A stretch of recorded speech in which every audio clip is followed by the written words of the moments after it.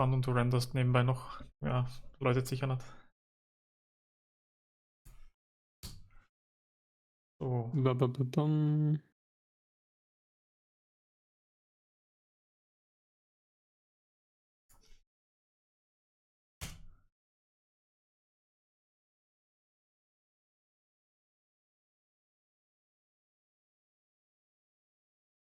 Ah, nice, du hast das schon Progress gemacht. Ja, vom letzten Stream noch. Also ich habe jetzt nichts mehr gemacht seit dem letzten Stream. Okay, da habe ich nicht mehr mitgekriegt dann noch. Ah, ich höre dich zweimal. Das Discord, Twitch Window da. Ups. Jetzt soll es passen, Jetzt oder? passt's, ja. Perfekt. Gemeinsam einen Chat habe ich gestartet, also Da habe ich gesehen, danke, ja. sollte alles funktionieren. Cool. Ja, Sike hat schon gefragt, wann es startet. Er will unbedingt dabei sein. Hm. Nice. Ich habe eine kleine Easter Egg eingebaut für ihn. Sonst wird es Kannst wieder du so. erwähnen? Für ihn wird so ein bisschen. Nein, wenn du schaust auf meinen Stream ganz kurz, wenn du das kannst. Oder ich schicke da einen Ja, Screenshot. ja, ich hab's offen, ja. Ist rechts in der Ecke unten. Ah, der Nicolas Cage? Ja. Okay. Er hat ja eine Rolle als Superman. Und bei Supergirl einfach ihn dazu einbaut. Kann man Sicht. Also, ich werde nichts dazu sagen. Nein, ich erwähne es auch nicht. Wenn er dann was sagt, dann was? Ich weiß nicht, was du redest. Ich kann euch hören, fuck. Scheiße. Auf Deutsch, ja, mal schauen, bis wer kommt, der es nicht versteht. Ja. Was denn, hast du das im Blick, die Zuschauerzahlen, aber ich habe das bei mir nämlich immer ausgeschalten eigentlich. Ich habe schon, aber ich schaue eigentlich da nicht drauf. Weil ich schaue meistens Okay. im OBS selber ist da so ein Chat. Und das. Okay. Ah doch, obwohl da oben ist eine Nummer, aber das ist jetzt zum Beispiel nicht die gleiche, die im Twitch drin steht. Also, keine Ahnung. Irgendwie passt da was nicht. So, Englisch, Deutsch. Ihr habt ja echt einen österreichischen Akzent. Ist ja Havara, was will denn das? Was laberst denn du? Sike meinte ja letztens, zum Beispiel Bayerisch oder so, versteht er schwer oder gar nicht? Da wird er uns gar nicht verstehen. Wenn man wirklich, also wenn ich Ja. wirklich im Dialekt sprechen würde, dann hätte er ein Problem, ja.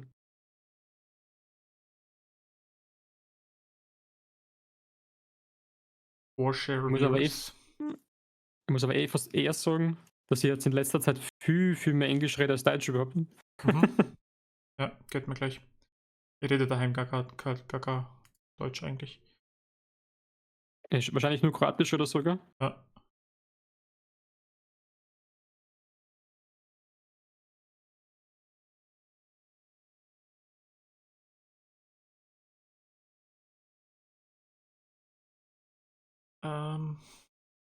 Ja.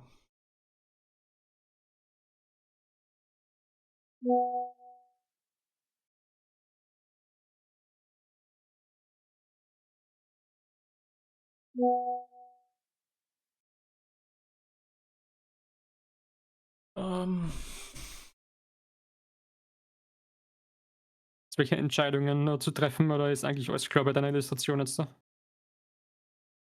Eigentlich alles klar. Das letzte Mal schon. Okay. Geschaut, dass soweit alles klar ist. Bei dir? Bei mir eigentlich auch, es ist nur beim Rennen nicht so. Okay. Ganz, ganz cool aus. Ist das für die D&D-Session irgendwas oder einfach für den einen Charakter? Na, für mein Projekt dann. Ja. Okay. Das war eigentlich nur so TA-Session Portrait. Und die Jason hat gemeint, ich soll bitte weitermachen. Ich meine, ich kann dir mal sagen, wie es am Anfang ausgeschaut hat, wenn ich es Sag, nur finde. gern.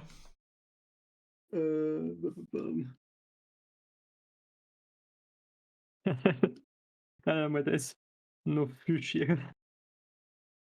Das da. Oh. Das war meine TA-Session-Zeichnung. You know, trust the process, hätte ich gesagt. Ja, und jetzt bin ich da. Ah, das Das ist das Gleiche, oder? ist die von Donnerstag oder so. Dienstag, glaube ich, war das Mit gewesen, ja. mit Annie. Mit dem, nein, ich glaube, das war das mit der Annie oder mit dem Ethan, Ah, oder? stimmt. Ja, Bin ich aber mir gerade nicht sicher, aber eine von den zwei, ja. ich erkenne es jetzt ja. Ja, und das ist jetzt nicht so das Optimale. Aber hey, jetzt bin ich da. Sieht nice aus, ja. Aber Cool das hat Progress. DJ sagt man, das soll ich bitte einschicken als Before and After. Weil ich glaube auch, das könnte Leute einfach ein bisschen Mut geben. Auch. Wie oft haben wir das gehabt am Anfang so, hey, das gefällt mir gar nicht, schaut schlecht aus, ich gebe auf. Mhm. Oder du arbeitest nicht weiter und hast halt am Ende irgendwas Cooles. Voll. Einfach mal aufgeben. Aber trotzdem, ja, ein bisschen schlimm wütend, ja, was ich da gemacht habe. War ich, glaube ich, sehr müde.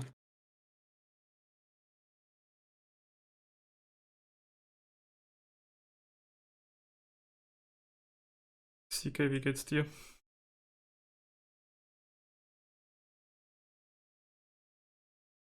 Heute irgendwas Spannendes gemacht. Marvel Rivals gespielt, habe ich gesehen. Mit Winter Soldier diesmal.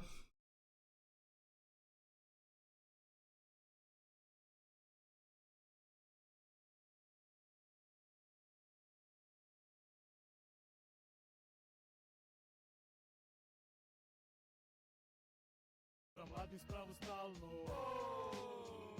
Ali je ladno, ali je ladno, ali je ladno. Vetar puši buksnu sa mnom, moram mladim spravu stalno. Ali je ladno, ali je ladno, ali je ladno. Richtig gute Runde mit Squirrel Girl gehabt. Ja, nice. Wer ist Scroll Girl? Squirrel Girl Ist ist. das so, oder? Die heißt so im Spiel, ja. Also ist ja Marvel IP. Marvel Character. Quasi Spider-Man, nur halt Eichhörnchen mit Girl. Statt Spider mit Man. Ne. Nee, ich wusste gar nicht, dass es so einen Charakter gibt, to be honest. Bei Marvel Rivals habe ich es auch nicht gewusst, nein.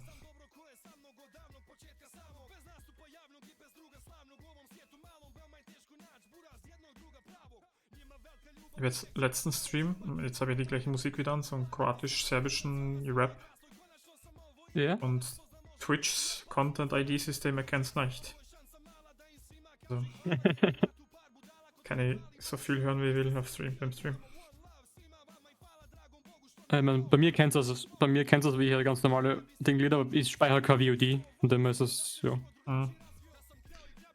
Scheint aber auch so kein Problem zu sein, weil meine VODs sind eigentlich alle nur gemutet. Und auch nicht komplett, sondern nur dort halt, wo das Lied ist. Mhm. Und herunterladen kann ich es trotzdem mit Audio. Und dann lade ich es einfach auf YouTube hoch. Oder halt gar nicht und speichere es einfach für Videos oder was auch immer man das brauchen kann irgendwann. Tutorial-mäßig vielleicht.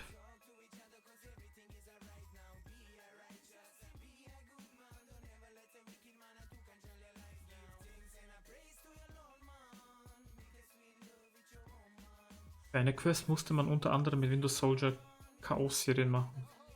Mit den anderen war es noch mieser zu schaffen, mit denen kann ich kaum. Okay.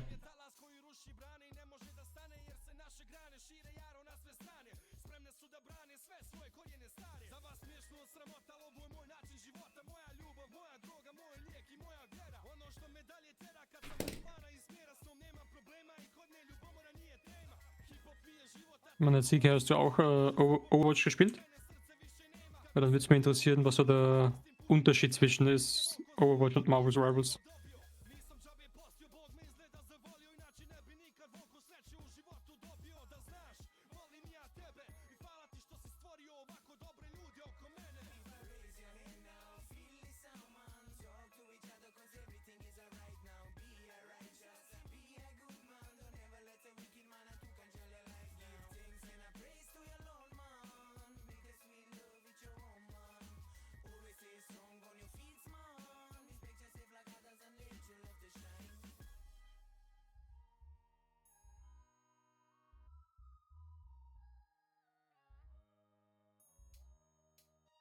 Vor Jahren mal, bevor sie Symmetry und Mercy kaputt gepatcht haben, okay.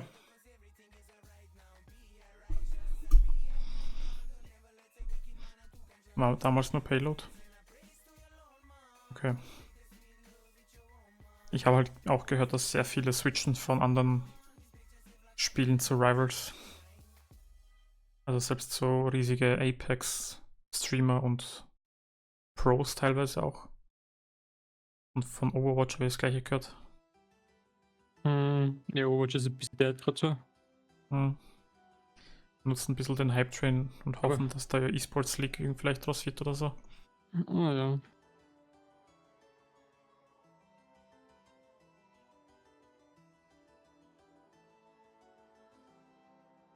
E-Sports ist ja überall gerade so ein bisschen dead, muss ich sagen. Für mich ist echt gar. Ich war echt ein Fan von E-Sports, aber ja. Bei mir ist es ein bisschen so phasenmäßig. Also ich habe es nicht wirklich verfolgt, aber teilweise interessiert es mich und dann gar nicht mehr. Und dann wieder schon. Ja, ich finde den ganzen Aspekt, zum Beispiel Counter-Strike habe ich eigentlich viel verfolgt gehabt damals, da ich selber viel gespielt habe. Aber jetzt da ist überall nur mehr Gambling-Seiten, Shit drin als Werbung und so machen die halt ihr Geld und finanzieren sich halt irgendwie. Das Ja. finde ich alles nicht so geil. Und das übernimmt jetzt ein bisschen so bei anderen Games auch schon so langsam und tippt mir das ein bisschen. Ist ein bisschen schwer, ja. Irgendwie habe ich gerade einen Lag in Photoshop drin. Die machen jetzt sogar gute Sachen. Nicht mehr verwendbare Chrono-Token für den Battle Pass können umgetauscht werden in Währung für Skins 1 zu 10, okay.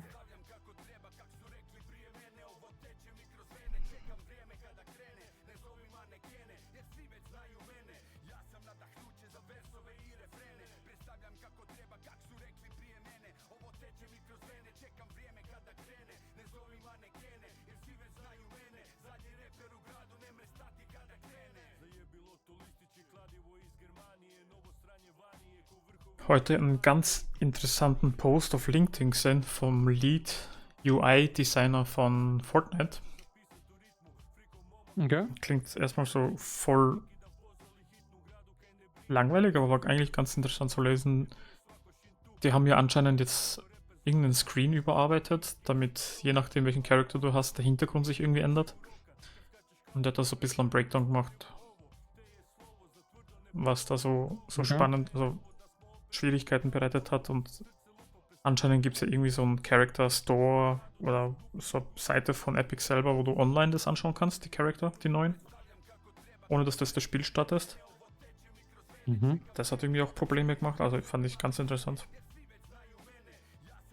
Ich kenne jemanden, der soll sich das vielleicht anschauen. Ja, Ohne jetzt einen Namen zu sagen. ich auch. Ja. Aber interessant, ja.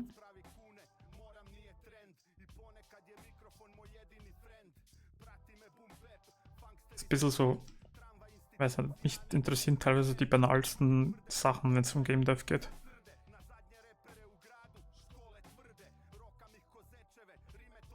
Ja, interessant ist es schon. Also ich meine, den Browser kann man sich ja im Browser anschauen, den Ingame-Shop. Ja, eben. Das hat er dann auch gemeint, dass das jetzt in-game und im Browser genau gleich funktioniert und ausschaut. War anscheinend nicht okay. bis jetzt nicht Ah, so. das ist, okay. Das hast gemeint, dass da Probleme gegeben hat. Ja, Okay. irgendwie irgendwas. Also genau gelesen habe ich es jetzt auch nicht, aber die Screenshots vorher, nachher haben eigentlich ganz cool ausgeschaut. Okay. Also, dass die Charakter dann, jeder hat seinen eigenen Hintergrund. Der wird auch teilweise dynamisch und prozedural generiert. Also so Farben Okay. und einfach und so Zeug. Also, der wird, glaube ich, nicht jedes Mal per Hand von irgendwem gemacht, sondern einfach vom Skin irgendwie was hergeleitet von den Farben und was weiß ich. Also, genau gelesen habe ich es nicht, aber hat. Ja, ohne AI halt. Also, heute wird AI eigentlich überall erwähnt, obwohl es gar nichts mit AI zu tun hat. Okay. Es ist halt wirklich nur Code, schaut sich also den Skin an und Parameter werden quasi, oder man kann halt vielleicht per Hand auch die Parameter selber setzen, keine Ahnung. Ja. Aber es ist jetzt voll das flexible, dynamische Backend erstellt worden anscheinend für Fortnite. Und für die Spieler ist halt, Ah. oh cool, Iron Man hat einen neuen Hintergrund. Mhm. Deswegen meine ich also so voll die banalsten Sachen, wo die Spieler sich nichts dabei denken. Ist eigentlich voll die nice Tech dahinter. Teilweise. Ja, ich habe dir mal einen Podcast, glaube ich, geschickt von Miles Toast von CD Projekt Red. Der hat einmal erklärt noch, wie der Trailer ausgekommen ist von Sony oder von Naughty Dog. Oh, Taylor Da ist hat live. sie. Oh, Taylor. Okay, so I'm switched to English. Ja. Yeah, so they provided the trailer from that one sci-fi game, the Naughty Dog one. Mhm. And in the trailer, she put on like a jacket, and that was fascinating for the people Mhm. because the first rule, or the one rule that you have, like for cinematics or for 3D characters, you don't let them change clothes in the cinematic. Yeah, that's just instant. Don't have to animate it. Yep, and now they animated it. I mean, he spotted some mistakes, but he said like that was so fascinating. The whole office was mind blown how they solved that. Yeah. So, but the normal customer would not even know why. So why it's that so cool to see or what's gonna happen? Yeah, that's the thing when you're working it. By the way, hi Taylor. Didn't know you were Hi, Taylor. streaming. Factory reset. The second I appear. Switch to English. Yeah. But yeah, that's just the stuff you don't realize as a player is sometimes really fascinating. And that's why I like seeing these breakdowns, like sometimes even QA stuff. How they found more efficient ways to test features. Also very interesting sometimes.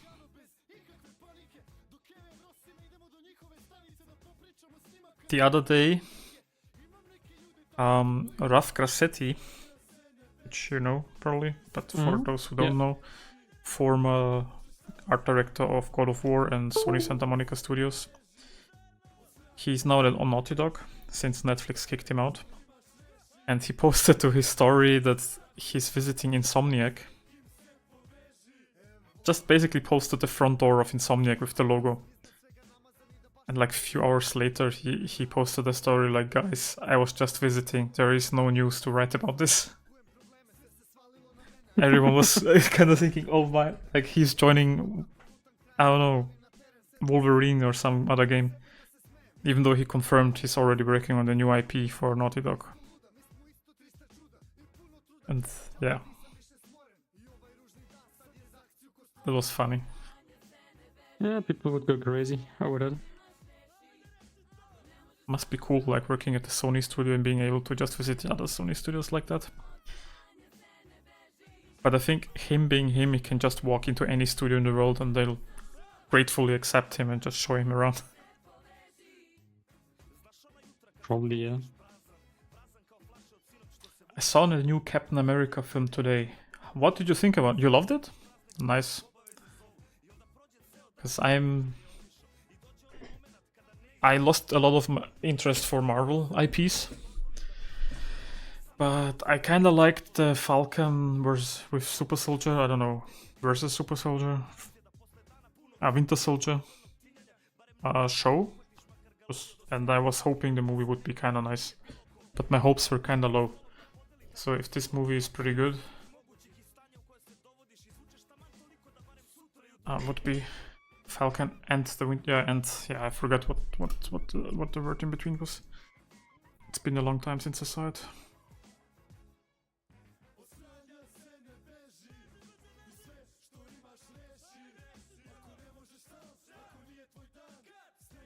But glad to hear you also like the movie. I heard a few people say it's not that good, but most of the people I saw talk about it thought it was good. So there'll always be some people complaining, so I like to listen to the majority.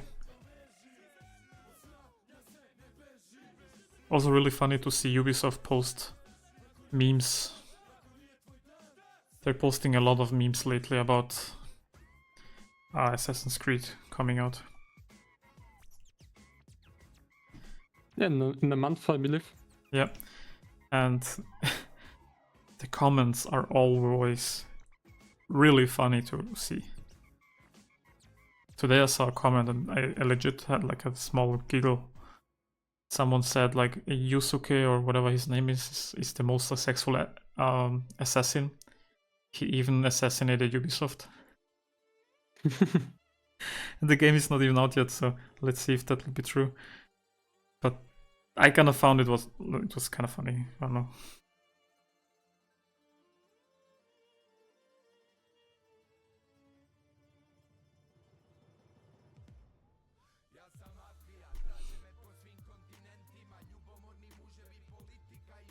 The games had a previous or some sort of a talk about Ubisoft Shadows, and they were quite positive, to be honest. Like with just the gameplay and what's going on. The characters also feel super different, which is nice.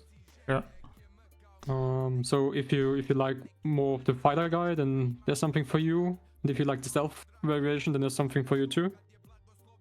And you can always change them. You only have to play with each character once for the I guess the first mission to get them to know. Okay. And after that, you can kind of do whatever you want. Yeah, I heard gameplay wise it's very similar to Valhalla, which I know had a lot of fans, but I also know quite a lot of people didn't like it. So I'm curious what it will be like when the game comes out. Like will people like Valhalla was kind of successful. Yep. I also replayed Odyssey, the Roman one, and the Greek history one. That one was super cool. I liked it a lot. Nice. I bought that for our project, if you remember. Yeah. I never started it.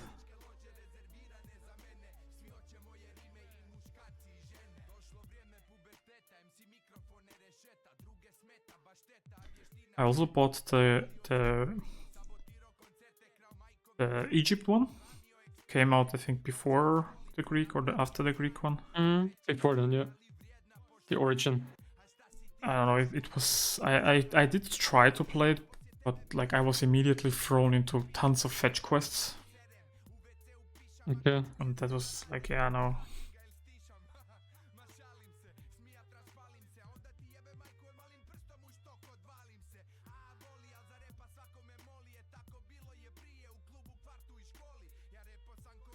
I don't know. Probably from Ubisoft will be good, but now they have a lot of competitors with Ghost of Tsushima and the Ronin one, and a lot of other games too that play in Japan with an Assassin's kind of type. I'm not sure if the Ronin game was that successful, because I don't know. It was a how do you say it? I forgot the name for it. Like a Bloodborne type S game, Elden Ring. What do you call those games? I forgot the name for it. Souls-like. And a lot of people who were interested suddenly lost interest. Okay. I heard that AC Shadows has a canon mode. The game took the decisions for you, and you need to play as a certain character in some quests. Okay, that's I think unique for Assassin's Creed.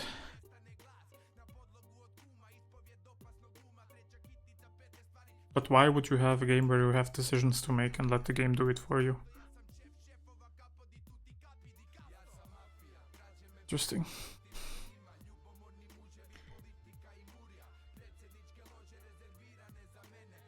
But I'm honestly, like, as much as I disagree with a lot of the stuff Ubisoft does, I do hope the game is fun, because I want to play fun games again.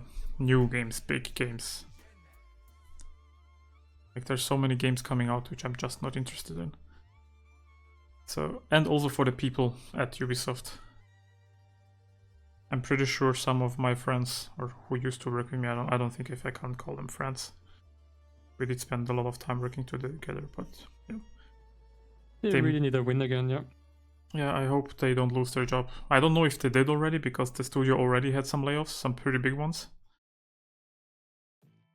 So, but I'm pretty sure if this game sucks, and or if it's just not as successful, a lot more people will lose their job. And for anyone, yeah, sorry, yeah, go ahead. No, just you go ahead. just wanted to say, like, the more people lose their job in the industry, the harder it will be for everyone else who's looking for a job. Yeah.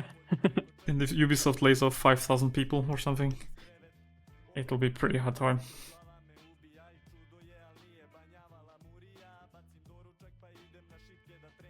I'm kind of sad that they did not. So I know for the Ubisoft, the Prince of Persia one, Mhm. which was a great game. I Yeah. liked it a lot. The And new one, the overall, 2D the game. people, yeah, the 2D, Yeah, that was. I half think 3D, yeah. I heard it was pretty popular. I don't know Yep, it was sales-wise super cool. internally what they thought of it, but I thought that I heard that a lot of people liked it. Yeah, sales was not really too good because even the management later on, they did not trust the project, so they did not invest too much marketing money. Mhm. And then they were like, yeah, but this is not even making a lot of money now. Yeah, because you did not market it like in any kind of way. Yeah. So yeah, that was kind of sad. It's kind of sad because I think Prince of Persia is one of the best IPs they have. And they don't use it. I would say Splinter Cell. Splinter Cell is another one. And they don't use anything of that, and I don't know why. That's the problem. Like, Ubisoft has so many great IPs and they only focus on Assassin's Creed. Yeah, it does make the most money probably, but why not do something with Splinter Cell? Give us like a Hitman type game, but like Splinter Cell style. Like a sneaky, I don't know. Splinter Cell was always fun. Or Prince of Persia. You can do so much with that IP. But no. They don't care.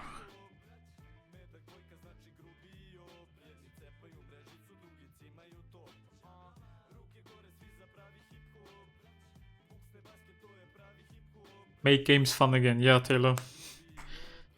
Who's the next character after Supergirl? Honestly, I don't know. I'm kind of...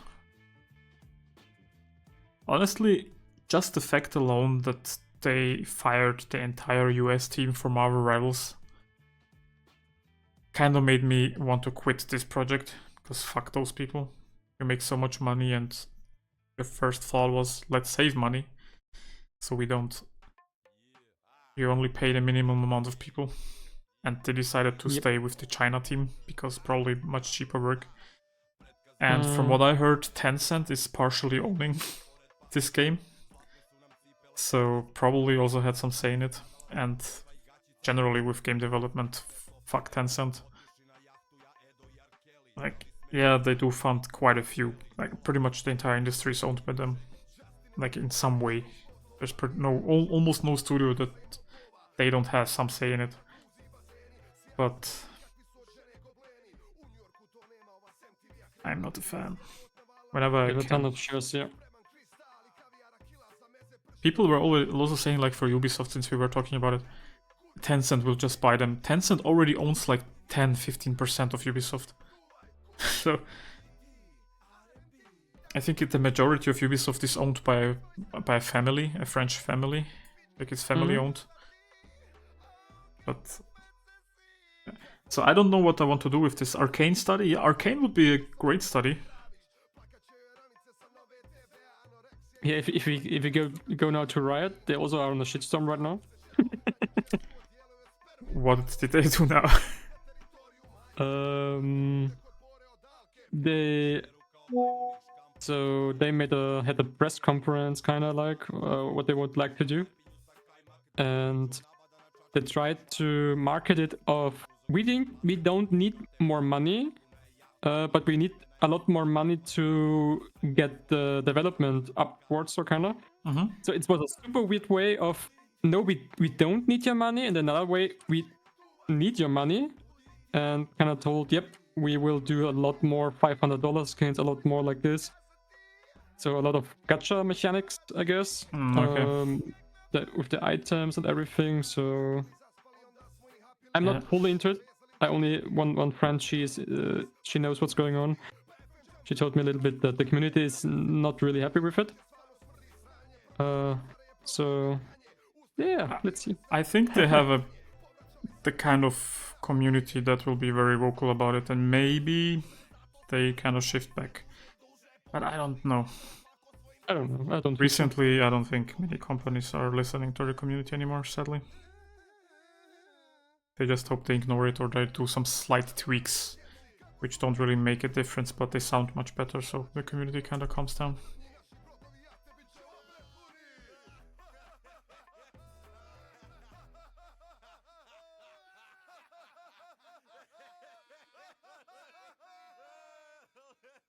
Need to pull up my hair reference.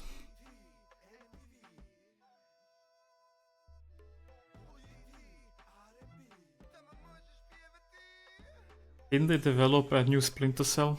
Or at least a remaster? Yeah, I mean, I'm not that interested in remasters, to be honest. I know they cancelled a lot of stuff and only focused on That too. Assassin's Creed Shadows. That too. Ubisoft cancelled pretty much all the projects. Yep. Because if Shadows fails, the company is kind of rip. Honestly, I don't think they will close down at all. They will probably find someone who will invest or like buy some of their IPs and keep it going. Maybe Tencent invests a bit more, but they will. Maybe they just buy the IPs and let the company die. Yeah, that's probably like they will probably keep the name, but like they will shrink down massively. Mm. And that's pretty much, yeah. Just because the name is already worth quite a lot of money. Yeah, they do have kind of bad reputation. Oh, okay. Yeah, they have the 500k. There was also like a protest, the internal one with the gamers. So you could buy like the $500 skins. And when they released it and published it with the $500, it was kind of common that in every game, this champion was banned just for the skin. So that was kind of a protest. Nice.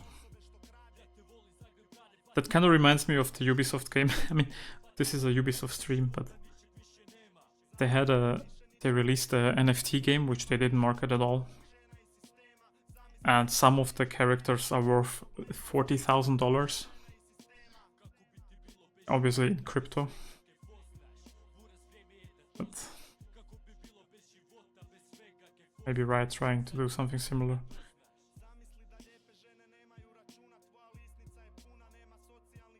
I don't know. It's You're right. It's also not Riot anymore. When it was like 2012. I don't know. Yeah. Same with Blizzard.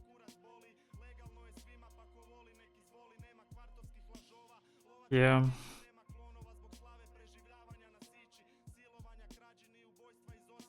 I feel like most big companies, like it's not just gaming.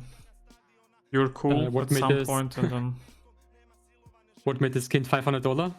Because someone rolled dice and said like, yep, that's $500 now. A number generator probably made it worth. Like, let's be honest. Unless they're shipping you the real gold after you buy it or something, no game item is worth that much money.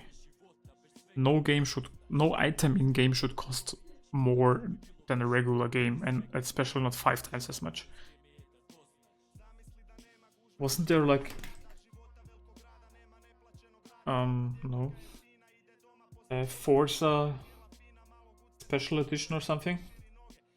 A 1 of 1 where you could when you buy it you get a car. Oh, I don't know.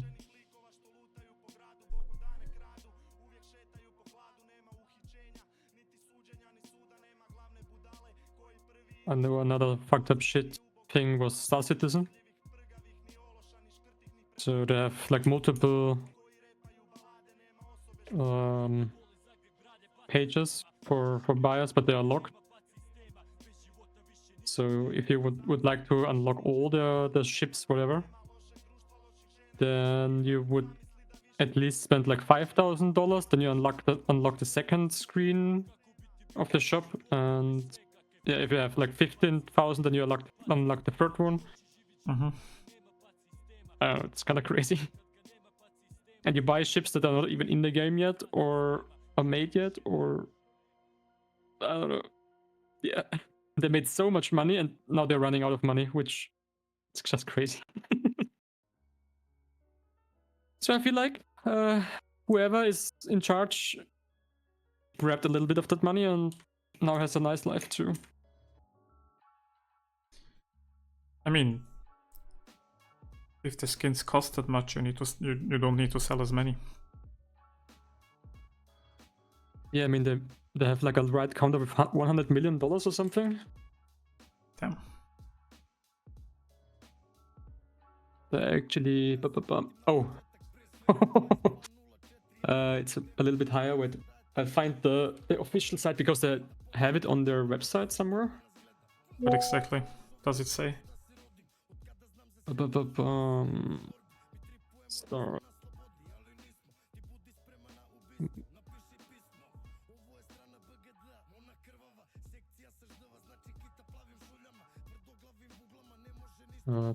Where is it?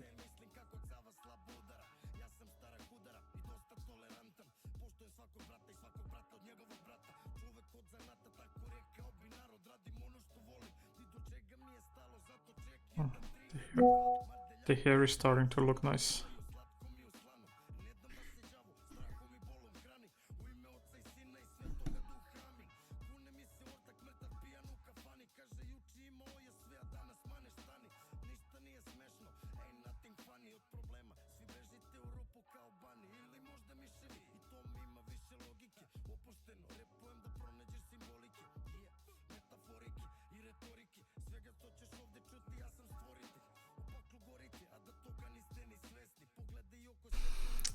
Taylor, how was your day, sir? What did you do? Anything special going on a Saturday in UK? I do have the numbers. What did you find? I mean, I can link it so for everyone also to see if they want. They have 5.5 million people who donated something, and they funded $788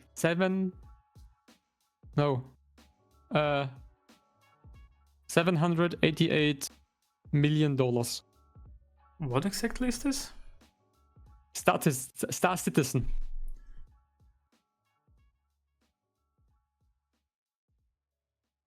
It's not even out yet, you said.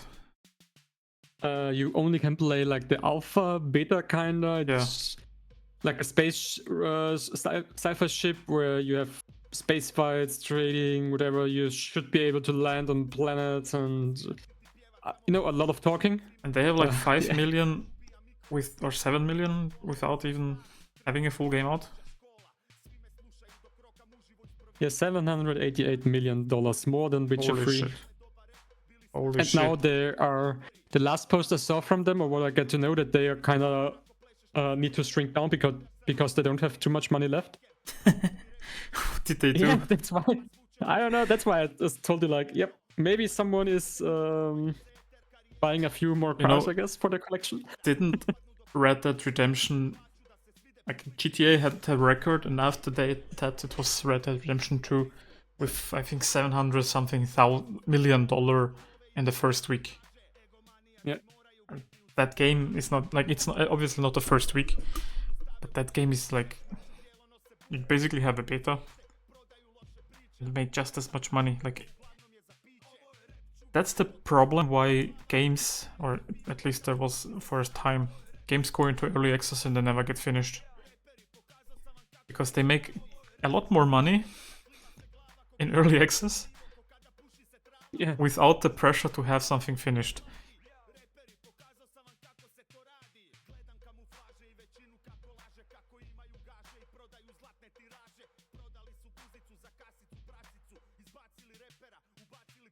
Yeah.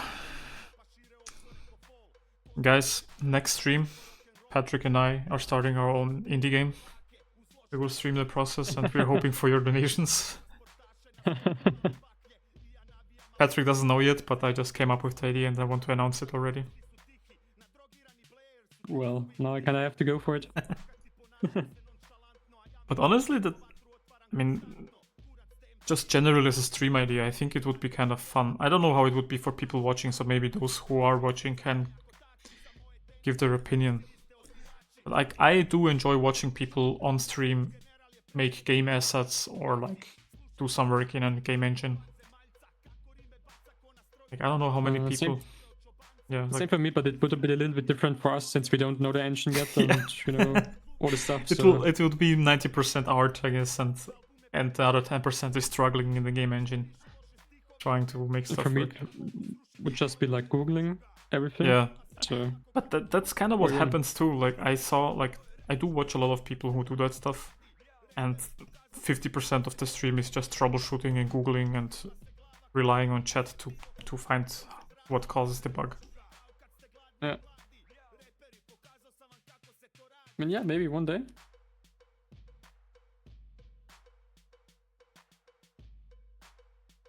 I have so many Unreal assets that I collect each month.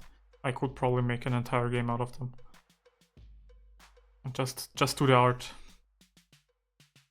I have a very, very nice dialogue plugin, add-on, whatever. Mm-hmm. I never tried it, but it looks super powerful for what it can do. And I suck at writing dialogue. But I do know people who would enjoy doing something like that, I think. Mm-hmm. You might be thinking of the same person, whatever. Yep.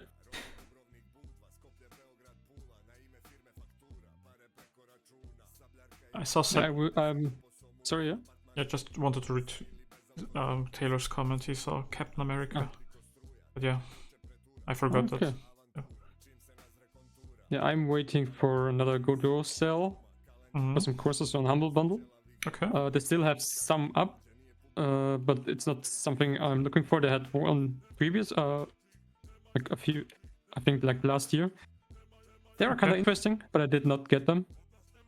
So maybe if they're up again, maybe I'll get them. And then it kind of depends. If I do have a job, then I will probably go a little bit into Godot again. If not, then I'll probably do some more work. Portfolio work or? Yep. Okay, Priorities, you know. Yeah.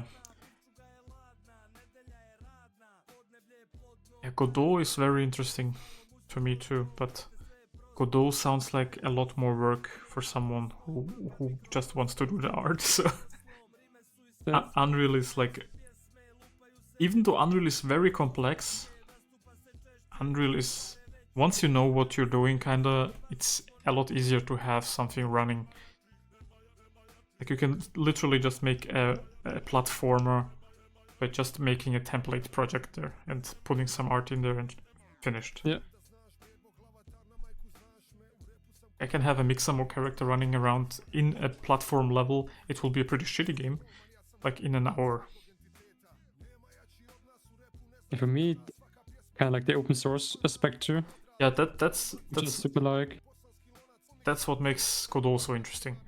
Like, years ago, I do remember from like Saul and the other game devs that I do watch, Godot was around, but Godot was not good.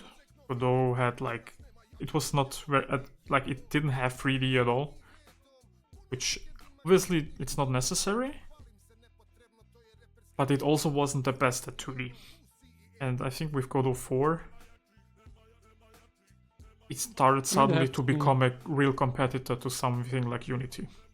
And it's open they source. also have like some cool projects also in their portfolio now. Yeah. Godot community is growing, which is awesome. By the way, I need to watch the video that you said with what's the name? Banks? No, not Banksy. The one guy who switched from Unity to Godot now. Oh, Brekkies. Breakers. Yeah. Brekkies, yeah, Brekkies is awesome. It I doesn't. need to watch that.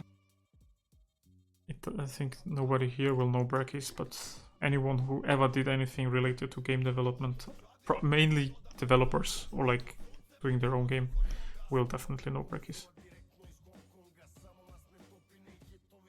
It was like one of the biggest news in game development when brackies said they are not going to upload any more tutorials. It shook the entire indie game dev world. And now they're back with Godot.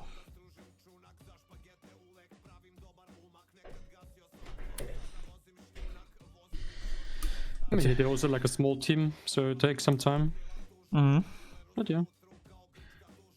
It's open source, so technically you could find really cool like plugins that do the kind of stuff you want to have without them having to work on the engine. Yeah, but I don't know too much about coding, so now Yeah. that's a little bit of an issue. Just the other day, I saw someone on the Unreal subreddit. You know the gizmo where you move stuff around with? Yep. That person made a little code change himself in Unreal, because Unreal is also open. You can develop the code how you want and change the engine however you want. And he made it so the gizmo rotates with your camera. So you can't never be in a weird angle where you need to move the camera so you can move the gizmo. Okay. And that post blew up on Reddit. And people were like, please make an add-on. And he actually made, you can like with Unreal you can make a pull request. So you upload your code to the Unreal database, whatever. And they include it, yeah. then they can include it, like look over it. And yeah, people were super happy and they're hoping that this actually gets implemented. It's kind of surprising, since even though I like, same with Blender, I don't even use the gizmo because I'm just using the hotkeys. I'm kind of surprised that so many people use the gizmo. True, but in Unreal I did use it quite a lot. Okay. Even there, you just use the hotkeys. I think for me it's the problem that I'm not used to Unreal hotkeys, so I'm just doing it the slow way. But yeah, nobody yet replied, I think, to what if they would like to see Unreal Engine streams. Or like general game engine streams.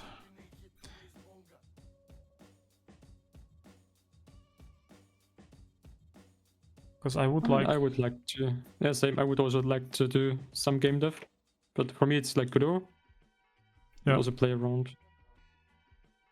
I mean, I'm not totally set on Unreal, but it would be the easiest, for sure. So... I don't know, I like the coding aspect kinda, since I did like with the front-end development with websites and whatever. That was also super fun. I like that. Yeah, I don't know, I think my coding days are kind of done. I don't know, I enjoyed it, but in Unreal there is pretty much no coding, it's blueprinting.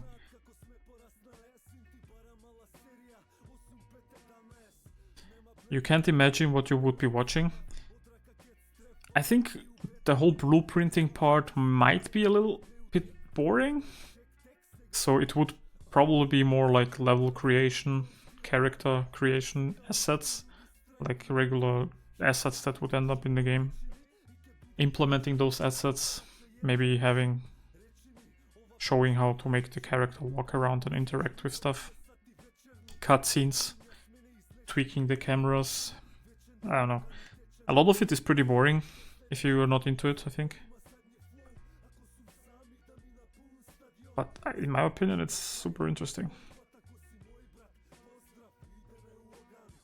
Get to witness how games are made by noobs. I mean noobs. Kinda professional, but not with that area of game development. My professional experience with that is I've watched professionals do it, and I'm trying it myself now. Yeah. I've seen some pros do the blueprinting and everything, but I'm not a pro when it comes to that. What did you want to say? Sorry. Forgot it. Don't worry. Oh, fuck. Sorry to interrupt. All good. Oops. Actually, could be fun to watch, yeah. I have a Unreal project that I set up, which is basically called Test Project, which is what I use for Unreal renders. So I have like a lot of weird levels in there, and I use it to test stuff in Unreal. So maybe one stream we can just have a little Unreal Engine showcase.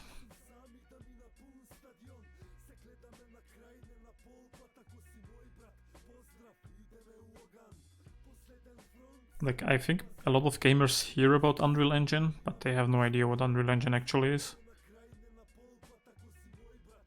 They hear made with Unreal Engine and they think it's gonna be the best game ever. But for a game to look actually pretty nice in Unreal, it's quite a lot of work. Especially to have a good performance. Because Unreal can be a powerhouse engine, but it can also be very laggy if you don't know what you're doing. And I don't think I know what I'm doing, so this would be something I would be struggling with on stream.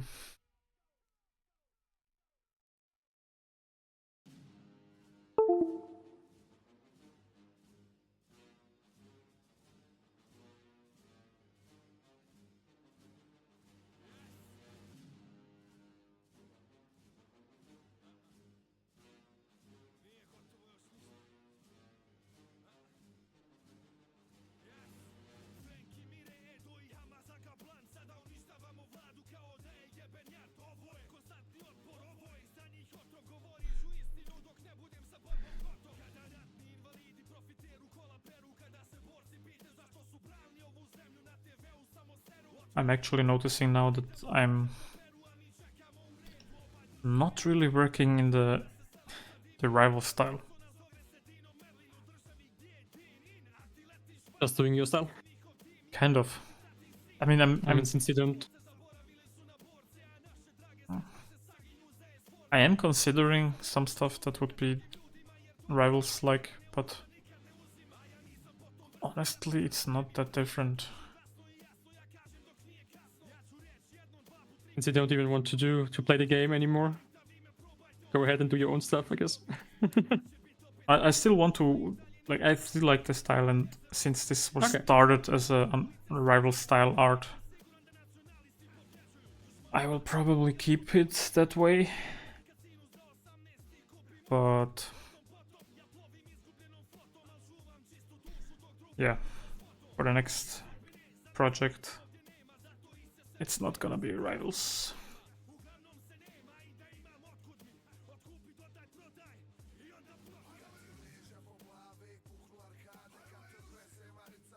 But I'm definitely more open to have some stuff a little bit different with this now.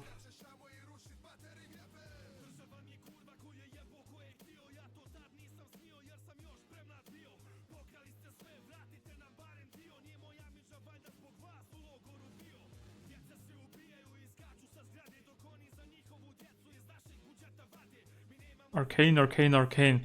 For this artwork, it's definitely too late to switch to Arcane. I mean, other styles maybe, but Arcane would be too late now. I don't have any Arcane references up. So... But I know, like, even after the first stream with Goku, I did say that to me Arcane style would be one of the more interesting ones to study.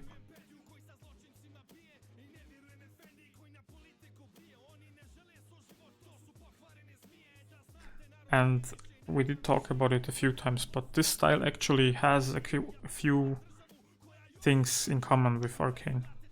They look very different, but some features they have like that are actually quite similar. Shading wise, like how Arcane likes to I'm missing the English word. They like to show each plane of the head. That makes sense.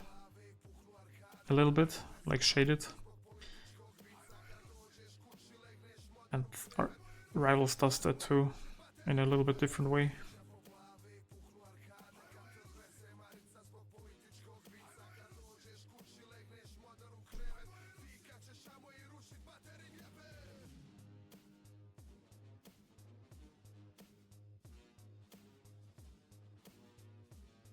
But yeah, CK, I think it's gonna be Arcane next time. Honestly, it'll probably be more popular anyways. Like, Rivals is the more popular game right now, maybe. Which I don't even know. Like, League of Legends is it's huge. I don't even know if Rivals has more players. I kinda doubt it, to be honest. But style-wise, for artists, or like generally, the Arcane style is very popular. Rightfully so. Can't deny that it looks amazing. Is League of Legends a game you would start play over Steam? Or do they have their own launcher? They have their own launcher. Okay, then you can't even check. I can check Rivals, how many players they have each day. It's definitely less than it was like a month ago. But it's still pretty huge. So, top 10 games played right now is Counter-Strike, Dota, and then Marvel Rivals. And Marvel Rivals now has 300,000 people playing. Well, that's a bit, yeah. Yep, they have like 400,000 unique players playing every day. The all-time peak last month was 644k, so it is a little bit less, but not that much. So since release, the graph is actually pretty stable. It goes up and down, so like in December, they had equal amount of players as they have now. I guess January 10th is when they hit peak players. That must be some kind of big update or something.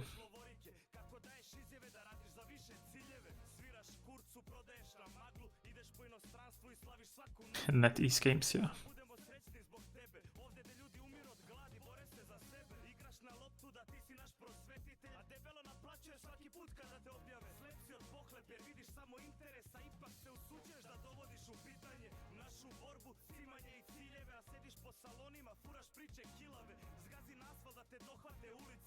I don't know why, but my Photoshop is more laggy than usual. I mean, it's not really laggy at all usually, so any tiny lag is very noticeable somehow. Hit me the update. I don't think it did. I don't let Adobe update on its own. If it updates, then I'm telling it to update. It does tell me every time I start an Adobe program that there are, I think, 15 updates now. But I don't care. I ignore it. I'm not falling for that trap.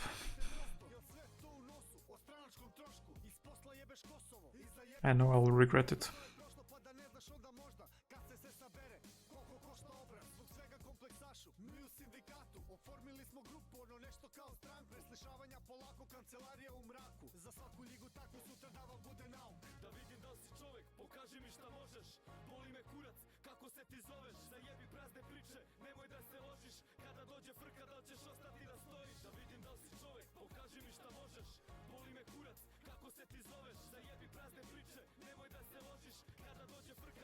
I like how CK now, last time after the stream he said this is his Saturday night program. Like his entertainment program. Which honestly, it's amazing. Taylor was here too every stream. But no, one Saturday, like I think last week he missed, but he wasn't at home. He did come in and say hi though, so he technically didn't miss it.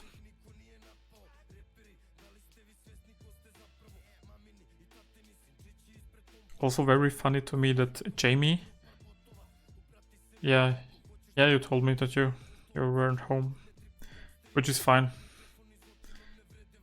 Like nobody's forced to join, so I appreciate everyone who does. But it's funny to me that Jamie, even though she was here only once, and she wasn't even in my chat, but it still counts, has sent the most chat messages during only one single stream. And CK was here for at least 15 hours or more, and he was just place number 2.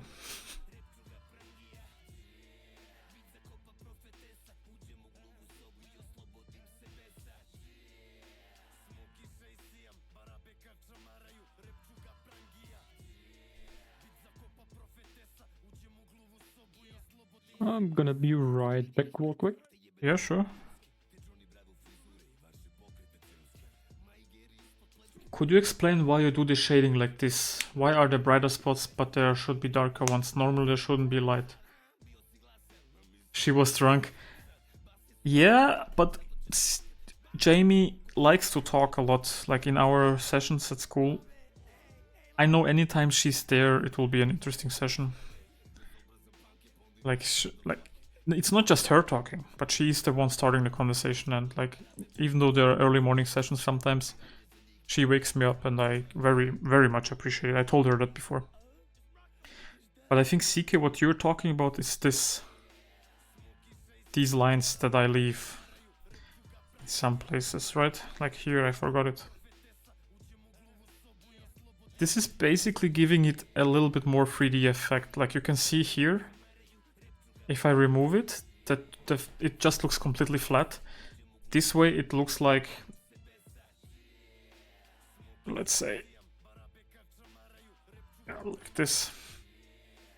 If you look at the S from the side, it basically looks like this on her chest. I mean, it curves to her chest or whatever. And something like this. So the light would hit, and there are these small edges that kind of stand out. And even though this face is bending downwards and not hitting the light, this one is sticking out, so this would hit the light. And this is what I'm trying to copy here. It's a bit more technical, but it does look nice. Gives it this 3D effect, a bit more detail. Like if I remove the layer, you can see. I even did this here. Or I think, or here, or here, or here even, like last time. It's not just now. It's usually something I do in the later stages, like now. So the fact that I even did it last time kind of surprises me, but sometimes, like when I think of it in the moment, and to be honest, I often don't even think, I just do, like naturally, I still like to edit. If I think of it, but my brain sometimes works without me thinking. Especially when doing art. Which is fun. Like you can do art and not think much at some point. But sometimes I need to think, because the art, depending on what I'm doing.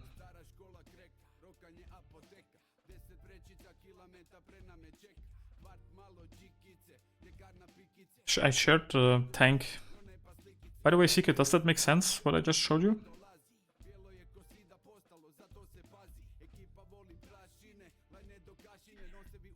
I hope so. I can give you a little different demo if you don't understand.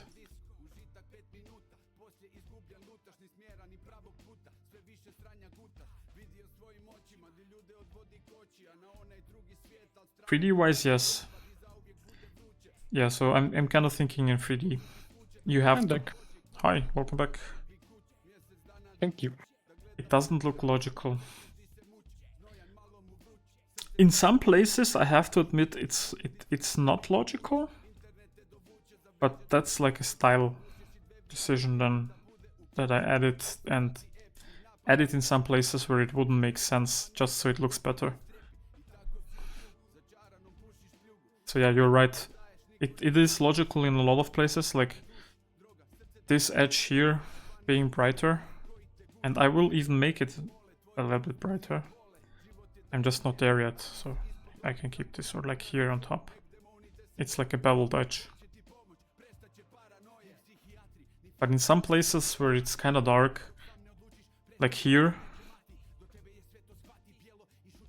along the edge, it's not needed, but I like to add it. I don't even know if that's a rival thing or just something I do with my art. But I like it, so I'll keep it.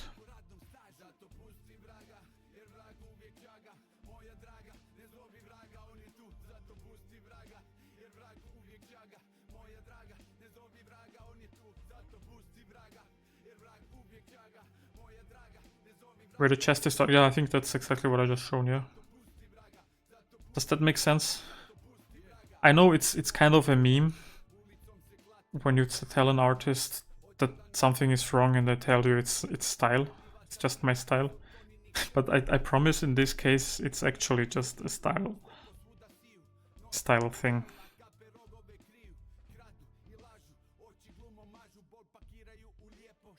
Like, I know that it's wrong, which is, it's like saying like you need to know the rules in order to break them, and I know the rule, what the rule would be here realistically, but I'm breaking it because it's a style decision. It kind of makes this shape pop out a lot more if there's like a rim, a slight one. I could even like enforce it a little bit and make it even brighter, but then it's a bit too much in my opinion. Artistic freedom, yeah, exactly. Sorry, Patrick was just explaining to CK why I draw wrong. You draw wrong? Why? Why do you draw wrong? I break rules because I'm a badass. Rules are there to break them. Exactly. But the police officer didn't like that once I told him. Shit. I don't blame you. Nice. I got a pass from CK. When the police officer said, don't ride your scooter here in that street. You get off the scooter 10 steps away and then you go back up. That's actually what I did. Or one That's what I time said. I saw him ahead of time and then I just turned into the street so he wouldn't even have to talk to me.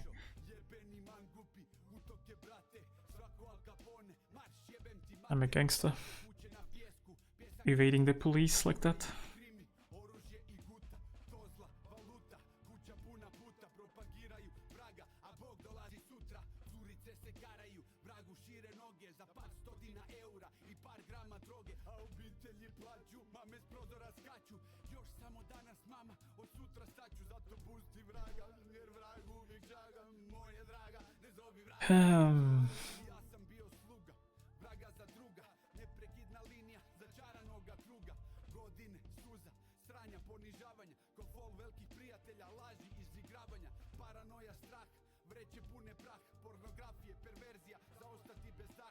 I was thinking, you know, the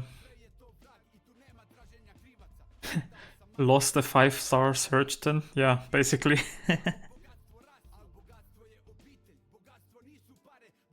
But yeah, what I was wanting to say, the Discord banner that we have on the server,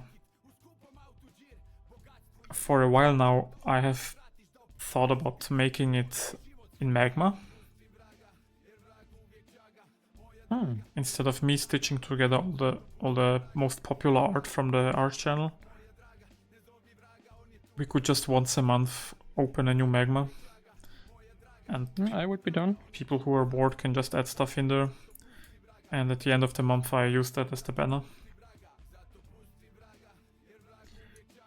Because Magma works in pretty much every program. I've used it with the iPad, worked quite nice. And on my phone I opened it once, tried drawing in it, it was okay. Obviously if a finger is never nice, but... So, That's why I stopped updating it, because I thought, yeah, I'll just make a magma, but then months pass and I still haven't done it. But I thought of it today again, so. If I forget again, maybe someone who's in chat will remind me.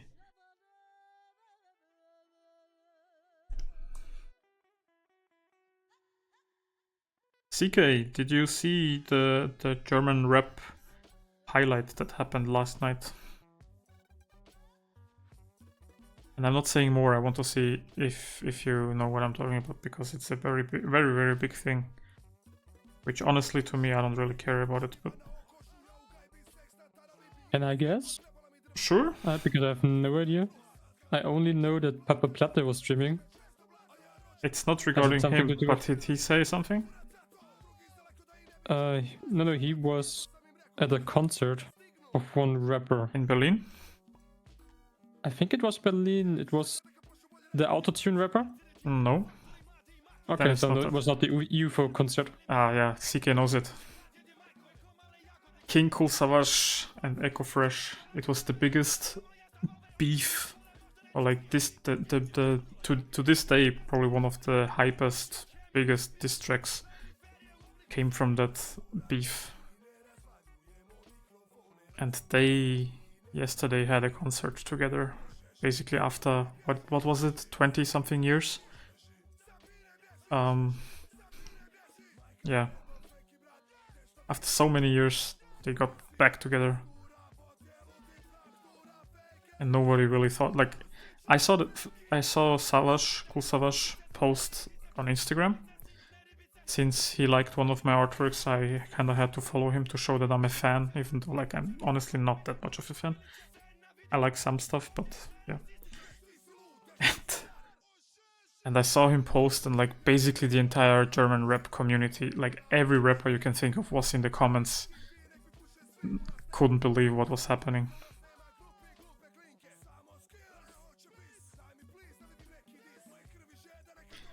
Kind of something I never expected to see.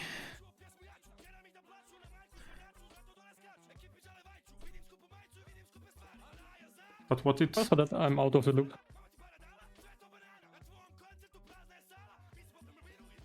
I can't hear him much if he goes battle rapper again. I mean, Savage? Do you prefer his other stuff over his battle rap stuff?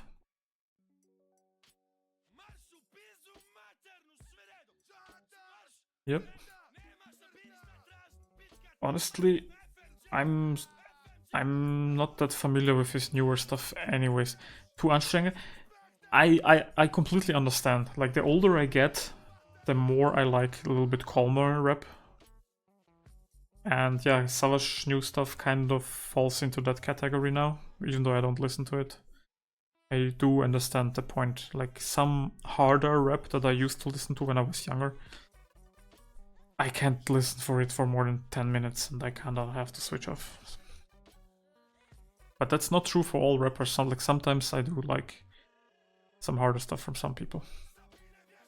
And sometimes it depends on the mood. Like, sometimes I would still... Like das Urteil. Sorry, what? No, he mentioned Shindy later on. Shindy? Yeah, I honestly, I never liked Shindy that much. But I have to admit, like, after 2010, I stopped caring about German rap altogether. Like, everything I listened up to then is kind of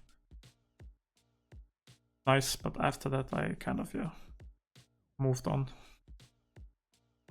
It's mainly English stuff and mainly older stuff. Like, I can't remember a newer song or rapper that I actually like listening to. It's usually just older songs that I listen to, with some exceptions.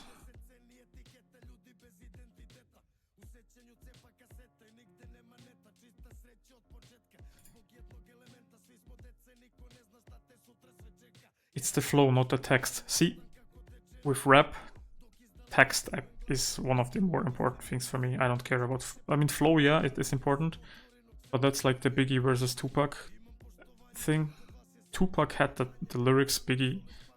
Tupac had the flow and like the musical stuff. Not musical. I don't know how to call it in English.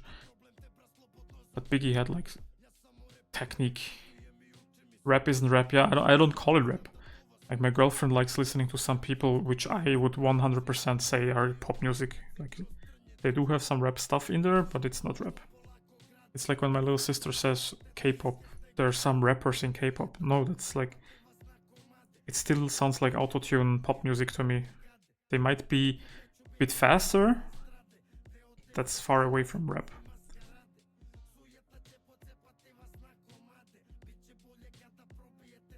It's a very, very difficult debate to have, but I think many old school people will agree with me.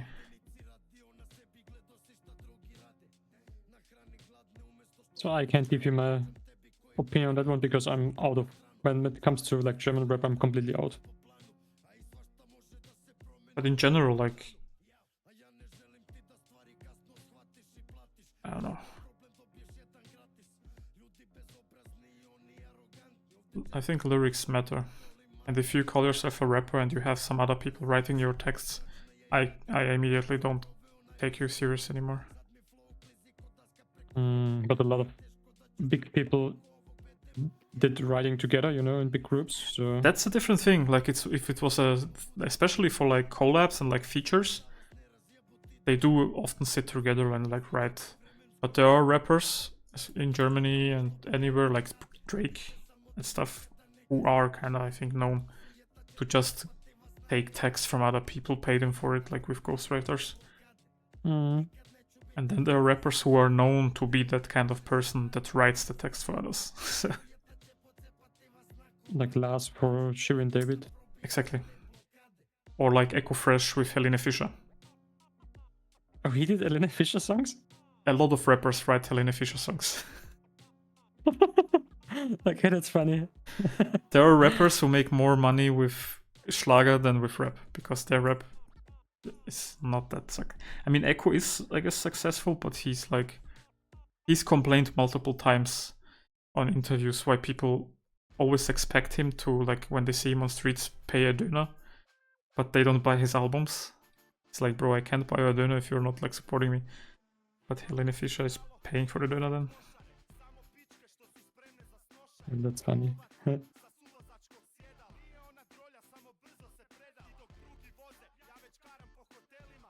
Yeah, Shindy's style is to tell you how rich he is. Yeah, he basically just raps about that. That's why I like him so much, CK? He's living the dream, you know. I don't know about that. Would you call like Alligator a rapper? Yeah, to some extent. I know that lyrically he has some very good stuff.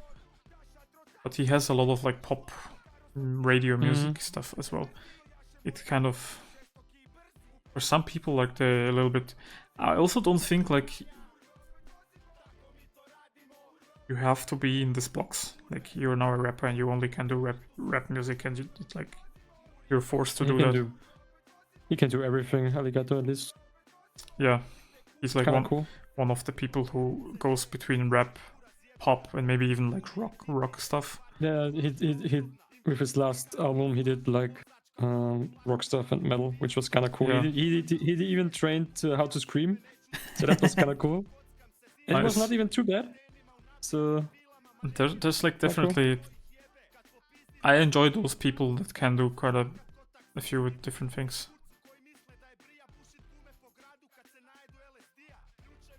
And especially I think like there's some people that are in between genres, I would say, and I enjoy those people more who are like between rap and rock than they're like between rap and pop. If that makes sense. Would then be like someone like MGK would be in that. He would be in that area, for example. Because he has done. I mean, he has some songs kind of more pop, but he's made like a full rock punk album. Yeah. So Casper is one of them in Germany, yeah. I don't listen to him really, but he would be in that area for me as well, yeah. So he has like quite a few metal-like songs. I think I've told CK before, but I kind of grew up with a lot of the self-made records gang, and especially back in the day with Casper. I always enjoyed when he was part of that because it would mix up the song quite nicely with them all rapping really hard and lyrically, and then he comes in screaming and doing his rock stuff. So like in features I really like him, but I don't really listen to him. I mean, now that will probably come unexpected, but TJ Beast Boy, Who? Tuttle. I don't think I know that guy. Oh, you don't know him? You don't know TJ Beast Boy or Tuttle? He's a YouTuber. Or he was a YouTuber. Now he's full-time rapping. DJ Beast Boy, okay. Beatboxer apparently, according to Wikipedia. Yeah, beatbox, musician, YouTuber, rapper, singer, songwriter. I don't know. So he has done a lot. Okay. But he was also one of the OG YouTubers in Germany when it started. Like, maybe you know it with Hallo ihr Nudeln or Maybe. something like that. He did the What the Fact. Oh, what the fuck? I do know, yeah, but I never. Yeah, that's the guy. Okay. And they even had like the brand. Fuck. Like a band with a few people. Okay. But yeah, there's also some cool stuff in there. Kollege and Alias are lyrically insane, yeah. These are the kind, like Alias maybe not as much, because he is very, like he can do some more poppy stuff. But Kollega is like one of the people who's like very technical and lyrical, but anytime he tries to do something more poppy, kind of weird. I watched once or tried to listen to Kollega, but I can't listen to him. You like the thing is with him, you can't take him serious because he's like a. Yeah, he's an alpha. In Germany, you would call it a Kunstfigur. Like he pretends to be something. And yeah, I don't know. He has also weird personality. on Salat from the Biceps, yeah, that was a fun song. Which a lot of people took seriously. They thought like, that's true. Because he had his fitness program at the same time, and they thought like it was fitness advice. Shit.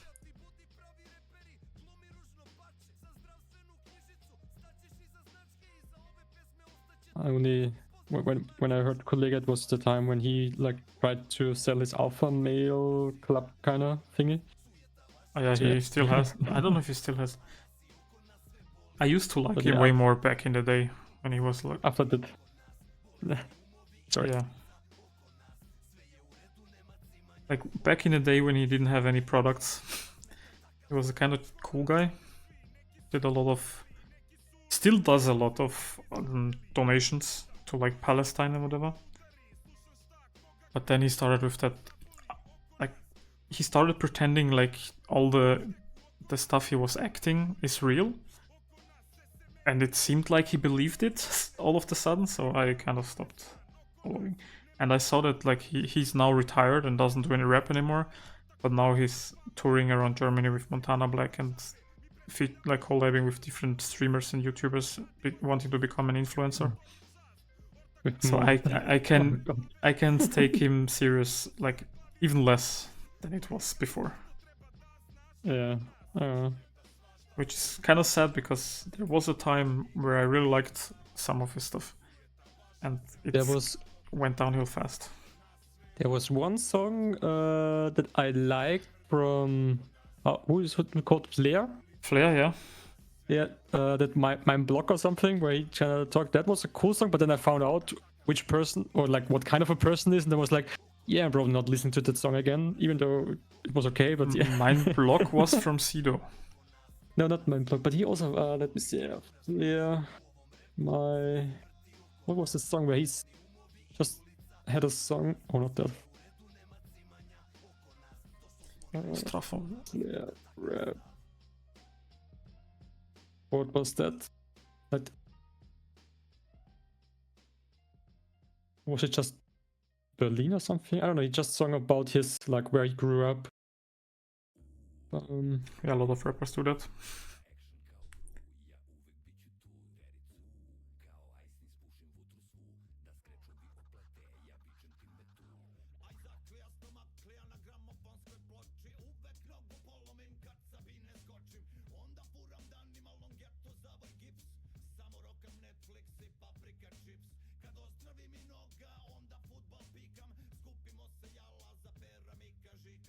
Amy Winehouse was a drunk wreck, but her music was insane.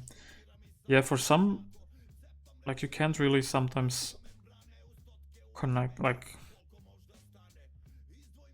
yeah, obviously, if it's a shitty person, you don't really like the music, but sometimes you can disconnect those things from each other.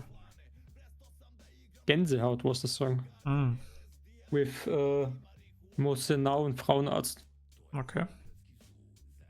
I don't think I know. That was it, the only maybe. song I heard from him. Was like, oh, that's kind of cool. Then looked him up who he is, and then was like, nope. What exactly don't you like about him? Just curious, because I don't really know. Like, I mean, I do know him, but I don't really like his stuff much. Having a too much ego, kind of blaming, or like, although like at Corona time he talked about a lot of shit, then a lot of conspiracies. He's really trying hard to be in the media by being super vocal or like Polizisten beleidigen etc. und sowas. Yeah, there's a little bit of a meme in German rap community where people always he likes to claim that he invented a lot of the German rap stuff. Like he was the first one to do this and that. So anytime there's something cool coming up, people say, yeah, he already did it, he invented that. People like fucking with him. I mean, also some rap, like for some Jesus, for example, he also has some songs where or raps that I feel like, yeah, they're kind of like from nice. Yep. Oh, nice. But also like the people there, I don't know, they also like a little bit too much. I know one friend, or he used to be a friend. I haven't talked to him in ages. Maybe I should. An artist from Hamburg. I think I told you about him. The guy who sent me his schoolism courses with a hard drive. Oh yeah. Yeah. He lived, I don't know if they still do, but he lived in the same like building block as the 187 guys. And when I was talking to him, they were basically just like getting known. Like they existed for a long time actually. But at that time they were just getting a little bit more mainstream. And I did know them and listened to a few things and asked him what he thought about them since he was from Hamburg. And he said, man, they wake me up every morning. I hate those guys. Like, yeah, I live with them. I'm like, oh, fuck. Like, I guess, like, he's from Hamburg, he must know them, but he actually lives in the same block with them. Yeah, I only had like 2 songs from him. One in the Jesus. One was in the not on his YouTube channel, on the Generation Rap or something. Worldstar. Worldstar Hip Hop. Yeah, that one was a big song. What was the song? Warum? Warum? So why? Yeah. That was kind of a banger, and Jesus, I believe, Donut. Yeah, Donuts. That was also like 2 songs that I felt like, yep, that's cool, like for training or in the gym or just exercising. That one was fine. But I also cannot take them serious, to be honest. No. The thing is with them, the stuff they sing about is actually true, but like he just came out of jail, I think last year or something. But that's actually like if they sing something like that, and they actually do that kind of stuff, then I kind of appreciate it more than if they do sing and they just pretend to be someone. Like, fair enough, that's if you have a shitty lifestyle like that, yeah, do your thing. But if you don't and you pretend to be, then I don't know. I mean, that's why I don't listen to them, because like they're doing some fucked up shit, and yeah. There was a video series, or maybe just one video on YouTube, where either a lawyer or a judge reacts to some of his Instagram stories. And they were getting more and more wild, and the guy was like, yeah, he should be careful what he's posting, because some of the stuff can be like he could get charged for. At the end he was like, yeah, this guy would go straight to jail if someone kind of would report him, because the kind of stuff he posts regularly, like, just wild. I mean, there was I saw a clip from Jesus also, like when they went over the country, what's it called, Grenze, the country, The border. border. Yeah, thank you. And they, just before the border, they made some stories smoking weed and having like a lot of drugs in there. And then they made another clip where they on the border, like they got controlled because someone of them recognized Jesus. So they searched the whole car, couldn't find anything, and they just laughed, just like, yeah, fuck you guys, I don't care anymore. Then 5 minutes later, they made another story, just smoking and everything in their hand, like, you didn't find anything, you fucking assholes. That's the kind of stuff I'm talking about. Like, just they post all of it. It's just stupid. What does CK write? If I like the music, I don't care who the person behind it is. You said the same thing about art. If you like the art, you don't care if it's AI or real art. It's a common theme if you ever noticed. If you like it, you don't care about it. You like it, and that's all that matters to you. The one thing... I would say... Sorry, yeah? I was just reading his next comment. Okay. The one thing Flair always talked, if you rap it, you have to do it. Yeah, that's kind of like a mentality in rap, I think. Like, if you talk about it, then you better be real, like, not fake. So, I don't like Flair, but I agree with that. What did you want to say? I liked NF, for example, or Ren, because these are real stories. Yeah. And that made it so much more... Same here. Likeable, and you could really feel why he's singing that, whatever. Yeah. I would say it still has a role, you know? Yeah. If it was just made up or whatever, but in those facts, I would say like it was definitely a big role why I like them. They share quite a lot of their problems and everyday stuff. I mean, I was at the NF concert and he just cried on stage after singing some of the songs. Like, it doesn't get more real than that. Especially for his mom, yeah. Yep. And the community, like the audience went wild when they noticed that he's... Hey, Ro! You finally caught the stream. Hey, But Ro. you also have a very shitty time zone for my streams. Sorry to call your time zone shitty, but we don't match really well when it comes to that.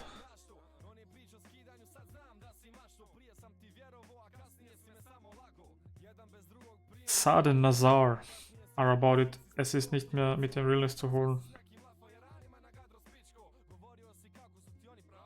I mean, Nazar, didn't he kind of fall off? Nobody listens to his stuff anymore. Who was that rapper with the... Fuck. It was bought by Bushido, and now he's against Bushido. All of them? Fuck. Anyone he ever works for are against him after some time? The one who's makes some Joker kind of songs. Capital Bra. Oh, yeah. Like, wasn't he like also like super big, but now he's kind of gone again? Yeah, I liked his stuff when he was a freestyle rapper. After that, he was battle rapping too. Yeah, he was really good at it. And then he started doing more pop commercial stuff, and I stopped caring. Yeah, we did a lot of with Luciano, but Gucci and Rolex and whatever. Yeah, that's kind of the stuff I stopped caring then. Rolly, geht's. I don't know. Yeah. Glad I. Yeah, Ro, don't be surprised. We are just talking about, I guess, rap in general, but more or less about German rap, like music altogether. Maybe you learn something. How's life in Canada, by the way? I heard you guys won the some kind of hockey tournament in the finals against the US, and with the political stuff that's going on. It was quite a hype moment when you won against the US. Nice. Like Brandon Good to hear, people. being from Canada, and Aurelie, who's also in my course, also being from Canada, they both immediately had to talk about it. So, and I was happy for them because I had no idea this was going on. But yeah, I'm happy. Yeah, good for Canada. Do you hear the Crow RBR rounds versus Bladissa? I haven't actually. I didn't know Crow was doing the RBR. But I do like Kollega's RBR stuff from way back in the day with shitty microphone. Everyone is going crazy with hockey. I'm not a huge hockey fan, but I feel you. Yeah, but you know, that's the same when Croatia wins something in football or whatever, like soccer for Americans, I guess. Like, even though I don't like it, it's kind of nice seeing the entire country celebrate something together and be together in something, you know. Usually they just all hate each other and complain, but that's like one thing that brings everyone together, so it's nice. Sports in general in Croatia, like, that's kind of religion. Anytime I tell people I don't care about sports, they think like I'm some kind of traitor.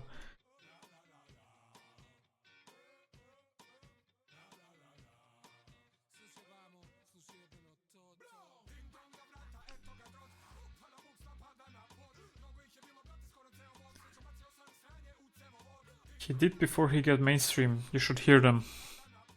Can you send me a DM on Discord about it? Because I'm very interested actually.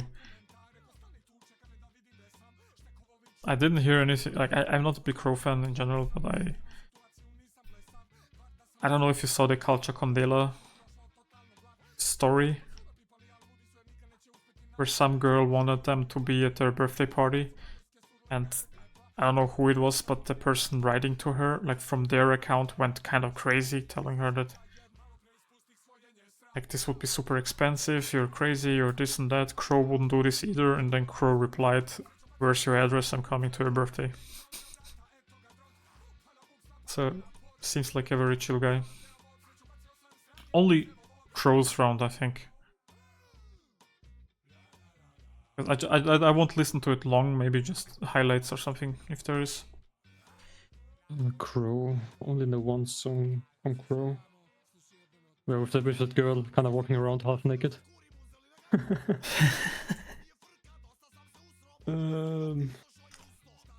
Look it up. What was the name? It's so hard to get into hockey when you're a kid. It's so expensive, like 10k. My parents couldn't afford it. I played a lot of basketball, so that's why I'm into it. Okay, nice. Yeah, I can imagine with hockey you need all the gear. So that does make sense. I don't think it would be cheap. I had quite a few friends in school who were playing hockey because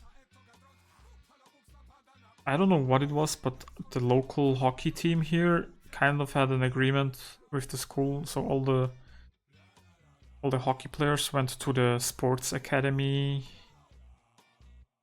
whatever, like, I don't even know what to call it. Like, huh? The song I know is Crow from Easy, 13 years ago. Oh, Easy, yeah, I know that one. It's the only one I know. I don't know much more either, so.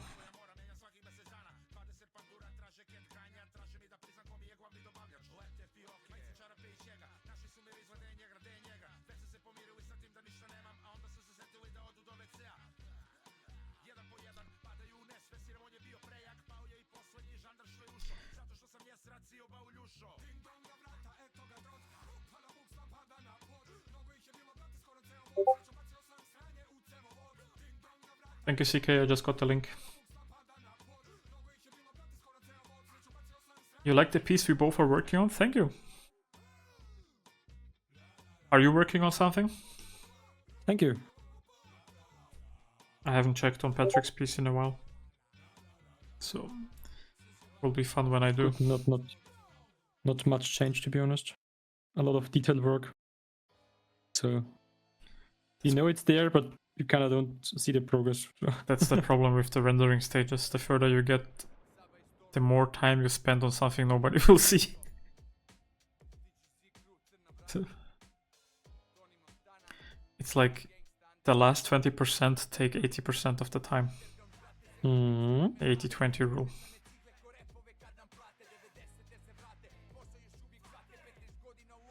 And I'm personally only going to the 70-80% stage, and then the stream is done and I'm moving on to the next artwork.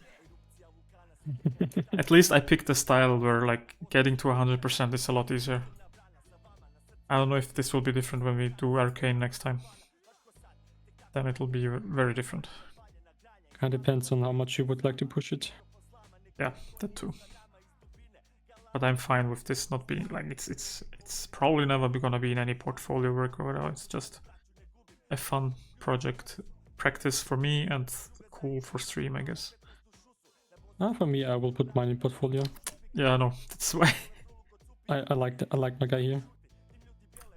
I do too. So let me actually see what you're doing. Yeah, it still basically looks the same, but still looks awesome. So, at least you okay, didn't. again. Yeah, Yes, sorry. nice. At least you didn't make it look worse. So I reworked a little bit of the shoulders and some back stuff. are you using the magical Rangia brush? Yeah, I have that on. I'm not sure if that's the Ruined Chia one or the Huangguanji one. Huangguanji. I think that's the Ruined Chia one. And that's the Huangguanji one, because like that has the opacity with a random whatever on 979, so it's like not 100% opacity every time. So it kind of has a little bit of an effect of some values are high, some values are low, which is kind of nice, gives a lot.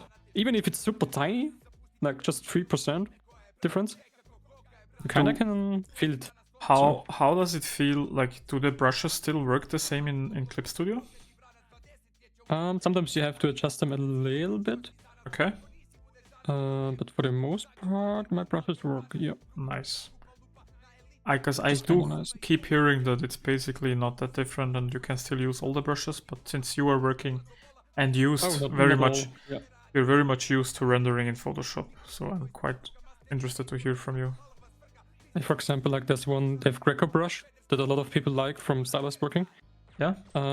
That one is not working because that lags unbelievably a lot. And that's one issue, I guess, with the drawing here in general for Clip Studio. Like if you have a little bit larger brush, so right now I'm doing it, it instantly lags. And yeah, that's kind of an issue. That's not used in Photoshop. I never had an issue with that. Do you have stability turned on? Because I noticed if you have high stability in Photoshop, in Clip Studio, it tends to lag. Oh, stability 2. Let me turn it off. Nope, still lagging. Okay.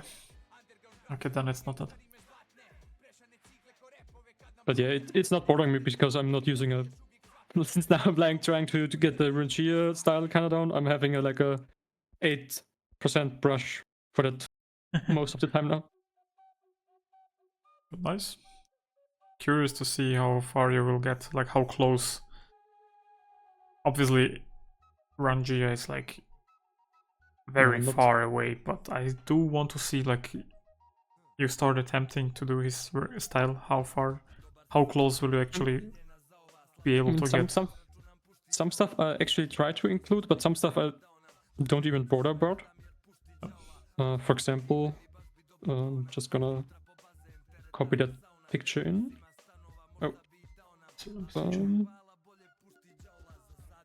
So just have one reference here. For example, I don't really bother about all this detail here, like what he's doing with the style. Yeah. That one I don't really care. even like stuff like this, I don't really too much care. Something I like is this texture right there, or just here, the different colors kind of here. Mhm. So these blobs, that one I kind of like, and stuff like here in that area you kind of can see it. I put just some random blue colors there, a little bit more Yeah. saturation, or here with some greens in the light, which is not, I don't know, you don't really see it from the far, but it still has some cool effect. I like it. Yeah, that's awesome. There's one And brush. Sorry. Now that you mentioned it, last time when I was streaming the little fan art or the little piece that I forgot her name. The Wallaby, sorry. What the hell is this brush? Just like a cute kitty or something. Do they paint with this? I found one brush yeah. which... What is this now?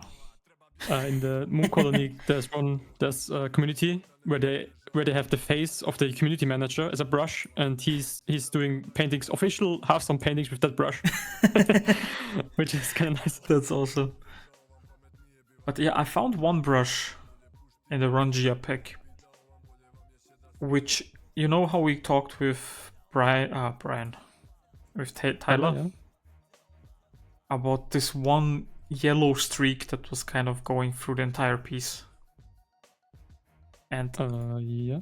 yeah, and I found a brush that's I guess not 100% that, but it looks very similar to that streak. Like just making a straight line kind of looks like that.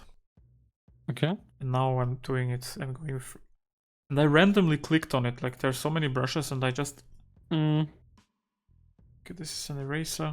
Yeah, I mean, I do like the Wanganchi style also with the pencil, also not with the brush tool, so pencil tool in Photoshop, but that one I can't use in Clip.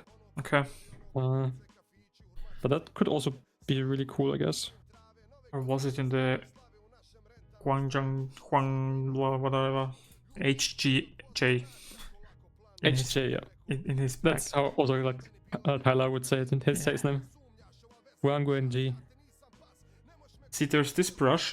It's a weird part. It's not that brush that I found, but it's also like that. Like if you pick different like a different hue and go into color mode or something, layering that on top would definitely give you a similar effect. Oh yeah, Wanganchi, yeah. Ba-bam. The third one on top. That one, yeah. It's kind of cool since now we have the same brush. Yeah. I feel like that's kind of like the form I feel from the video, where he just used the pencil tool to add it on top, and then he got some super crisp texture. Yeah. But I'm not sure how that's working with the pencil tool. If you can just change it and it works, I don't no idea. Yeah, and Shahir was here when I was looking for the brushes, and he sent me this pack. Is it this one? No, it wasn't this one. But see, a lot of these brushes have like a very faint pattern like that, which you could definitely use to overlay. Like very faintly, and it would give you all this hue variation in there. I really don't think that he's using it to a lot of filters, whatever. Yeah. Or some kind of secret sauce. They just paint it out, I guess. Yeah, like There's some beasts. from what I heard from Shahir was that they do occasionally have the brush panel to open, and then like on small areas turn on a little bit of jitter paint over it, and then turn it off. Like they use it, but very specifically on some areas where they might need selective, yeah. Selectively, yeah, exactly. And yeah, I mean, I have no way to prove, but Shahir is as close as I can get to someone knowing what's happening there. Yeah. Which is cool to know someone who's a little bit more familiar with what to do. Also, last time he told me like they study a lot from Craig Mullins. Is a very big influence on their style. They do a lot of Craig Mullins studies, and a lot of Russian painters, or like even the same ones that we have, like the traditional old masters. but they specifically also go to Russia a lot, like Russian painters, which I know that you with Eric have also kind of looked into some Russian people. Yep. So they don't have anything more like different than we have inspiration-wise, but somehow their style developed so differently from what we are used to. Yep. They don't even have like too much of old Chinese traditional paintings. Yeah, They do have the writing and whatever, but not really painting. So that's also what I talked to Shahir. He told me, like, let's be honest, traditional Chinese art is shit.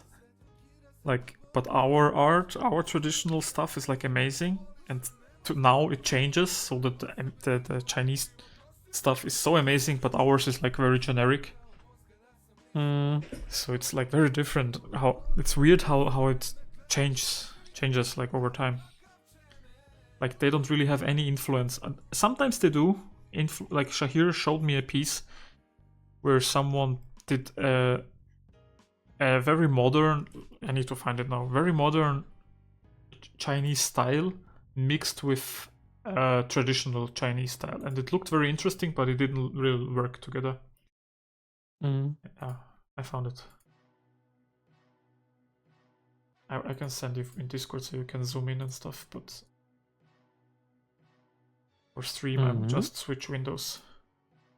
So you can see the rocks and the environment is very traditionally Chinese, and the character is very modern. So this is a very cool thing. And that's nice, yeah. He also, I don't know if you're familiar with it, but there's this one studio which is basically Riot, but Chinese. Yeah, Chengwei Pen Studio. Yeah, maybe.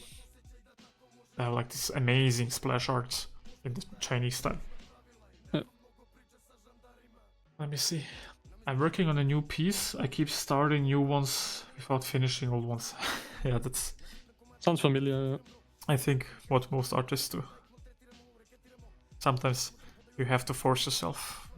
Sometimes it's good to take a step back, work on something else, but then come back. Like, make sure you're coming back and not forgetting about it. Which is kind of these streams. Like, I'm using this as something to switch it up, but then I'm going back on Monday. That's why I like to work on multiple projects. Yeah. That's cool that you have your own IP, but you also like work on other stuff here and there.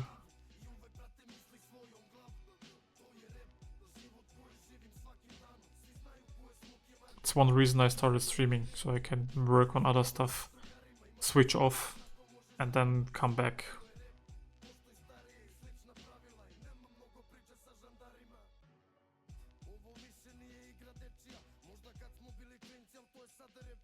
I recommend to hear the full battle. Oh yeah, I will do that maybe. Whatever you send me, I will look at it and watch it and listen to it. Also painterly like. What was that referring to? To the modern versus traditional piece? Row? Also, am I pronouncing row correctly? That kind of sounds like rowing a boat, you know, rowing.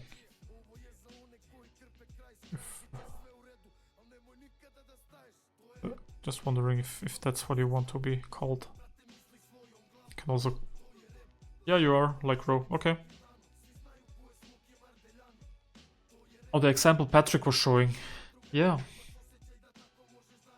Okay.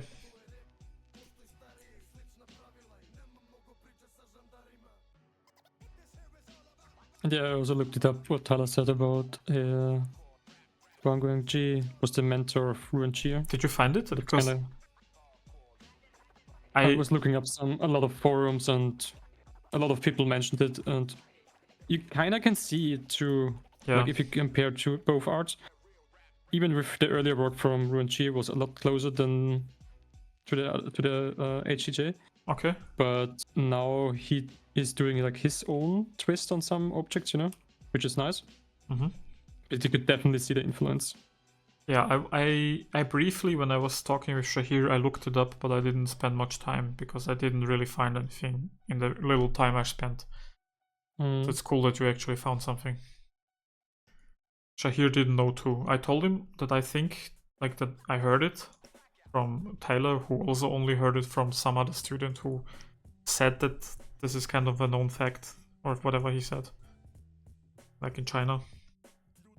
And Shahir didn't know, I think, anything about it.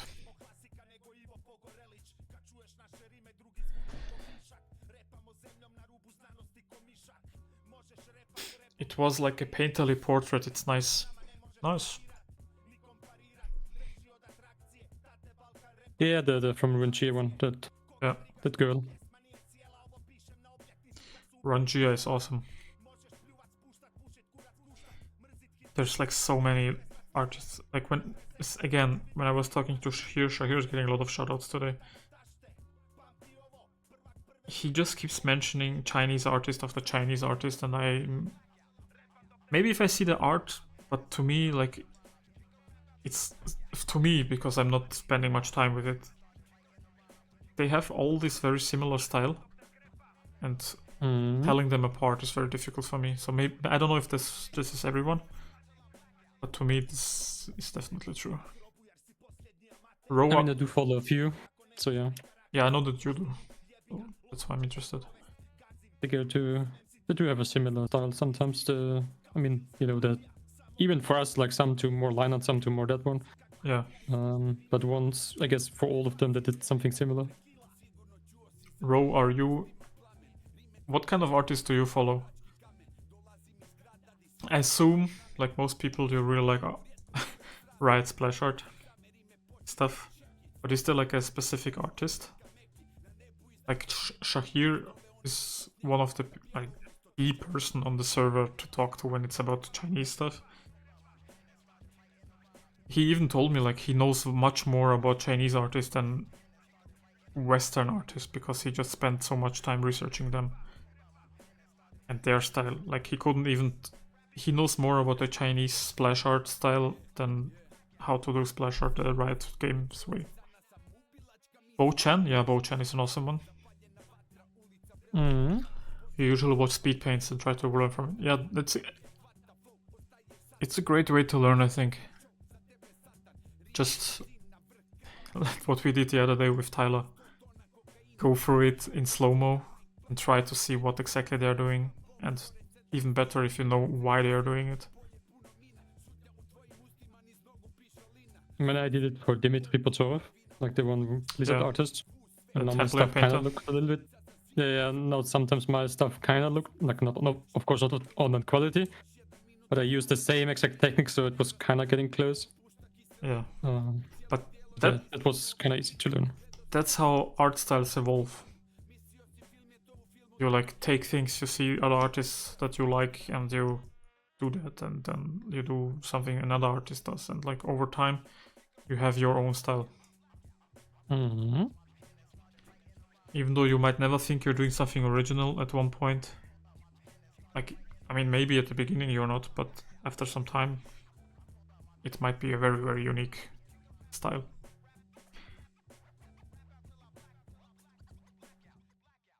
Like, I still to this day don't think I have like my style, but I keep hearing from people that I definitely do have one.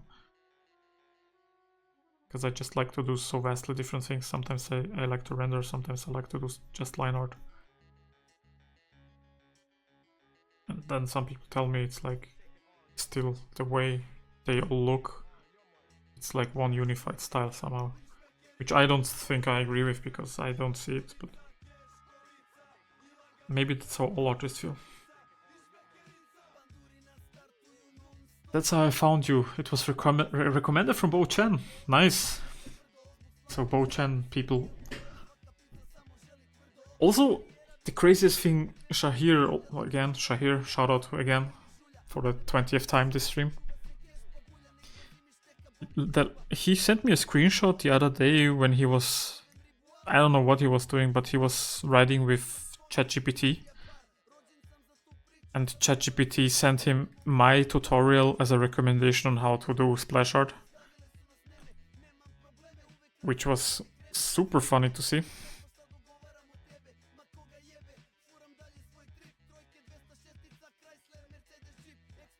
Shout out to ChatGPT for promoting my art. You're also stealing it, probably, but yeah, that's kind of cool. Yeah, it was crazy to me. Like that's one of the least places I would like. If you get it recommended on YouTube, yeah, fair enough, because that's how YouTube works. And that video, I know, I mean, it has a lot more views than anything else. So apparently, it's getting recommended. That's not a shocker. But then seeing ChatGPT recommended as well, I wonder how that happens. Like, what does ChatGPT look for? Like, if you look for splash art tutorials, there are so many videos that have a lot more views. But for whatever reason, ChatGPT thought it, Shahir needed to see my video.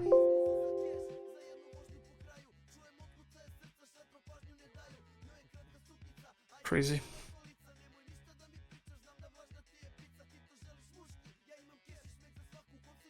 CK, if you're still here, do you notice something?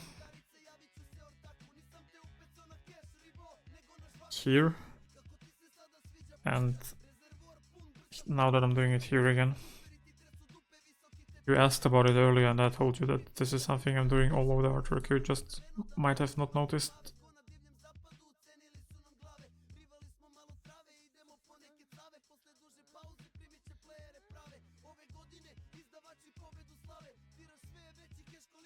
It's all good. I'm not saying anything, I'm just telling, like, you asked about it. So I just want to show you more examples of where I'm using it and why. What are you using? Now I have the stream open.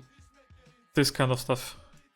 Where I add highlights on the edges, so when you zoom out, it gives this more metallic 3D look. Also, I did the same thing on the chest, and here he asked why I had a highlight here across the chest, or like here. Like all these edges are kind of highlighted. And if you look at the 3D, the full view, it gives it this more 3D look. Like it's kind of not flat, but it has these bevels. And in some places, as I told him, it doesn't make sense. But I'm still doing it because it's my style. It's not wrong if it's my style. Yeah. Number one excuse.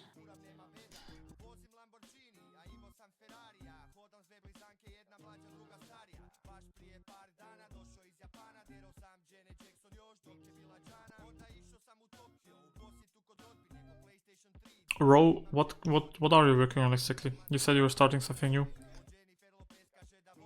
Is it... I don't know, what is it? Would be interested to see. Maybe at the end of the stream or whatever, or when you're done with it. Anytime you want to share would be cool if you could share it on Discord maybe or somewhere.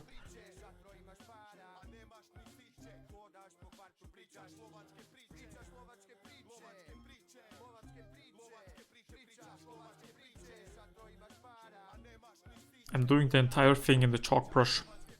I just noticed. Nice. Only the line art. The line art was done with the Kyle cartoon brush. Oh, the Kyle Webster one. Yep. It's kind of cool that he stopped working with Adobe. Like, I know his work or his brushes from before he was with Adobe. And I even sometimes called him out on Twitter, I have to admit. Because he was promoting some kind of tool from Adobe. And I just told him that Clip Studio does it much better already for years. Like, this is nothing new.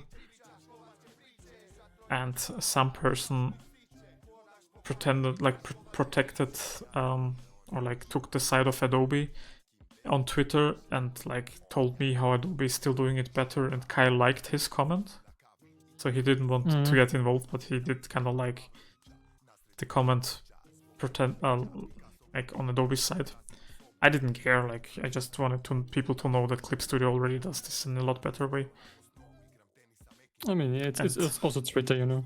Yeah, so I didn't care. And now that Adobe did all the AI stuff, Kyle is suddenly gone. Which shout Yeah, out because to I've Kyle. never used his brushes. I don't either, but I was looking for a nice outline brush. And I remembered that he has one, so I just, for the Goku one last week or for 2 weeks ago, I used it. And when I was looking for one for this, I remembered maybe I should just use the same one, so.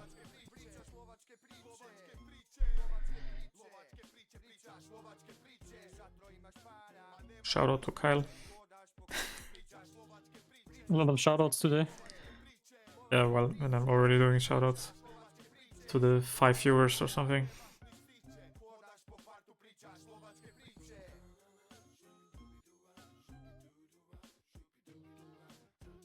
Just sketching some fan art. Nice.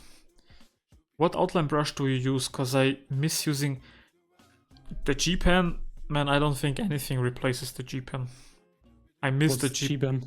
In Clip Studio, if you go to the line art brushes, the Inca brushes or whatever they call it, the I don't category. have them.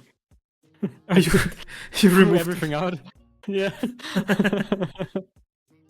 Then you're missing out. For line art, the G Pen is like, it makes the most cleanest, amazing lines. Nothing in Photoshop can. I think I even exported the G Pen once to use in Photoshop, and it just wasn't as nice. The G Pen. I have to look it up later. G Pen, yeah, man. Or the mapping pen is also pretty good, I have to admit. It's a lot sharper, but it's a little bit more pixelated. And I have to admit, I've never used any brushes from Clip Studio. I instantly dragged them out, deleted them, and put my own stuff there. They have some amazing standard brushes. I use their brushes a lot when I'm in Clip Studio because I just can't be bothered to reinstall all my brushes. So I pick whatever they have, and they have some good ones. Shout out to the G Pen again. Shout out to everyone. If I can shout out Kyle, I also have to shout out the person who made G Pen. I think the G Pen is also like one of the standard, like one of the more popular manga brushes. Although many mangaka have their own kind of brushes. But the G Pen I heard somewhere that, and I don't know who it was, but very popular, famous mangaka uses the G Pen. There was like a tutorial and he just showcased how he was working and he showed that he's using the G Pen. Didn't surprise me at all, but it's kind of nice to see people at the higher level in that kind of style also like it and use it.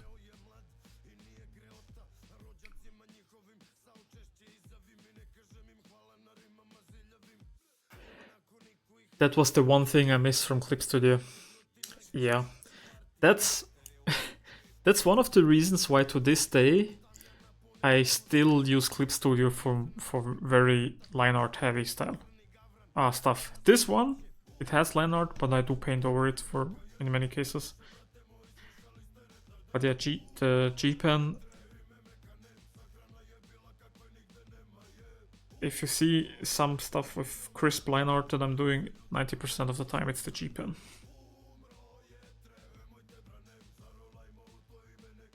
Taylor sharing a fish face. Fish and chips, mate. Where's the chips? It's just a fish.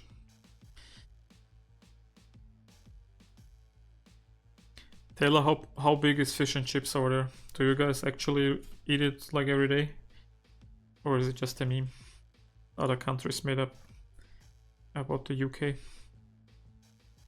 Because when I was in London, it was actually one thing the guys I went with really wanted to try out. It was, yeah, just fish and chips, I guess, like nothing. Every day, are you insane? Is it like twice a day? Or like every other day? Or is it like a sacred meal that you like eat only on weekends or like holidays? Like when the king has birthday, you guys eat fish and chips or something.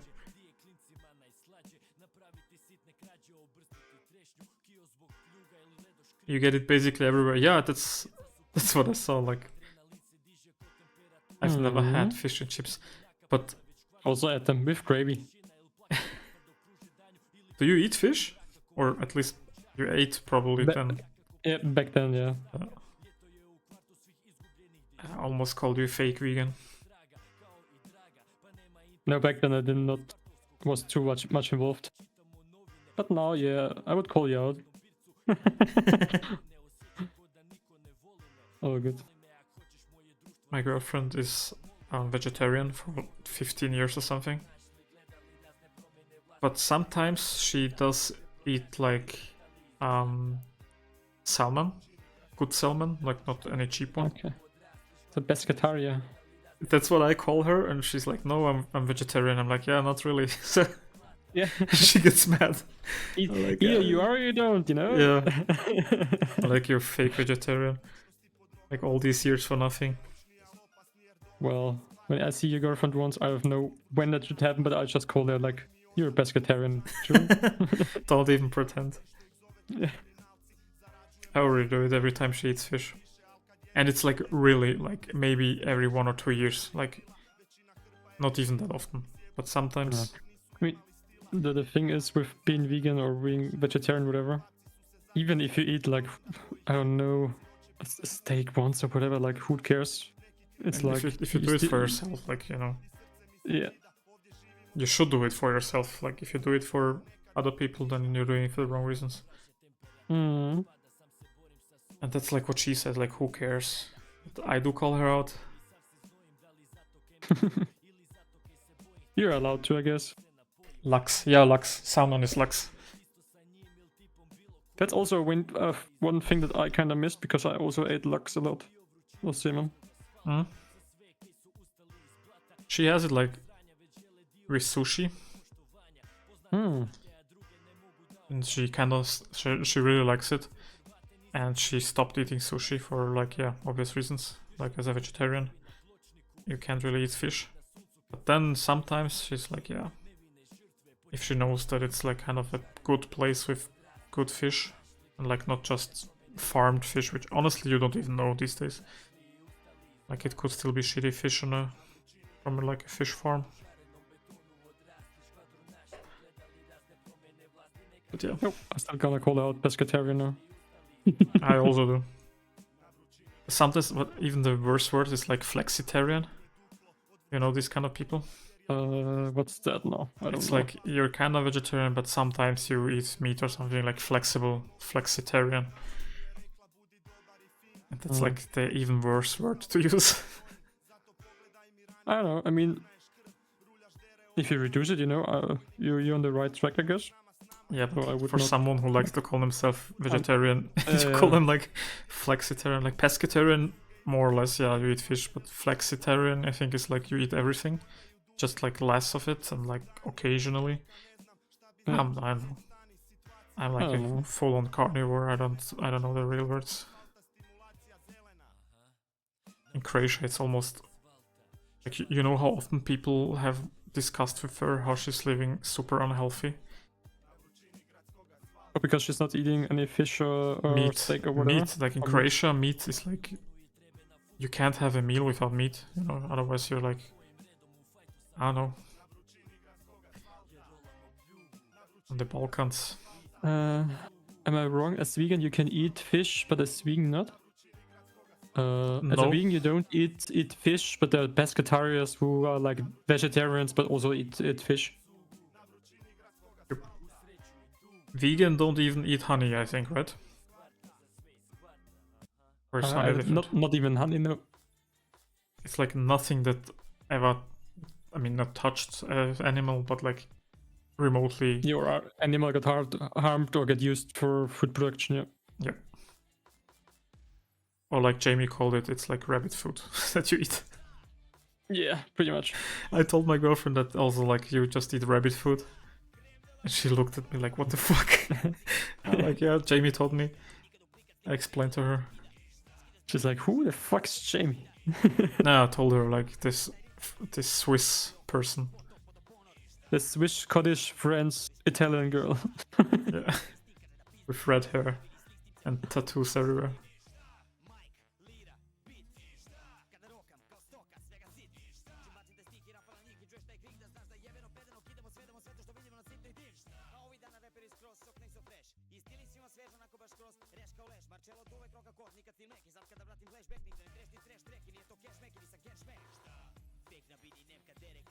I put so much time into the line art now, just paint over it. I kind of feel like Rangia. Oh, I don't Just think so, because knockoff. if you open my screen now, I feel more like Rangia now. What did you do? Because I'm blending Oh right wow, now. you're like painting with a how big brush? I don't even see it. 15, but the canvas is kind of big, so The canvas is 3K by 5K ish. I can see it on top. that one, yeah. Yeah, like you're really doing Rangia work. Tiny brush and go ham. I mean, the cool thing is that I can just lean back in my seat, I guess, and just Yeah. pick colors and True. kind of do that. So that's kind of relaxing. Fish wise, I only eat cod. What's it called? Call of Duty. As CK said. Oh, No, but cod is like I would like to say it, but I'm not sure. I think it's called.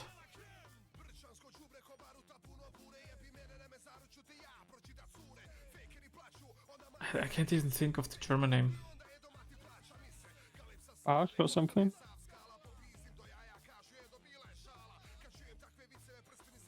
Kabeljau or something. Oh, I don't, no idea. It's like this river fish or something. Like common, very common to eat, I think, but generally I'm not a big fish guy.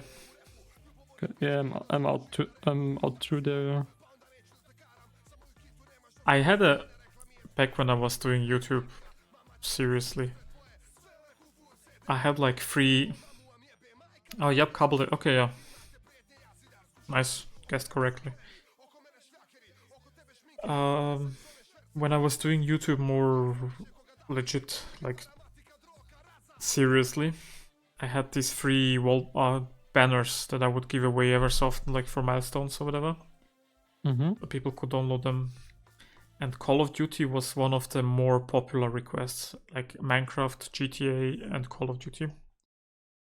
And for April 1st, 1 year, I made like a huge thumbnail, like free COD banner, and I just drew the Yeah. fish.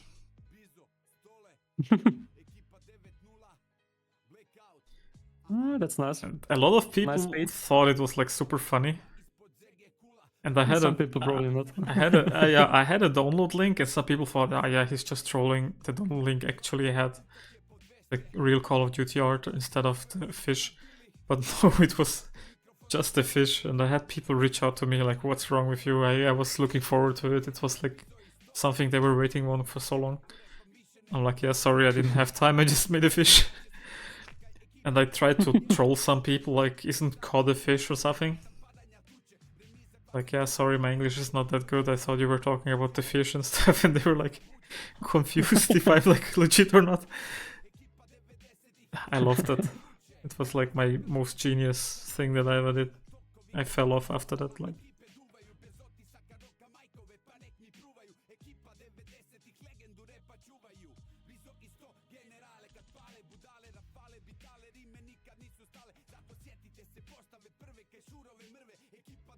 That's why I still kinda know what the code is. Because I did Google it back then. The stream or the video should still be up on YouTube.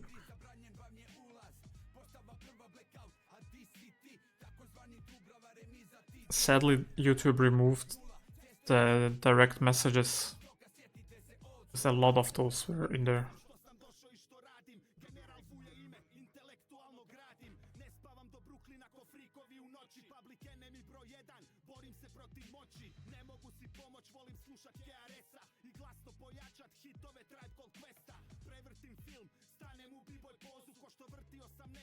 CK, what do you think of my music if you're watching my stream? I haven't even checked. What Creation music are rap. you playing? Creation rap, Creation which rap. doesn't get picked up by the content ID system.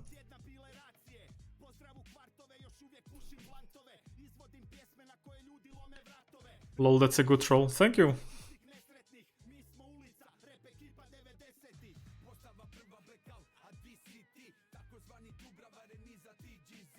I don't think today it would be that funny.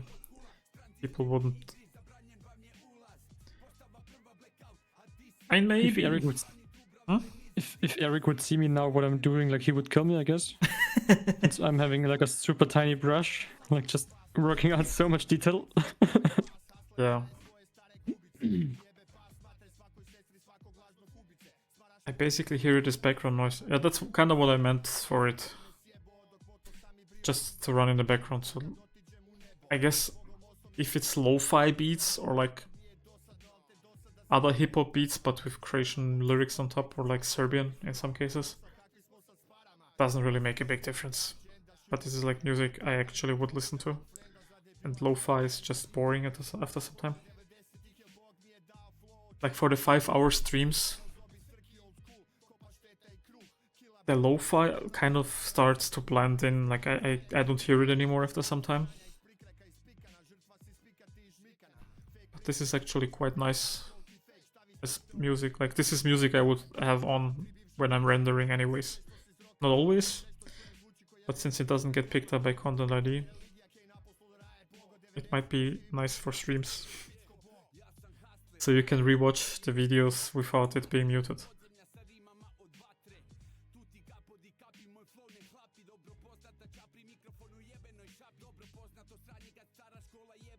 It's a nice alternative.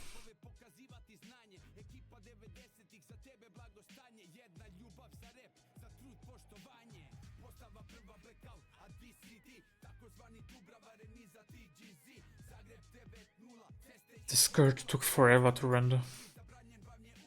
And I still don't like it, but I think I have to move on. See, that's the difference. I would just remove it, rework it. Yeah.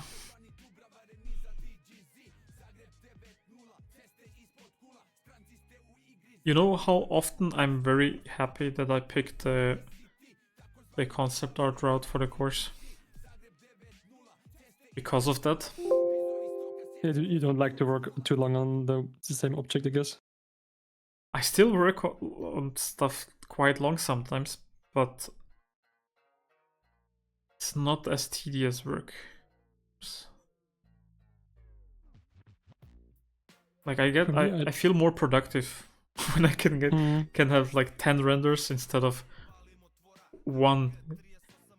To say it in a very harsh way, you basically have one PNG after months of work. Pretty much, yeah.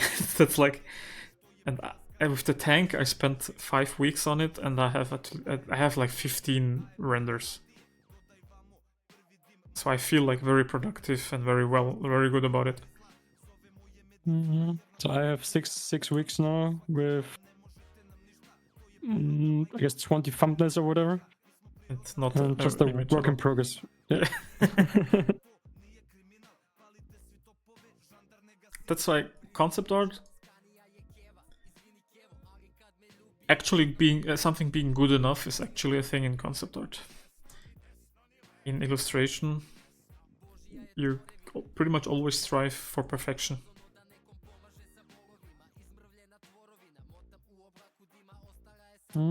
Like having a very nice render actually matters.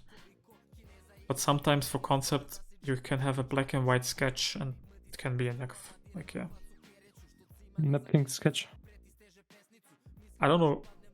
A while ago, I shared on Discord the actual sketch for the Arcane Netflix poster, not like Netflix cover art. was literally a black and white sketch with some arrow on it, showing the direction some beam or whatever something was going. Mm. And the artist or the studio, that was the studio that worked on it, so it actually wasn't from Riot, it was just some third-party outsourced studio that made the poster. And they shared the artwork, and people went crazy. They thought like everything Arcane has like to be super amazingly rendered, but no. It Like was, it was Tish or something, the animation studios. yeah, maybe. And like it's good enough as a concept, and it got approved, and then someone spent time, placed the 3D characters in there and made it look nice with some overpaint maybe and stuff.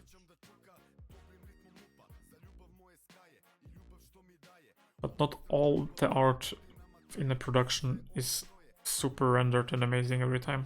Even for Riot games, I don't believe that every single thing they do is like amazingly rendered. Nope. It would be a waste of time. The stuff you see online is amazing, but what No, happens? even what Victor said, like for his arcane concepts that he's done. Yeah, He just took like his character and then spent another 2 months just working on rendering everything up, so it's viable for portfolio. yeah, 100%. So it's not even close to what it is in production. That's something I keep also mentioning, even in the school, to some people like that are with me in the class. They keep striving to have something in a specific level that they've seen in some book or on ArtStation, but every concept art you see there is polished afterwards. This is not the quality they delivered. It's the quality they want you to see and to make you think that they delivered. But it was probably a much worse version that was actually used in the production. Oh yes. Because it doesn't matter. For splash art, like if it's a loading screen or card art or something, yeah, then it's different. Because yeah, as I just said, with illustration, you kind of always strive to have like perfection, depending on what it's going to be used for. But if it's just some internal stuff, it's never gonna be perfect stuff.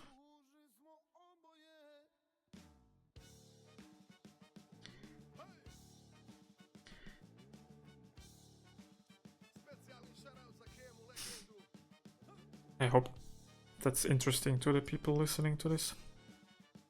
Like Row as an artist, maybe it gives you some hope that not everything has to be super nicely rendered once you have a job. If you can do it in such a way, then that would be amazing. But it will also be a waste of time. Brandon recently also told us a story in the class how he had to fire a person because they were wasting so much time on polishing stuff, which didn't matter for production. Like a lot of times self-taught artists will waste a lot of time doing stuff that doesn't matter, and they will not know what kind of stuff is expected from them to deliver. A lot of people think concept art is just cool ideas, but you are there to aid the 3D artist or the animator or like the production. Your job is not to have cool ideas, your job is to help people after you create something, as well as cool ideas. And a lot of people forget about that part. Like turnarounds and callouts. Like people forget about that in the portfolio, but these things are, for getting hired, a lot more important than just a cool, interesting idea that you had once. Something Brandon also keeps talking a lot about is the idea process, like all the iterations you had and that you tried out, showing them to show that you actually worked on this. And they might not like the final version you went with, but they will see all the other versions and you will probably have a reason why you went with the version you have. For concept art, that's super important. Yeah, the more I learned about art, the more I'm like, damn, that took so long, yeah.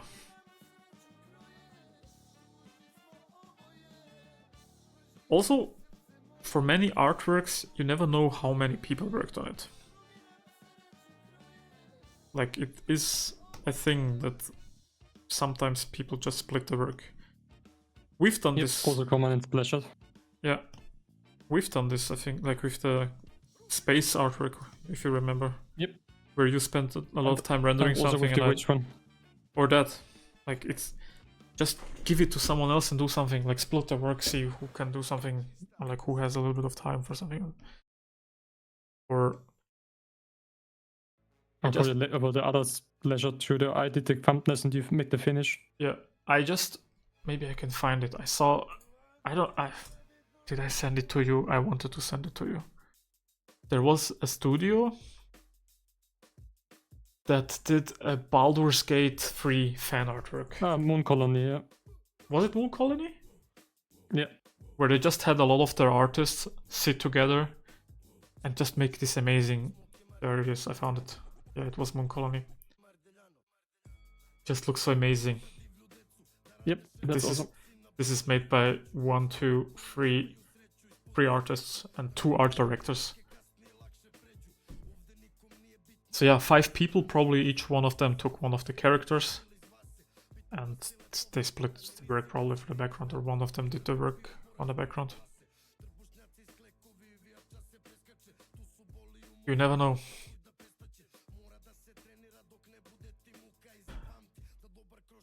Not sure if you guys learned it in art school, but we have an entire course on comp sci. Yeah, about prototyping and how to ideate ideas so you don't waste. Yeah. I don't know if you learned it in art school, but most of the things I know I kind of learned through practice at work. So far, like in the course I'm currently taking, we haven't talked about it, but yeah, like you have to develop ways. Like, you have to be efficient with what you want to ideate on and what's like just wasted time. With my current assignment, with the character that I'm working on, my plan was, for example, to iterate on the character more. But Brandon, my mentor, told me that in his experience it would probably be smarter to not do that and to do a mech. As I kind of said, I want there to be like this armor that is kind of the same shape language as the tank, but obviously a lot smaller. And he said, depending on how the armor looks, it will be a lot easier to then find a character for it. And it kind of makes sense, but it's kind of also confusing.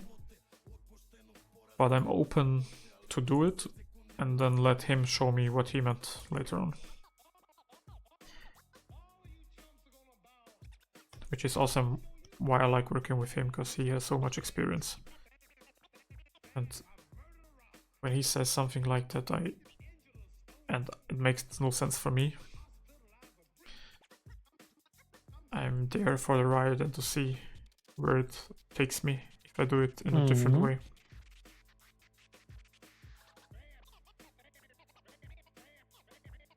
That's also one thing I like about him as a mentor. Like, I don't think any other mentor would have told me that.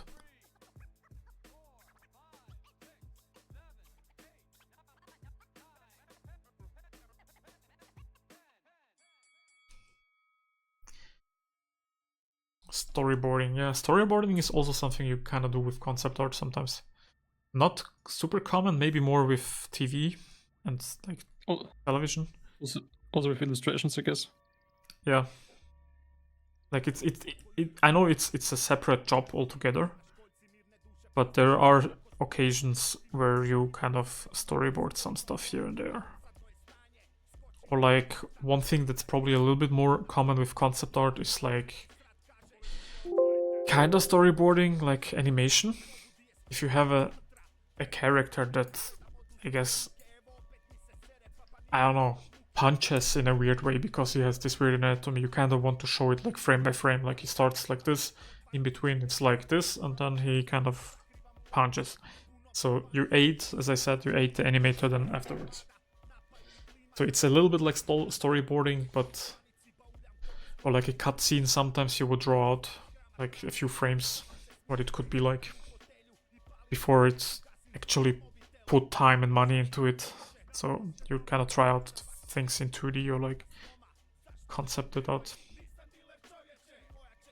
We were designing our own interface, and there was a lot of story. Yeah, yeah, that's how did we call that?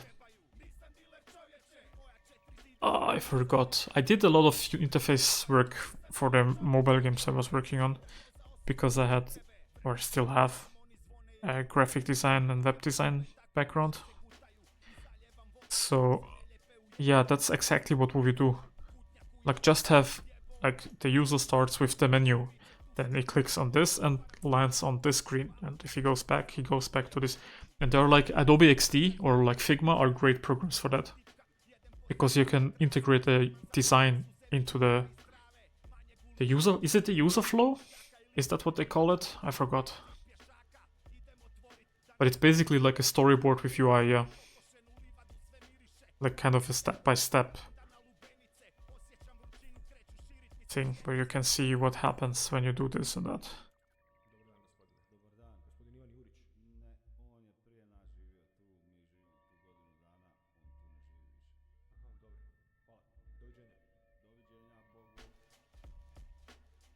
And this song is so crazy. I forget this every time, but there's like this part in the song where police rings at the door and talks to a guy, and they look for a guy with the exact same name as my uncle.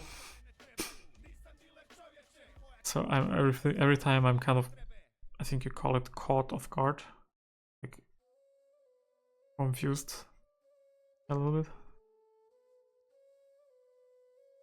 I should show this song my uncle. I don't think he would appreciate the lyrics.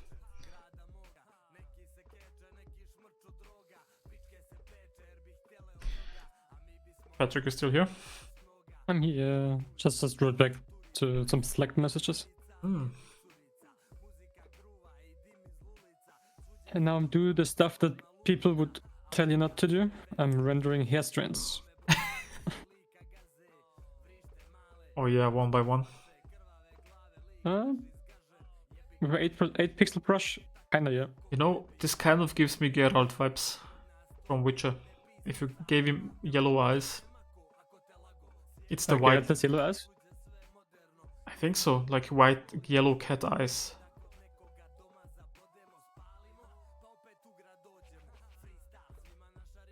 Oh, you're trying it? Yeah, this is giving me even more I might now. let it be the yellow. It looks cool. It fits to that part here, to the greenish, bluish Yeah. feather there. So. Yeah, and you should add Oh, like cool. tiny red pixels or something to have the Rangia style. It's in that case, kind of some bluish, maybe. It's kind of like maybe. see. But yeah, he's I guess it's the white, the long white hair. But yeah, the moment I kind of turned on, and I didn't have this the last time, but now that I opened it, gives me Geralt or Gerald or whatever you would call him. I don't know if there is a proper pronunciation. I'm just saying it the way I think it would be in Polish. I don't know about the Pixels. pixel colors, but the color ones, I like the idea. Look cool. CK says, yeah, Geralt has cat eyes, but it gives him Witcher vibes, yeah. I mean, also for the hair, I would probably render it completely different with my old ways. Mhm. But hey, I'm sticking to the chalk brush now. I'm doing it. Yeah. I feel like my other way would be a little bit more efficient, but it would have not that look that I'm aiming for, I guess. So Yeah, maybe. This might be a great way to practice before you get into your landscape. See if you can kind of get the style and then start the real piece. I mean, even for the stuff here in the back, kind of like where it is. So Yeah. Just need to make sure that I'm rendered a little bit up more, I guess. The texture brushes, if you have a larger texture brush, it can look finished, but if you finish one thing completely, now the other stuff kind of looks not finished, kind of. Yeah. And now I'm on the stage of, yep, just render everything. But I enjoy it. I've missed that, to be honest. I totally understand. I like with this that I'm doing now, after the tank, I really missed working on some simple rendering, like no huge expectations, just go in there, render it. If it sucks, I don't care. It feels nice. Ro has an interesting question. Where do you guys get references these days? Because Pinterest has so much bad AI. Do you want to answer or should I? I'm getting mine from Pinterest. So I do have two big libraries saved up. So they have like a collection with pretty much anything that you would like to see.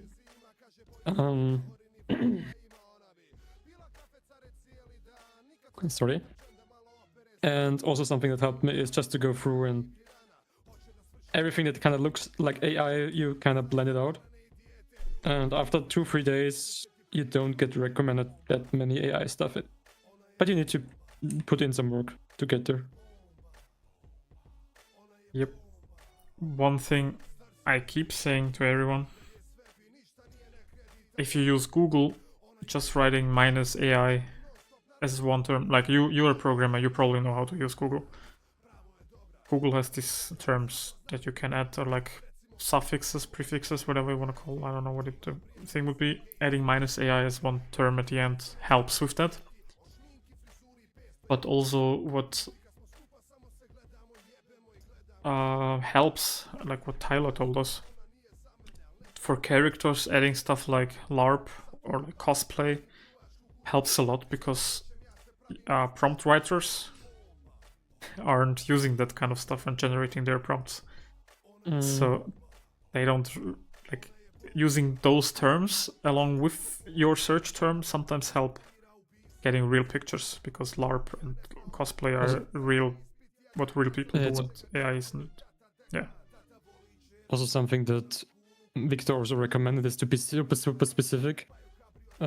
First of all, it helps you to find reference, but second of all, you learn a lot more. Like you are researching, I don't know, castle building tool, whatever.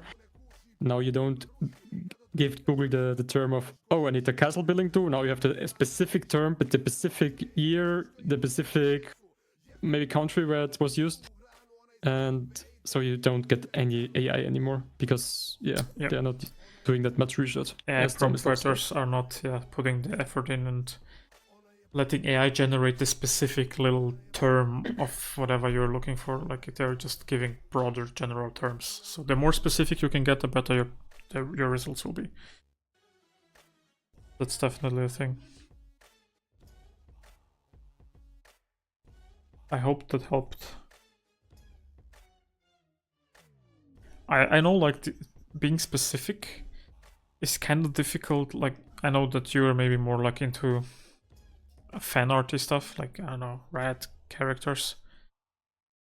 And I don't know, maybe in that case, using the trick with cosplay maybe would help. And since you said like you're using it for metal exploding stuff, just try it out to put in like stainless metal or some other metal types. So add a little bit more specific metals types to it. Maybe that will work out. That's true, yeah. Good idea. So, as a rule of thumb, be more specific. It will also help you find better references in general. Like, not just AI, but like it will help you have your artwork more realistic, because you're going into the details and finding stuff that more generic artists probably wouldn't have. As you used the example of a castle. If you're drawing a castle, your castle will have all the little details a real castle has, because you know all the terminology. You learned a little bit more about it than a regular person would. So I guess it's not a bad thing in general if you want to have a great artwork.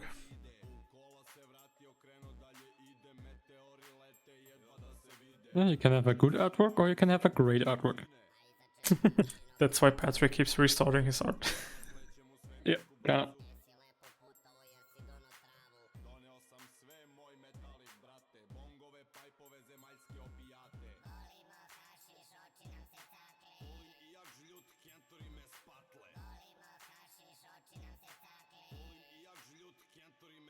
Was it Euro or Font the last time where they talked about how they prefer or they are used to picking colors by hand in the color palette and how they want to kind of do what I'm doing with blend modes.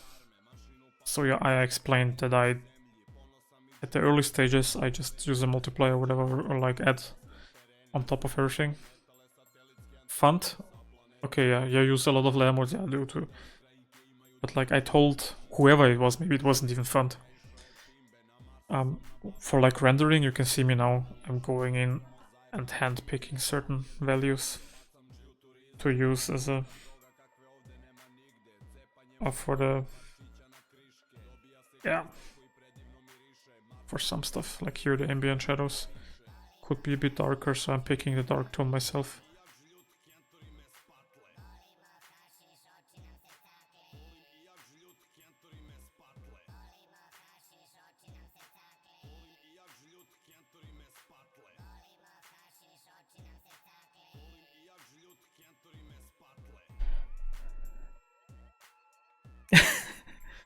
CK says, now one of the best things, the thighs. CK, what do you think about adding hair, like tiny little hair follicles everywhere? So he's thirsty again.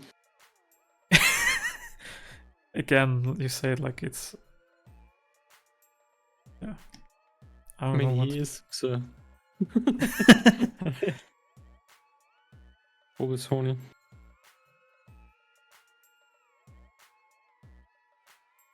I think there's definitely worse people. I don't know any. Like, I mean, on the Discord, we had Mark. Mark is gone from social media completely. Like, his Discord is deleted and his Instagram is also deleted. Only his I think his TikTok account I saw a few months ago. I got a notification because TikTok tries to get me to join or to use it more. And it said Mark reshared, reposted, or whatever you call it. I'm like, oh yeah, he still exists. Was that a compliment, Patrick? It was not a compliment, no.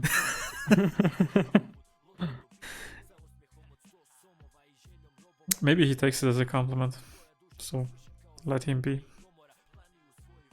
He's the connoisseur of female art. I think last time when I did sketches for my character, it was Shahir and Fant who joined me, and I think Shahir specifically said, like, we should have had CK here to like give proper feedback. Like he's giving, he has this reputation on Discord, which honestly it depends on him if he, like, if CK appreciates it, if it's compliment or not. But there is definitely a little reputation on Discord. People know who to call when it's about female pieces.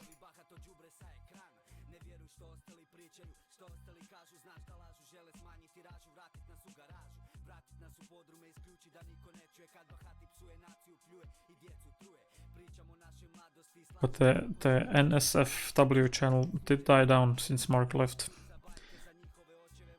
The server is a lot more holy now, and not so unholy.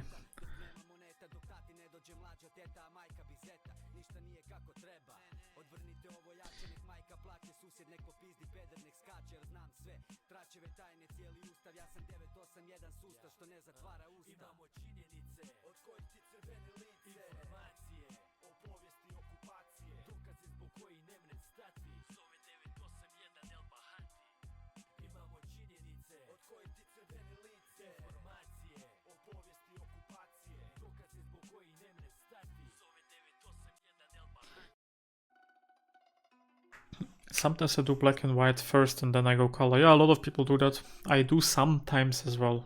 Not that often. I think Patrick used to do that a lot more. But you also I kind of used to do, switch. but now I completely switched to color. Yeah. You can't get the same kind of result that I would like to do. So I'm just practicing color picking, I guess now. Yeah. I mean, in the end, the results matter, so no matter how you get it. I always appreciate seeing people get to the cool results different ways. There are like these two factions, I guess. Some people prefer color first, or directly with color, and some people prefer it's black and white. I also think black and white first has this specific style to it sometimes that looks nice sometimes. It's I don't know how to explain it, but people that do that first, they often have this very specific look that I kind of like. What I find hard it is to get the same mood when you do black and white first. You get an entirely different mood when you color it. Yeah, that's kind true. of depends how much saturation you're using, kind of. Yeah. And I think that's one of the reasons why my art tends to be very saturated, because I do use quite a lot like color, like strong colors, and then the more I start rendering, the saturation stays, and I don't mind it. But I do find myself for some pieces turning it a little bit down in the end. Yeah, mine is quite saturated, I have to say. Which is super unique for you, in my opinion. Yeah, it kind of fits still. Yeah, like years ago you were not very saturated, I think, right?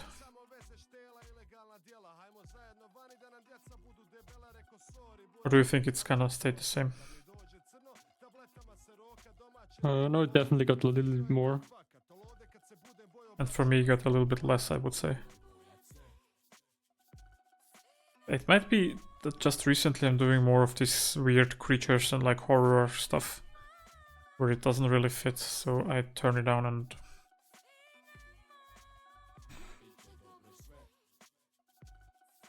I'd go back. I don't know. I don't know, even like some pieces that are super realistic and all low saturation, they still have some high saturation, kind of. It sounds weird. But even some of the Chinese artists, they also have that realistic look, kind of.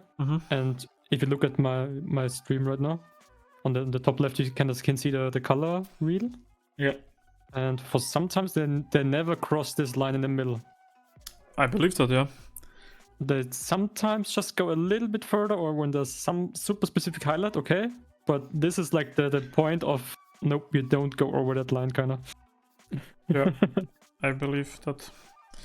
That's...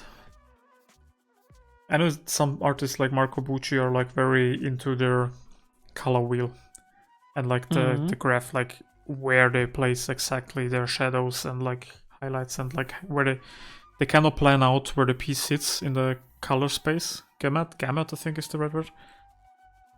Honestly, I don't take it that seriously. If it looks nice, it looks nice. I don't really care if it's where it sits. But yeah, it does make sense, and some people do take it very seriously, and I think there are like the results are definitely worth it once you do take it a little bit more. It depends also, like if it's for you or if it's for client, you know. Yeah, that too. Like for me, I would like to get a style down where I see like, okay, this can be the whole project. For example, like this illustration I've did, the other two, I will probably rework them to be more in that style, and enhance them maybe a little bit more, because now I have more ways to Which better skills, I guess. which ones do you want to rework? The one with the druid one, or with the bear one, kind of fighting off the three people. Oh yeah, And the one with the burning city, maybe. you want to re-render it or just edit it down a little bit with? Re-render it. Damn. And then maybe just change a few things, maybe, if necessary. I really admire your dedication sometimes. I don't know, I feel like I can push it a little bit more. Yeah, but then I start a new artwork where I push it and I don't go back to something that I'm already happy with. But I guess you aren't happy with it anymore, even though they are still cool pieces. I mean, it kind of depends. If I have time for another artwork for my portfolio, then I probably will do another one. If not, then I will rework that and enhance it as much as possible so I have another strong piece. So would you restart completely or take the artwork as a base and Take the artwork as a base and then okay, paint yeah, over it. that makes a lot more sense. It would also be a ton less work. Yep. Still a lot of Yeah, work, but I thought you were that crazy that you would restart it from now- scratch. I guess now you also have like a super nice like if you open my stream again, sorry for the plug. No worries. So for everyone who is like, oh, I don't like to use images or references, I do everything on my own. Like just look at that area here where for the rendering, oops, here on that area right now. So without reference, with reference. And I feel like this feels a lot more realistic because now it hangs there, it follows the form, it makes sense. Yeah. That one was just how I imagined to be, and this is how it actually is. So for everyone who is like, I don't want to use reference, whatever, just use references, come on. It makes your work so much better. It speaks for, like, you can tell definitely in the people's artwork who do use reference. And like, there is a difference between having reference and actually using it. Because I often sometimes you just have it on the side and never look at it. I often give feedback to some people and ask them, like, can you show me a reference? And a lot of times people just don't have any reference, they just do it straight out of his head. And then my feedback is simply, please look at some reference and tell me what the reference shows that's different from your artwork. And oftentimes they see it immediately themselves. But sometimes I also see people like with reference and then it's like completely different from what they have and they just don't use the reference. Didn't you also say like some in the last stream that you don't give feedback to some certain people on your Discord now, since they kind of come back with the same and same? There are a handful of people, yeah, who don't take, like, they ask for feedback. Actually, I think those people stopped asking for feedback. Maybe they noticed that they don't get any. Which honestly, I wasted a lot of time on some people trying to explain stuff and them seemingly caring but don't doing anything about it. Like saying, yeah, I'll do that with the next artwork, which fair enough. Like, I don't expect you to change it. Just be aware for the next artwork. But you're not a Patrick, I guess. Yeah, like for the next 5 or 6 or 7 or 8 artworks, I keep giving the same exact feedback, or often like one person specifically that I have in mind always was protective, asking for feedback, but then when I give feedback, they start explaining why the feedback is not valid because they actually, or usually it's a meme, but they do say like, this is my style. So yeah. Well, yeah. What I find hard is it's too hard to get the same mood when you do black and white first. Yeah, that's exactly what Patrick also said. Yeah, that was just the message I read. Oh, I thought it was just your thoughts. Yeah.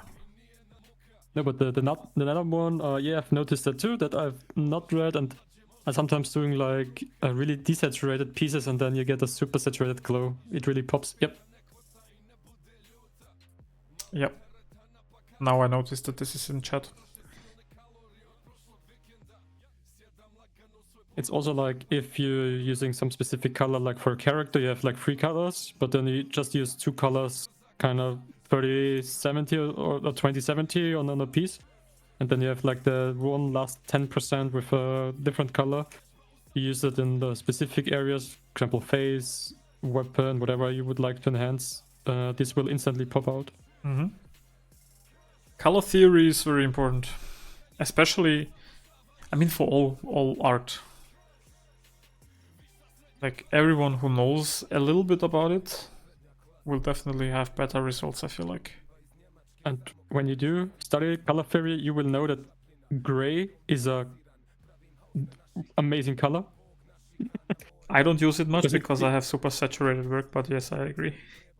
Gray can be everything. It can be blue, it can be orange, it can be yellow. It depends on the context it's used in, yeah. Yeah, it's crazy. Gray is everything you want to have it to be. You just need to know how to tell it what to be. To be like super esoteric.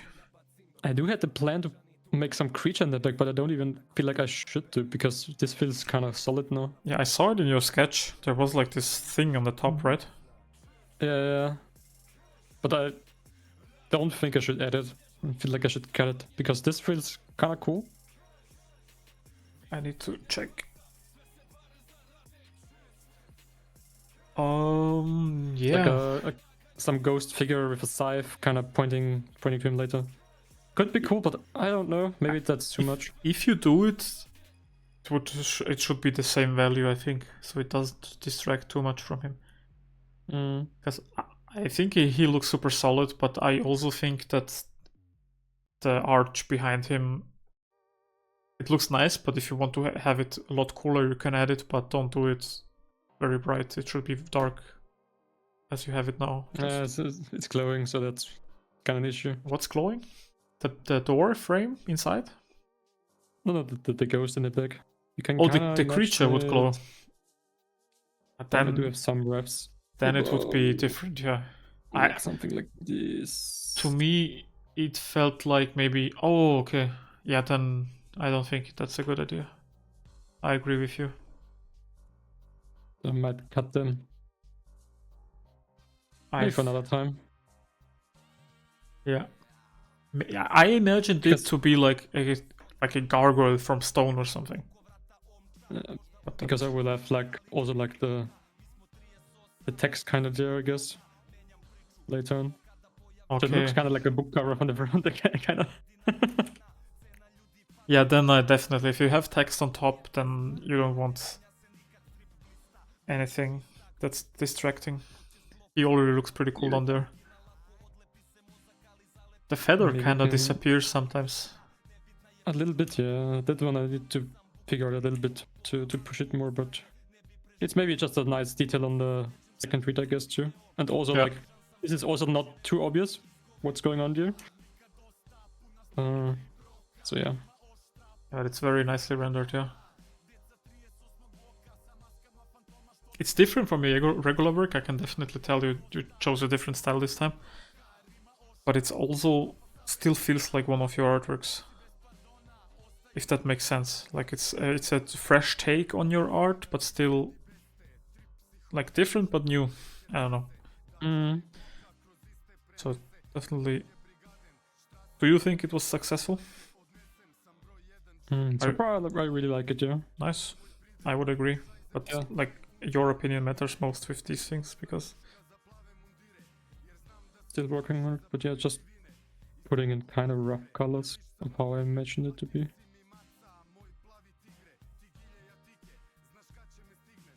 CK, what do you think of my Supergirl?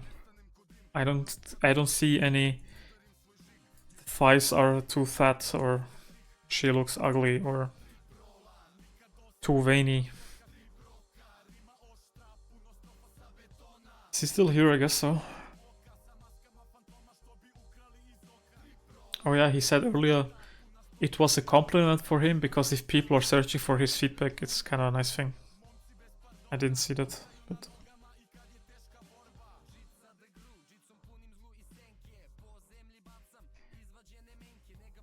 Yeah, for me, just like, oh, that's ugly, that's good. I don't like that touching. That's my, yeah, at least my view. But yeah. Sometimes I like doing... Oh yeah, that's what you read earlier. I suck at Color Fury, layer modes kind of carry my artwork. To be honest, I kind of feel the same sometimes. But I do use a lot of Color Fury when picking the colors I work in for the layer modes. Like I have, when I use Multiply, I do carefully think about what color I want to multiply on top of it.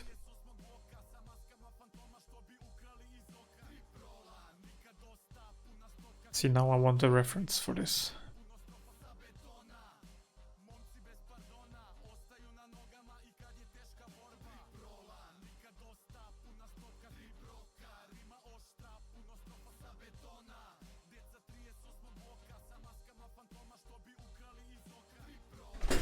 As I said many times before, you improved well on the female art. Nice. I mean, you did tell that a lot, but like, yeah, I'm still curious if it's meeting your standards.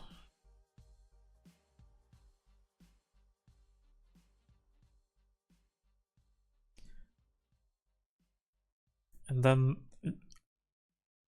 you will get the Yuri Han. Was that the character you picked for the?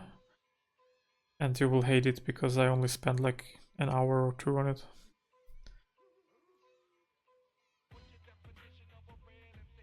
You did say that if that artwork is nice, you will consider a full commission for it. So maybe I try hard.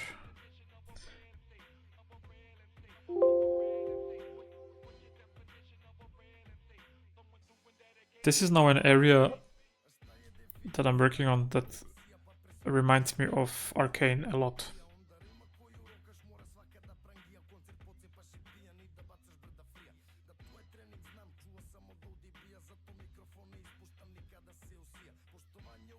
I think I will...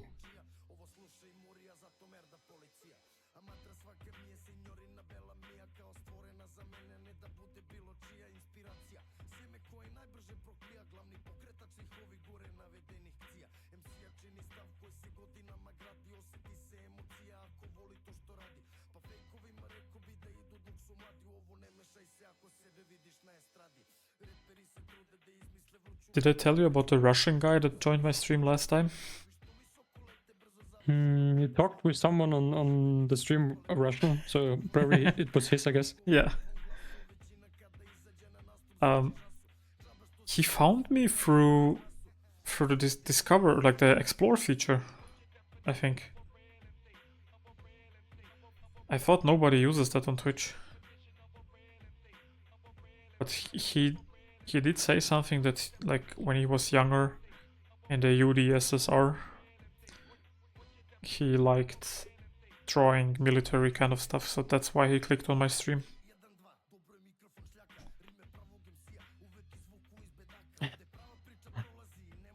Evan is redoing art. What? Evan is redoing some art now. Is he? Yeah, because he sent me letters. I mean, I can't say it, but you know what I did? Which drawings, I guess?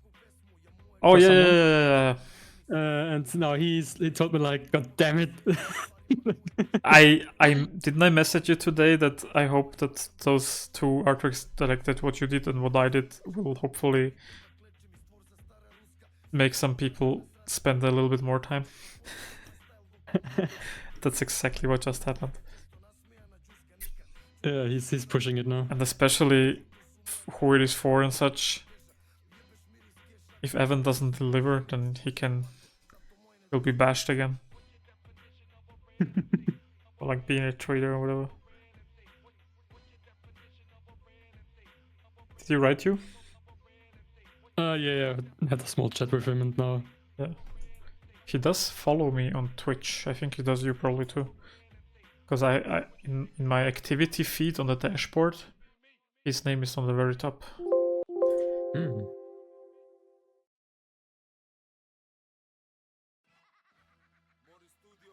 I will need to check after the stream what he's done. Žarulj, baby. Znaš kako mi to radimo ovdje? General Wu. Nered. Generalni neredi. I think there in the future there will be a Mirko project. Yeah. We kind of started the Mirko project and then kind of fell apart.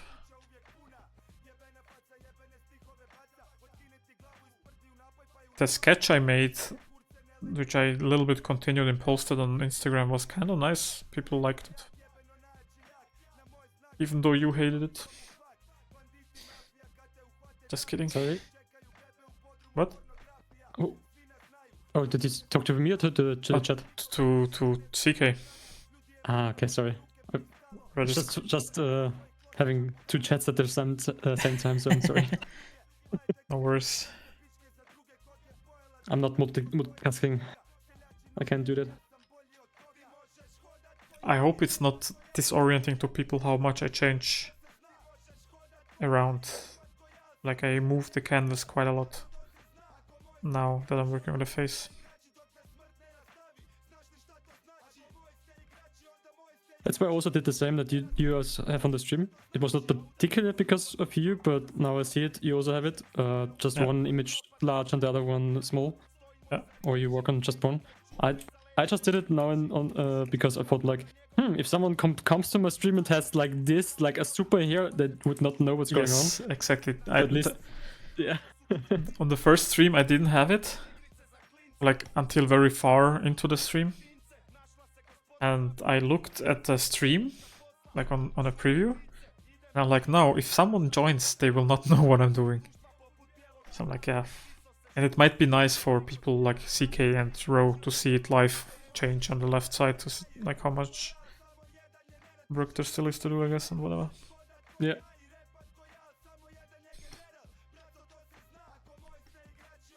But yeah, for my personal stuff, I tend to move around quite a lot, and when I'm doing speed paints, that is so annoying. Like I can't watch the time lapses myself. I don't expect anyone else. You can record the different screen. I did that actually for a few videos back in the day. Like have it So open twice like now, yeah. but on a different screen, yeah. And then let it just record the... But the thing in Photoshop is, like if I draw in the window I'm drawing in, you can see the line update live. But on the left, on the bigger view, it doesn't update unless I let go. So it just, like in the time lapse, it looks like lines are popping in like one after another, and you don't see the live brush strokes, only after they happen. Which is not a big issue, but sometimes it bothered me.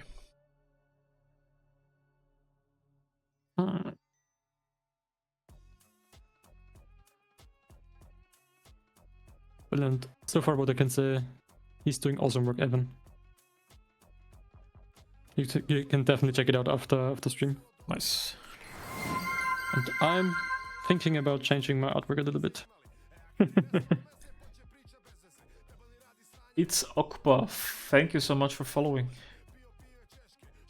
Do I know you? Would be nice to hear where you're from. Or are you one of the guys on Discord with a different name? Hi. Also, Ro, thank you for following me for 2 hours ago. Thank you. I'm not a pro streamer.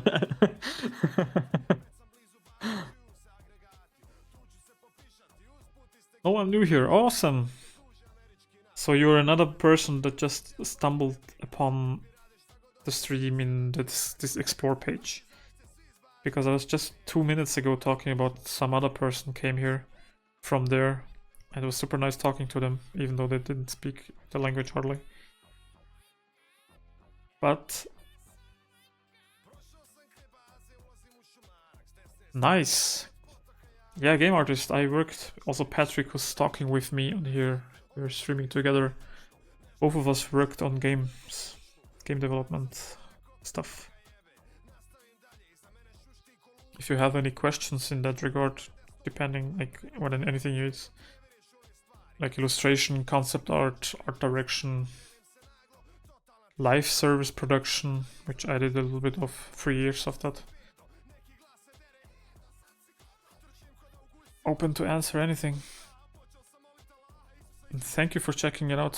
Feel free to also check out Patrick, who's making an awesome illustration. Like the thing I'm doing is just, I don't know, some random thing that I don't really take that seriously, so the quality might be not what I would deliver on some legit art, but it's fun. And Patrick is doing some portfolio work, a really cool illustration. Yeah. I'm trying to push it. And since the chat is together, you can move over if you want to, and I can still read it. It's amazing though, I like the art style. Thank you. I'm trying to do her. I mean, the goal kind of shifted, but the idea was to do it in a Marvel Rival style, which the title I guess says. I have some references. We did a few streams already where I drew Goku from Dragon Ball in that style. But obviously him being an anime character, it's kind of different. And some features had to stay very Dragon Ball-like for him to look like Goku, so it's not really... it is kind of Marvel's Rivals, but it's also not really, so... Now, since we're doing a comic book character with Supergirl, I figured the style might be a little bit better. But since this is not like super serious, I do kind of shift the style a little bit. Do some stuff my way. And yeah, have some fun, you know. It's not that serious. Close enough though? Thank you. I also really like it. It was a stream decision. Like I asked people if we should go with Marvel Rivals or if we should do a little bit of Goku. And it was, everyone said that we should probably do a little bit of Goku. Didn't look that nice. How many years you're in the field? I've been in game development since 2016. So it's almost 8.5 years now. Patrick has, for how many? 2 years and 10 months. Almost 3.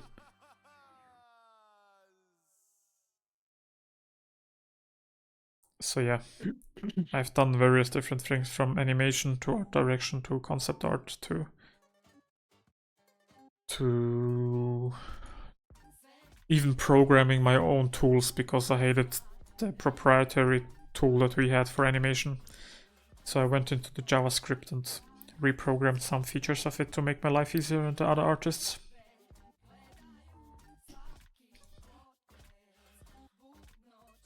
Done a lot of things. Yep, and I'm reworking the background. I believe that you both has been drawing for more than 10 years. Man, I've been drawing for almost 30 years. Drawing I also did a little bit longer. A little bit is good, yeah. I mean, I always, my entire life I did art, but I took it seriously around 18. And after that, it's been like every day for several hours. And it's like that to this day. So at least for 10 years, I've been doing art every single day for like almost every single day. I definitely did miss a few, but it's like been pretty much every day for the last 10 years. I believe for me it's like 5 years of doing art, kind of.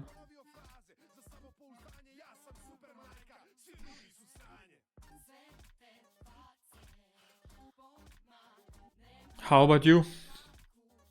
Okpa, it's Okpa. Are you doing art? Are you an artist, or are you more into game dev and you wanted to see artists in that area? You think it's worth it though? Honestly, how do you...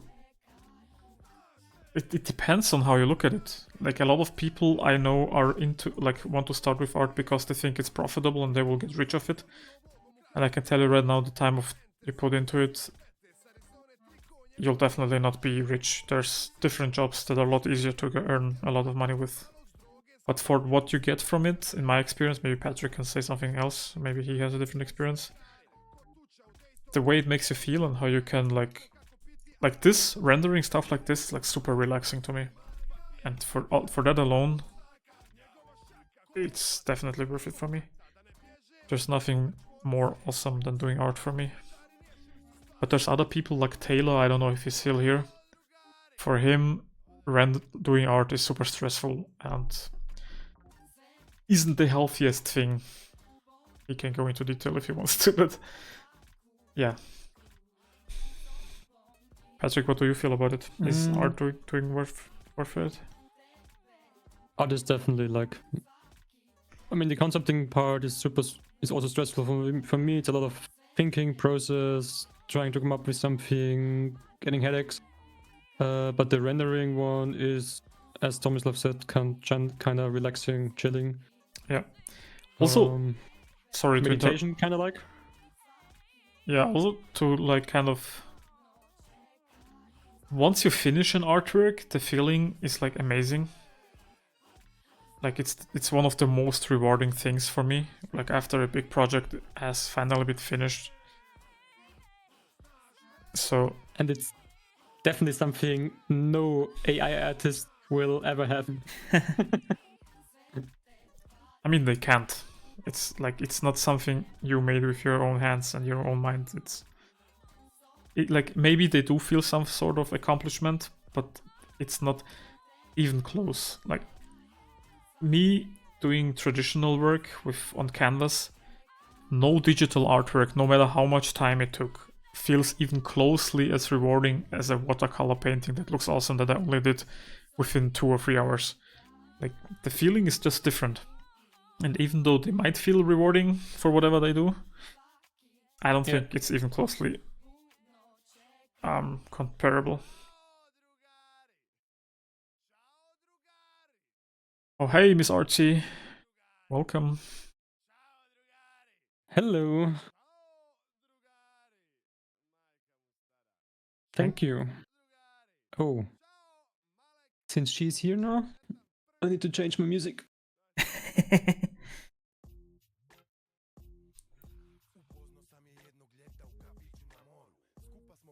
That's the dream for a lot of people, yeah. Yeah, you're getting paid to do something. Yeah, sorry. Oh, sorry. Yeah, just to answer Okpa.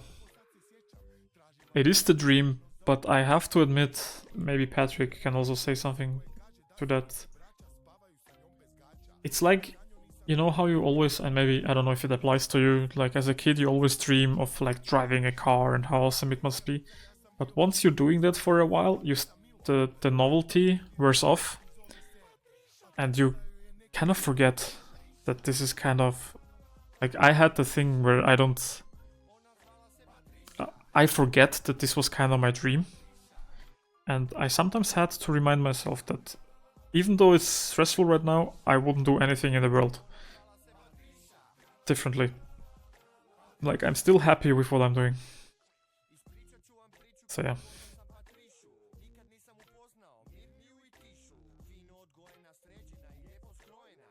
And it can be very stressful. Making games isn't easy. Even though you're making art, you're also not doing art for yourself, you're doing it for a studio. Unless you are doing the game for yourself, then it's a different story. Oh, and also thank you for the follow, Okpa. See, I'm getting better with the Twitch stuff.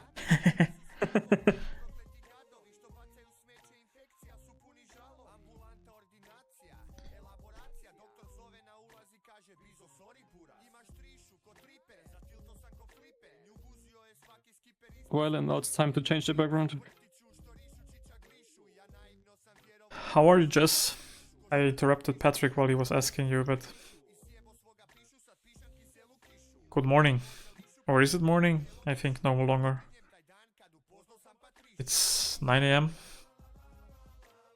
Is it 9? No, it should be 3 PM for you.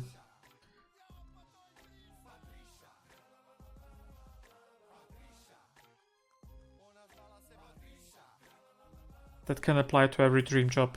Yeah, I honestly think so. Yeah, you're right. It's not different for what we're doing. Is CK still here? I need his professional expertise on my face. Kind of thinking about adjusting the lip color a little bit.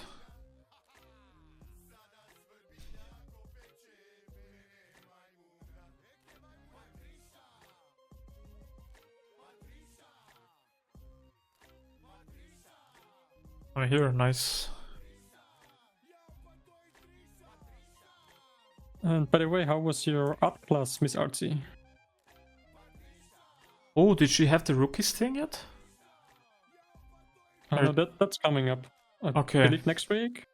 Okay, because I wanted to join that, and Same. that made it sound like at least that's the only thing I knew. I'm gonna spam the chat there. Yeah, for sure.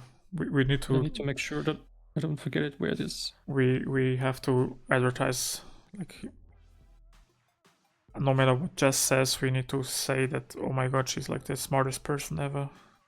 On the 27th at 6 p.m. UTC. So Nice. 6 p.m. UTC, that's even doable for us. yep. Nice.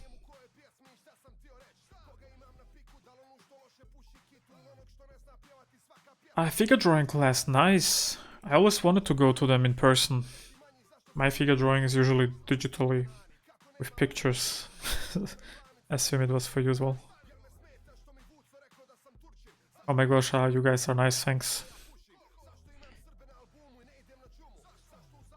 I mean,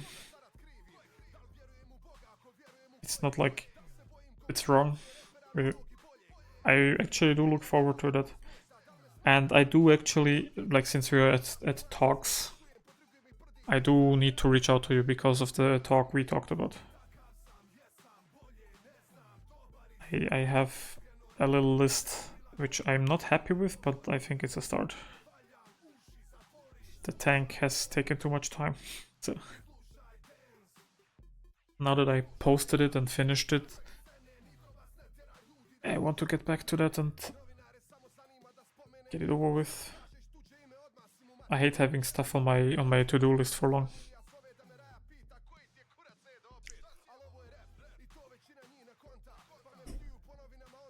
What is the best game you've ever worked on?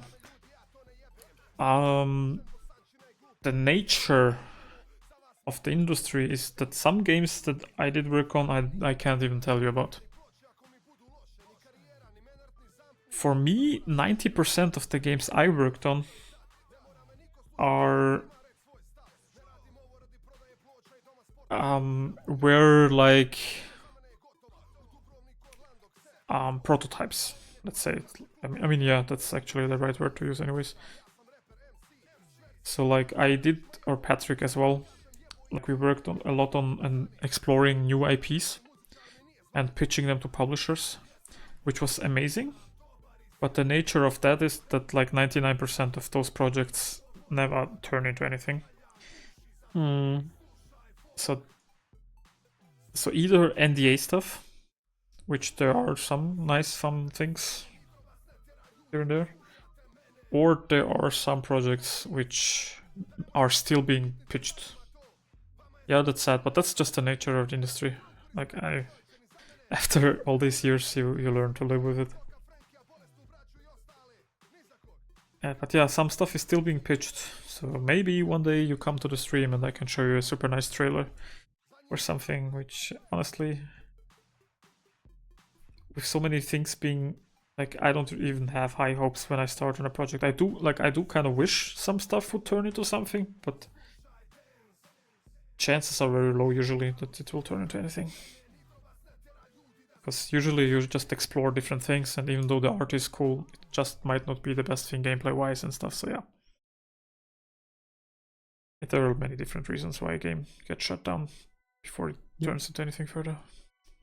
Sometimes you can make the most amazing art, but then yeah. Yeah. but if you want to see some cool stuff, if you type, it should, I think, still work. ! portfolio should link you my ArtStation. There's some nice stuff on there. But one IP that I can talk about is that I worked on a mobile game for the Smurfs. And even though the IP is not for me, it was one of the most amazing things to work on because the community and the whole experience was just so amazing. Got to work with a lot of cool people. I got to have some insight into the Smurfs movies being made. See some concept art early on. Are you already there? Nice. Whenever you're ready, Tom, we can chat about it. Yeah. I mean, I'm not rushing, but I do also kind of want to get over, like, as I said, it's been on my to-do list for a long time, so I would kind of like to check it off.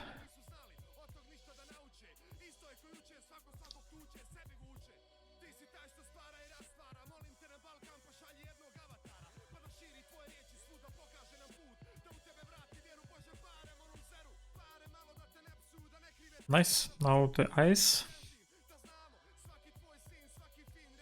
Could probably add some more bright highlights.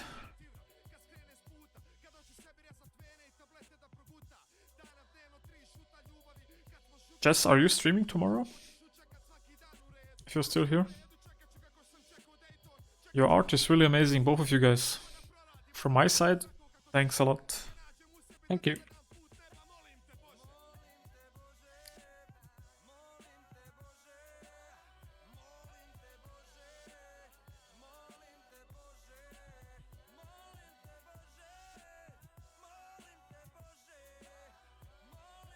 As I said, if you have any type of game dev questions, I mean, you are already asking them, but if you're interested into anything specific,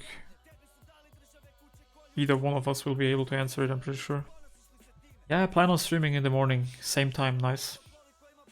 If either of you want to join stream, we can do that.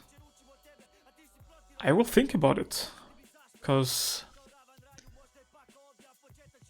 Let me wait. I think at the time you'll be streaming tomorrow, I'll be home alone anyways. I cannot confirm that yet,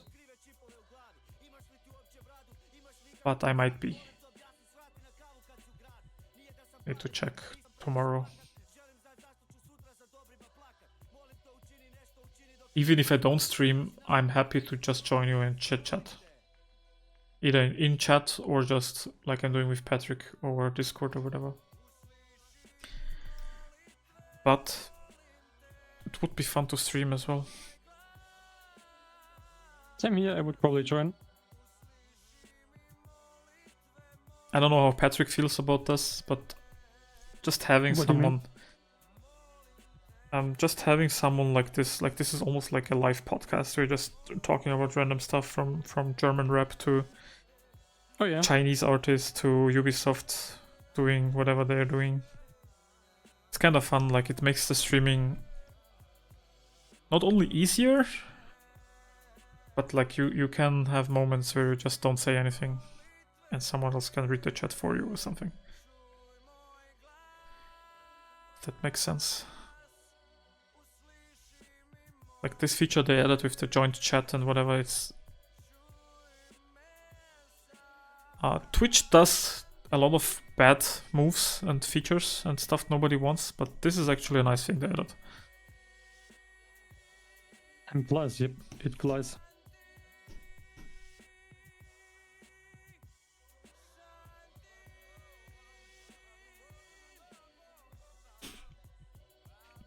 Yeah, listening to y'all. Ro is still here, by the way. Yeah, nice. It's so nice being sketchy for 2 hours already. Yeah. It's... yeah. This is what Fant has told me and for Shahir has told me. Like, just listening to the stream and having it on the side is apparently very relaxing and nice for artists. So it makes me even... happier to stream, I guess, is the word. I don't know. Like, knowing that other artists can do stuff on the side and enjoy this. But I do understand, like, whenever Patrick is streaming, I like to do some art on the side as well. Now that I'm streaming as well again, I'm not in your position anymore, but I totally feel it. Or like when Jess is streaming, I like to either take my sketchbook or something so I can also do some art. It's really nice. Do you think it's doable to work in the industry with small experience, or is it about the skill? It's only about skill, I think. So, what did you say? I think it's only about skill. If you have never done art, I guess, but you come in with an awesome portfolio, why would they not take you? Yeah. So even if you're 60 years old, you come there, you have some amazing idea, awesome portfolio, awesome art, concepts. They probably will hire you gladly. There are junior positions for that same reason. Like junior usually, I mean, usually it goes hand in hand, but junior usually stands for less experienced people, and senior is like more experienced. But usually the level of skill goes hand in hand with that. So yeah, you can definitely look for junior positions, like junior artist, junior concept art, junior illustrator, whatever. Oftentimes they don't even mention, so you could still apply. I got into the industry the same way. Like I admittedly didn't have the most skill, but you get better, you know, and you can train people in a lot of cases. Like we were just talking about this earlier, but for concept art, a lot of self-taught people don't really know what concept art is. They think it's just about cool ideas. But if it's like for a junior position, sometimes you don't need more than cool ideas, and then you get trained to do the actual concept stuff.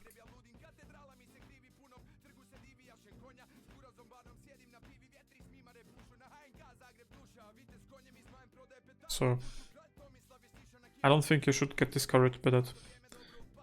You could try applying and keep doing your art on the side. If you want experience, especially in the game industry, like there's so many indie studios that would gladly take even less experienced people if they have the skill.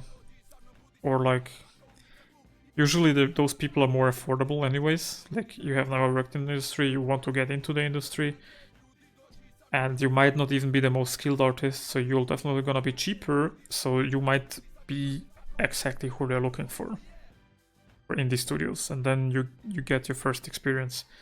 Or you join game jams. Game jams are an amazing way to get experience as someone who's not in the industry but wants to work in the industry.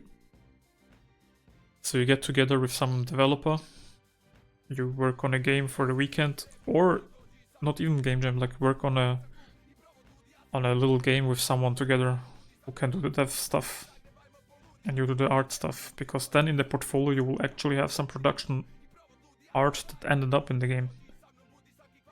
And that's, well, like in the end, the person hiring, especially like for people with little experience, that kind of stuff means a lot.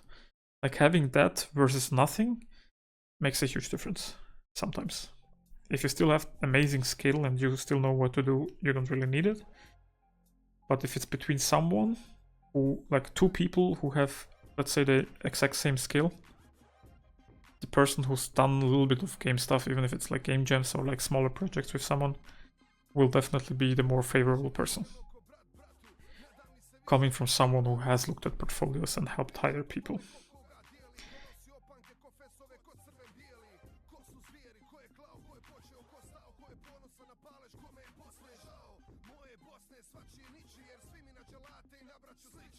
I hope that makes sense. I should, because it's fairly simple and straightforward, I think.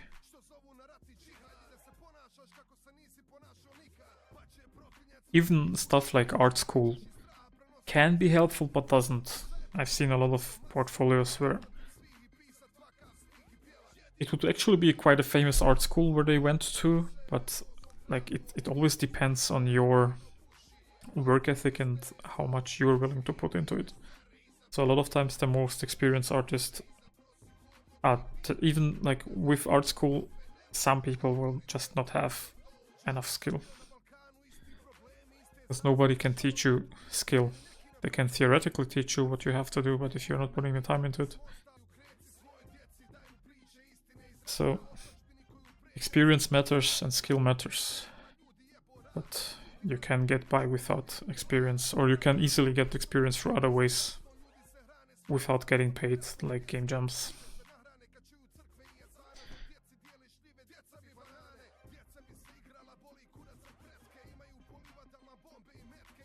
I published the game before, but the art was so bad. I need to find small teams. Yeah, there are Discord servers.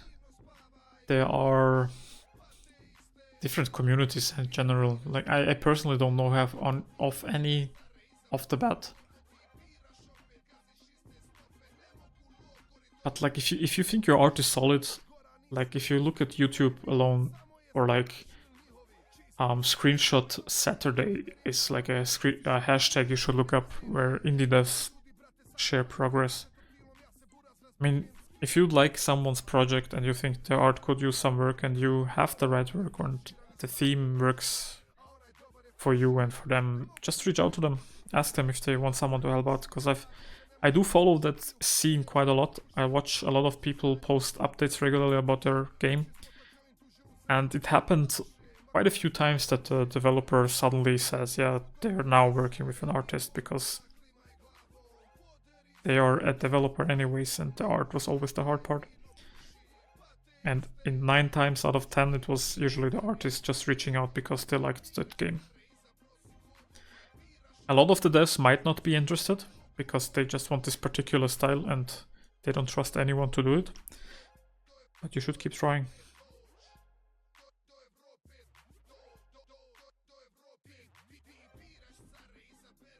I'm just rambling here. I hope it's not annoying to anyone. You still here, Patrick? I'm still here. I'm just thinking about how I should change the background. I need to see what you're working on. It's been a while. Did you make it even darker? No, not really. But I'm playing around with that type. Ooh, that's nice. I like Having that. 2 creatures. I like the skull.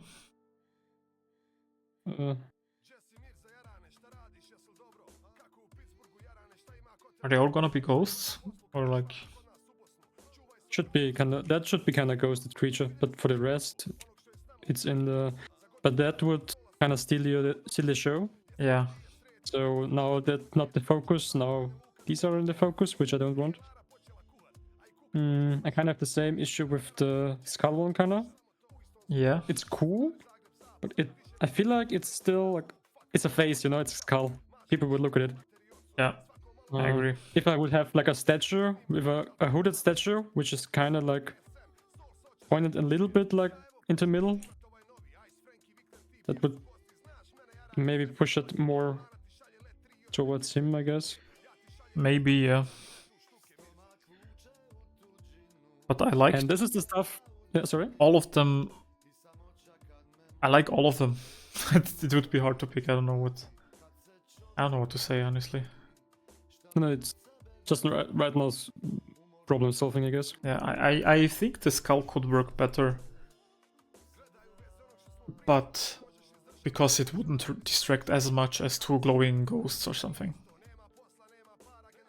Is that just gonna be an ornament, like in the stone or whatever, or is that also being... Yep. No, it's stone ornament. Yeah, because of that I prefer it. I like the idea of having 2 ghosts there, like 2 characters. But like, I mean, this is with that one kind of, now you have that skull here. It's the same symbol that he has as an emblem, so it kind of has a story connection to it. Oh yeah, yeah, that's perfect then. Well, not perfect, but yeah, it's nice to carry that theme on.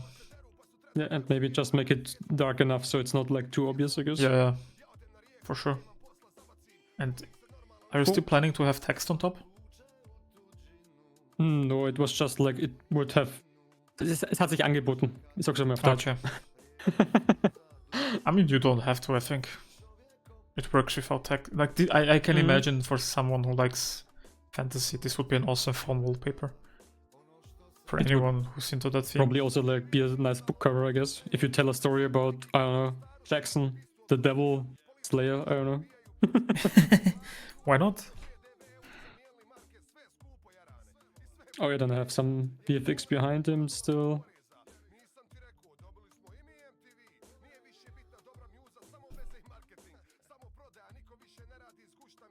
Don't need that.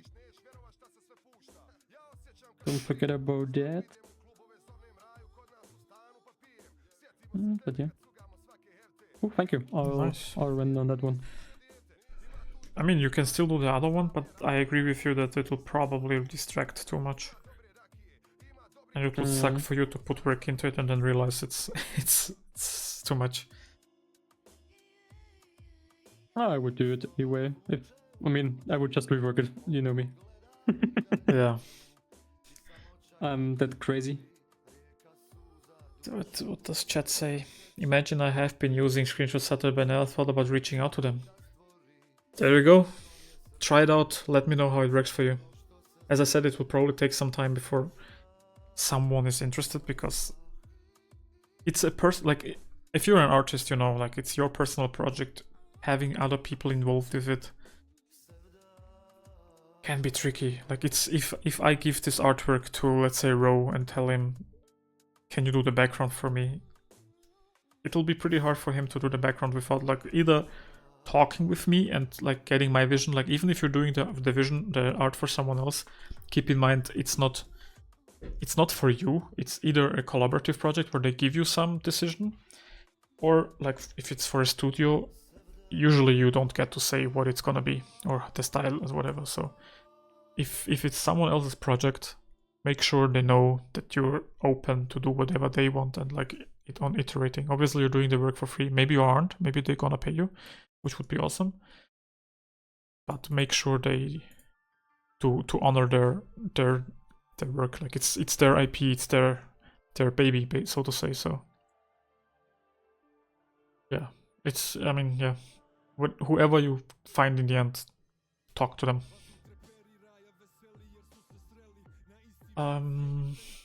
I was doing game dev before on my free time, but it was too much work. So nice, Ro. What kind of games, or what engine? Like, how did you work? I know you're a software developer, so it doesn't surprise me. But that's good to know. How much experience do you have with, like, engines? Godot? Nice, Patrick, we like to hear it. Oh, Godot, nice. I love it. Yeah, Godot is awesome. I'm not too good at Godot, but I like the engine. So, good for you. I support you. Yeah, so open source is always nice. Blender, Godot, Krita. Open source, like, whenever you can support it, I do recommend supporting it. I would probably go to Godot too. I talked about it earlier. I think you were here anyways. Or were you? I don't think you were. I was talking earlier before you joined how if people would be interested on joining, if it was just us, either me or Patrick, working on game assets, or like a little game showing off. In my case, maybe Unreal Engine, because that's what I'm most familiar with and have the least problems when working in it.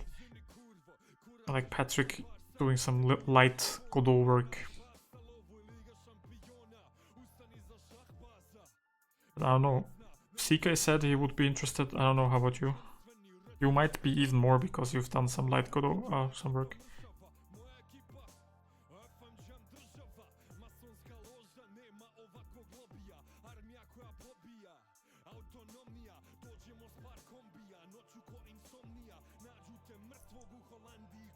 It's a great engine, yeah. They improved a lot. I remember back in the day, like, people were using it, but there were certain things it couldn't do, like 3D. Now, it's a real competitor for engines like Unity. I've seen some Godot projects where you would never be able. It was made with Godot. It looked like almost like Unreal Engine, to be honest. But it would be nice. Like, it's always nice to know. Like, if I ever would do something in Godot, there is at least one developer who knows a little bit of Godot. Even if you're not a pro, if I have issues, you might be able to understand what the engine wants from me. Or like what the error messages mean. Because as an artist who has little to, I mean, I do have tiny bit of dev development experience, mainly with websites and smaller JavaScript stuff. Understanding what some of the stuff means is pretty hard sometimes.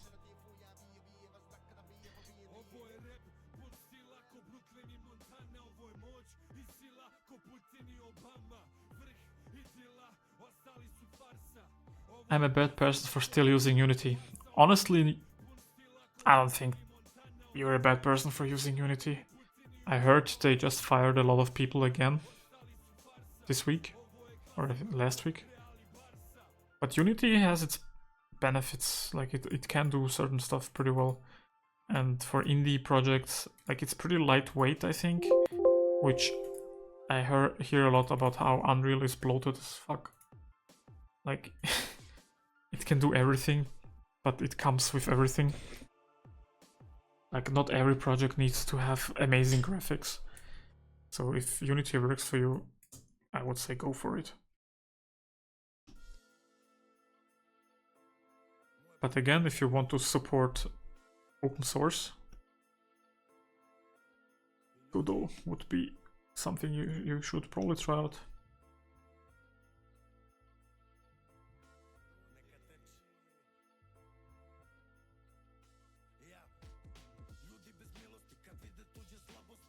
I was trying to make my own deck builder game because I love the genre. Okay. Why does that sound familiar? Did you tell me about that once before? Or am I just imagining something here? We could totally come together on a Discord with a few people and make a cool game. Or like a little game jam type of thing where we all sit together for a weekend and make something cool. Have some devs. But the problem with that thing, everyone would like to do art, I think.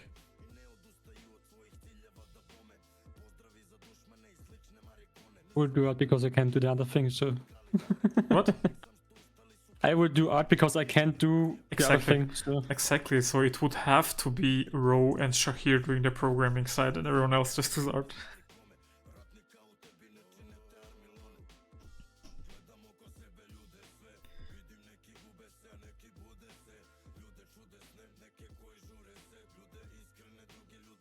But yeah, of course, it seems like a great engine, and it's got, yeah, Unity is... I think Unreal can be overrated. It is, as earlier we talked about it, it's super easy to have a project running in Unreal. I like the blueprinting. But like talking to developers, it's usually better to not blueprint and have it all coded.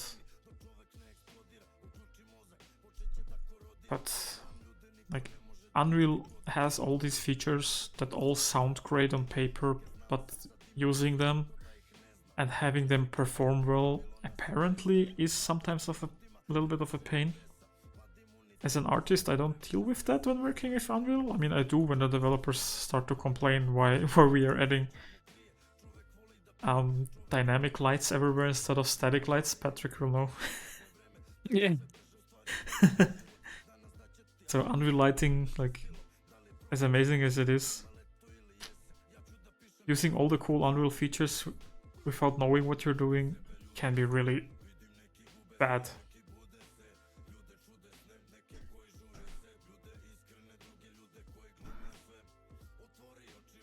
So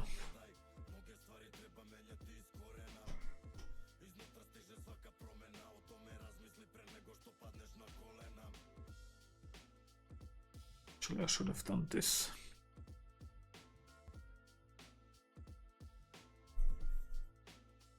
And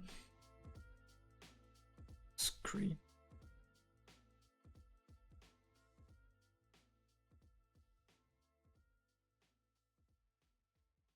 Yeah, like this.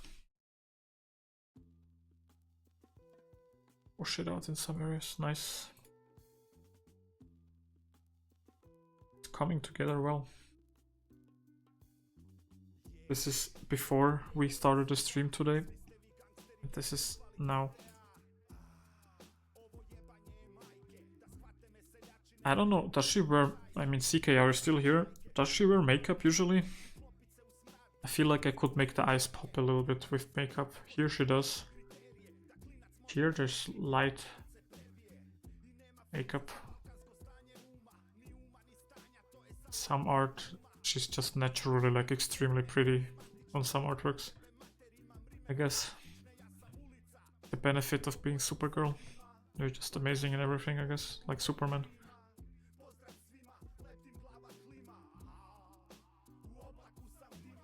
I have to go for now, but I'll post what I was working on our channel. Ro, thank you so much for hanging out. Yeah, thank you very much. It was awesome to have you here, drawing with Hope us. we made some nice progress too. Yeah, because we are streaming like for now 4 hours. Oh wow.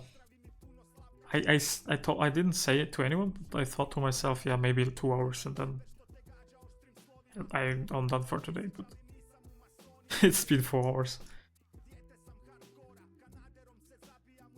Oh, it's already midnight.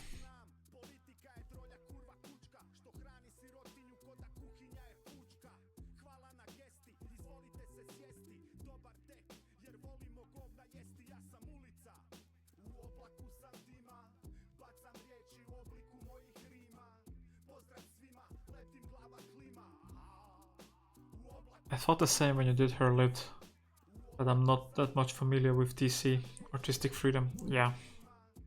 Honestly,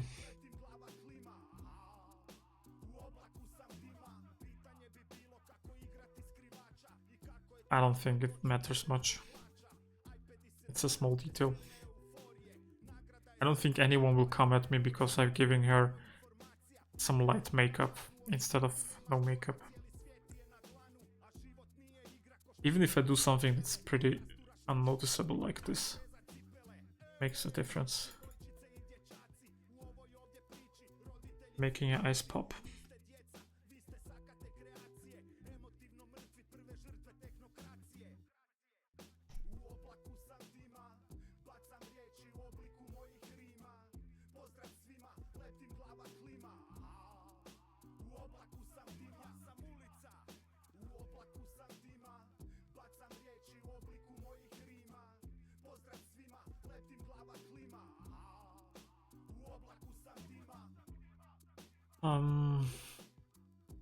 Or she's too late for date night, so he has to fly over.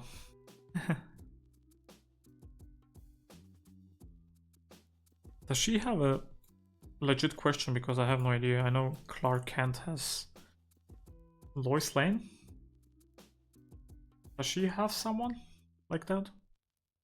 She's basically the female version of him. Obviously, she looks a lot younger than the Clark Kent does, but I'm not that familiar with her either. What do you think? What is the best software to draw game art? I would first thing that comes to mind is Photoshop, but it doesn't matter. Nah, fuck Photoshop. Yeah, I mean, you know, that's the industry standard, so I have to mention it. I But know. It's what Adobe's been doing. Sadly true. Take Bandai Namco as an example, and use Clip Studio.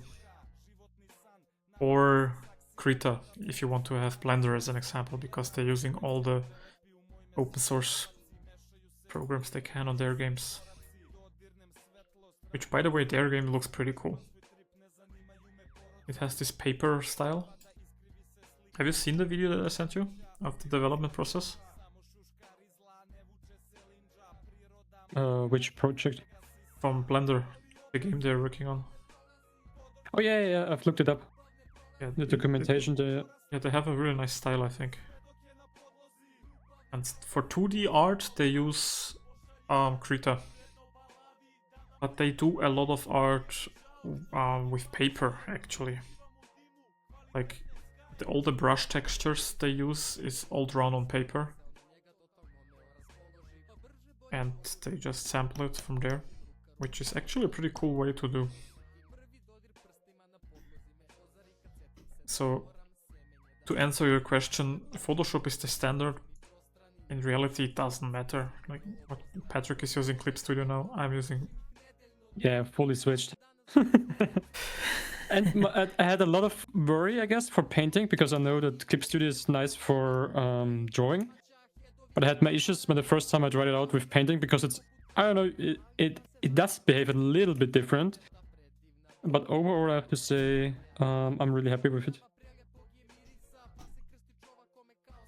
Yeah, And for, sorry, just one point again, just using it for, I don't know, 7 months now or something. I only had maybe 2 crashes.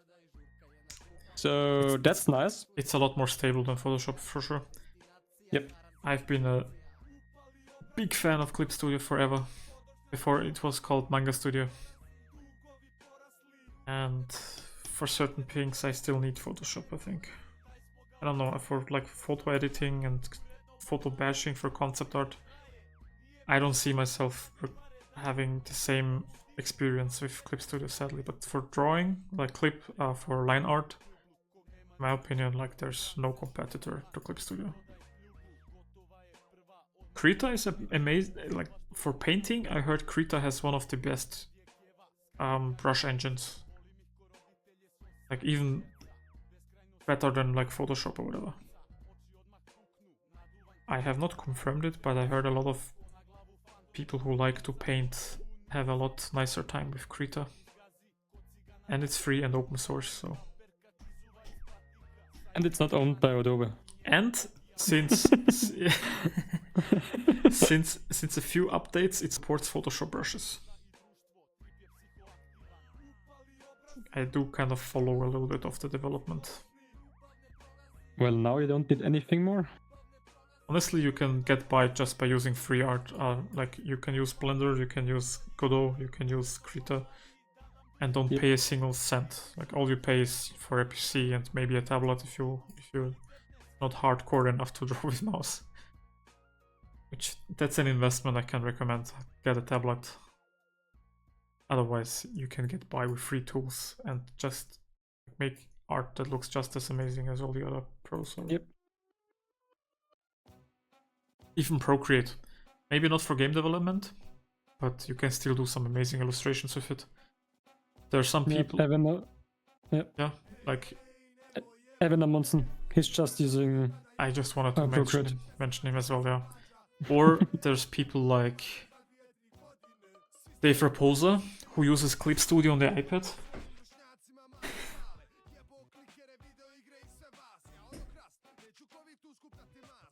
I remember him talking about working on the Logan poster for the movie on his iPad, and the file was just so huge that he had to crop it into like, I don't know how many pieces, and then later on the PC just stitch it together again. But it was made on an iPad. But in Clip Studio, so it's not quite Procreate, but just proves that you don't even need a PC sometimes.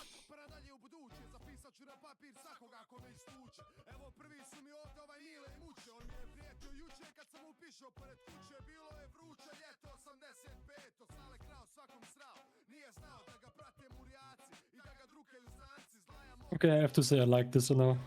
And I just see it on the big screen. I like mine as well. Background. Yeah. Let me see.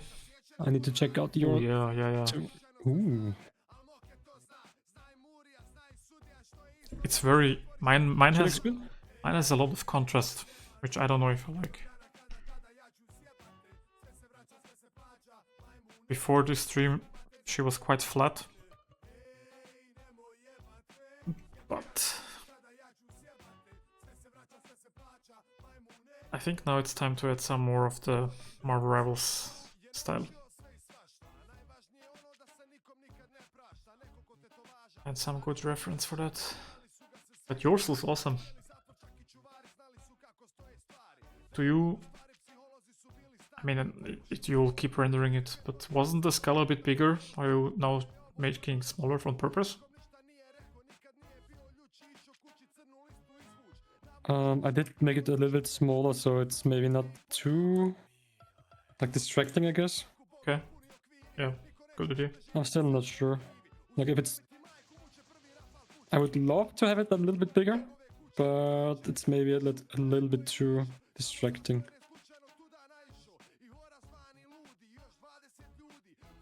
Yeah, good point.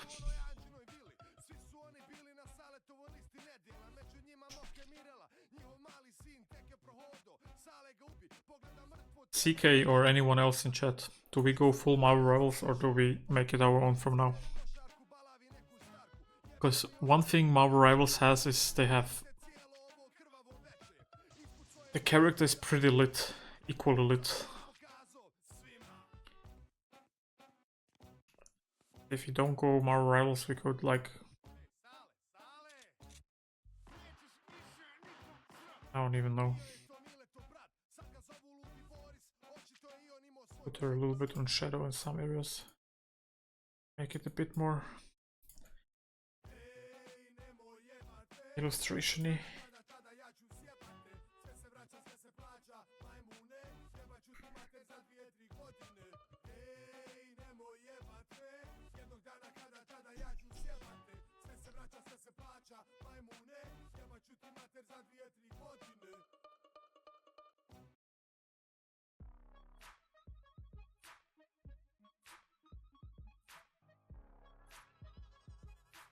Make it your own. This is for NetEase dropping their entire US development team. So let's make it our own a little bit. Smaller range. I mean, it still has some of the Marvel Rival style, so it's not fully gone anyways. But I will not put the logo on it. I will make a little bit of a different background, maybe like some clouds or like a city. Maybe we even use... Is it Metropolis? No, that's a different word. Metro or something for Superman. Is it the same city for Supergirl? Do you know, CK?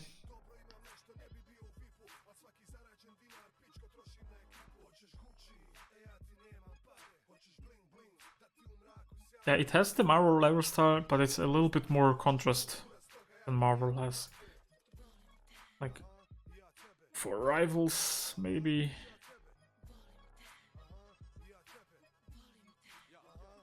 This. Even less. Yeah, doing it this way is not as pretty looking, maybe. Maybe like this would be more Rivals, and then like way darker. Which, honestly... Metropolis? Yeah. So she's in the same city. I mean, since this is not a serious project, I'm all up for it to just take a cool, nice comic artwork from Metropolis and have it in the background blurred. And paint on top of it, maybe the lighting and whatever.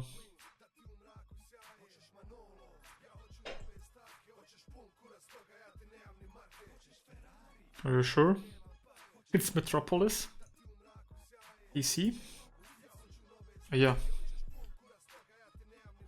What about this? This could look nice. It's pretty flat, so I could add shadows to it.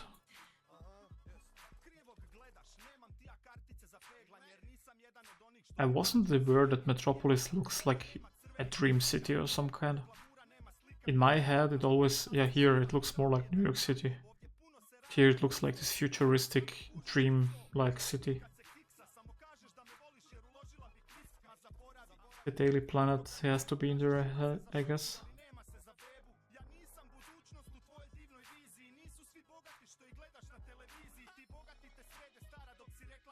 let's do some light photo bashing on stream.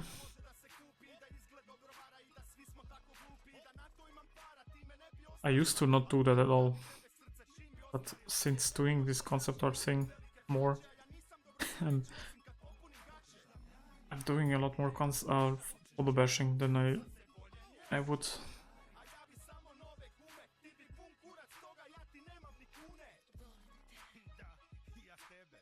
First of all, let's put a median filter on it. Did you say something? Yeah, do have to say that I'm making, just compared to my other pieces, I'm making so much more progress since I'm not waiting for feedback or anything or whatever. It's kind of nice. I believe that, yeah.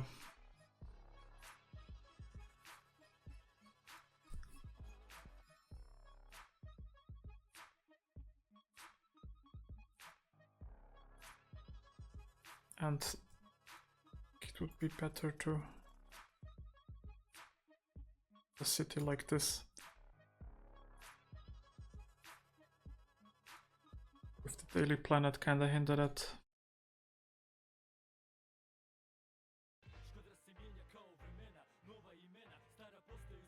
Maybe even This gives me super old school gaming feelings. I don't know. Sorry. gaming feelings? Yeah, just from the old school games, they all had like kind of like temples or doors or I don't know. They had something like a style like that. I don't know. It's in a good way. I like it. So, but it reminded me of some, for example, Winter Nights or something. Okay. Which is totally something I would love to go for. So.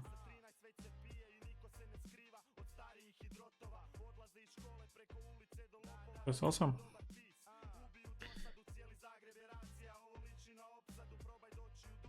Just a bit unexpected, you know. It's always good. Happy little accidents, you know, Bob Ross style. Yeah. Those are the best accidents.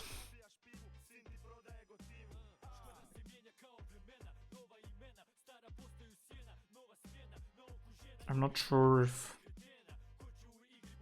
Like, I had the shadow across her body earlier.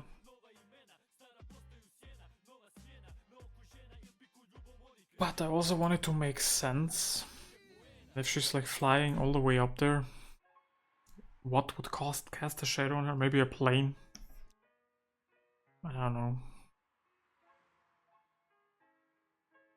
Maybe it doesn't have to make sense. Just make something.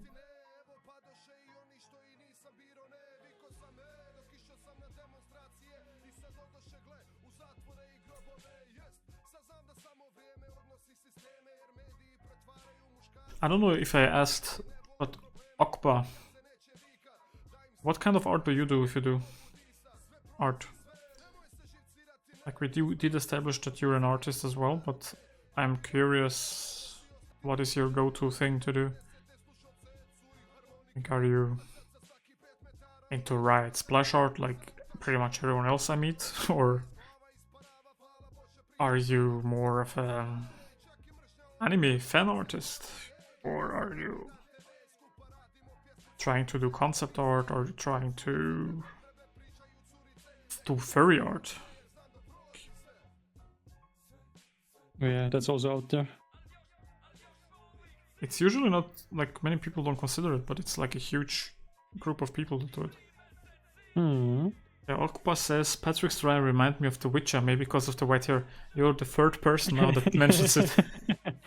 Yeah, I said it earlier. CK said it as well.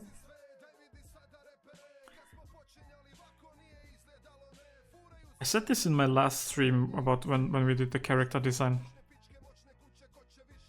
But having your character remind you of someone is not always a bad thing. Obviously you don't want a ripoff. But sometimes people think of something nice. Like, it's if it's a character they like and it's not... I don't even know. Last stream I explained it really nicely. Now I can't think of the right explanation I had back then because I should have clipped it because I thought it was super useful. But the stream is on YouTube, so if anyone wants to watch it. Shameless plug for a new dad YouTube channel. My girlfriend really likes the name that I gave that YouTube channel. Have you heard the name, Patrick? Which one? The YouTube channel I made specifically to upload these streams to. No, I've not seen that. You know how it's called? I guess not. The Tomislav Art Cave? I don't know. It's Tommy's Life Arts. Tomislav's Art. Ah, okay, a good one. When she saw it, she loved it. She's like, oh yeah, that's so creative. It's an amazing name. Like, I had no better choice, so I just made a pun on my own name. Instead of Tomislav, it's Tommy's Life. Should have named my Twitch like that.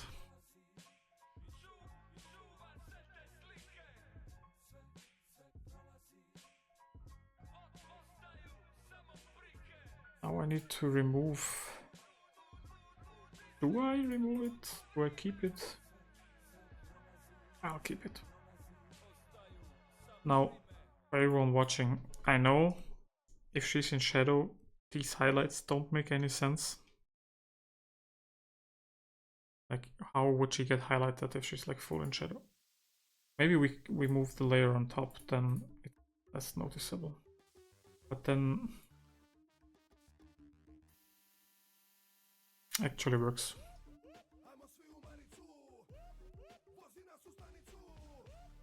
I will also add a bit of a gradient or a shadow.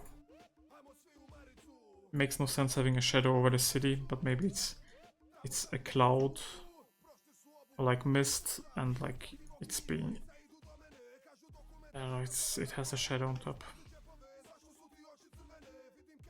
Just a tiny bit.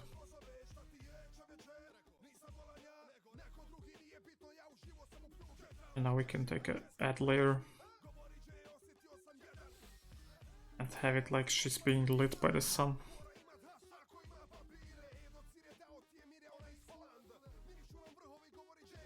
Especially for the golden hair, I think this would be really nice.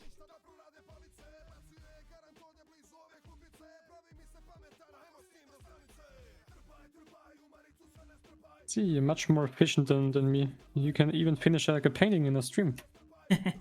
This is already the second stream we're working on this. Yeah, but even if I would do it like a second stream, even like a 12-hour stream, I would not be done maybe. Yeah, but I also picked a style that is a lot easier to do. And yeah, and I also rework my stuff a lot. So. And I have no expectations. If it sucks at the end of the stream, it was still a fun stream, and this artwork will never be seen again. Your artwork is for your portfolio, so you want it to be nice.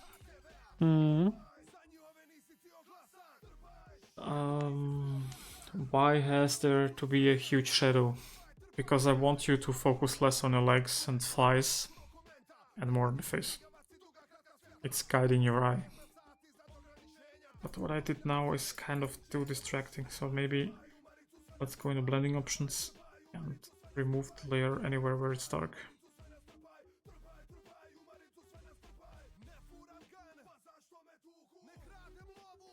Golden shine, but everywhere we have a shadow, there is no shine.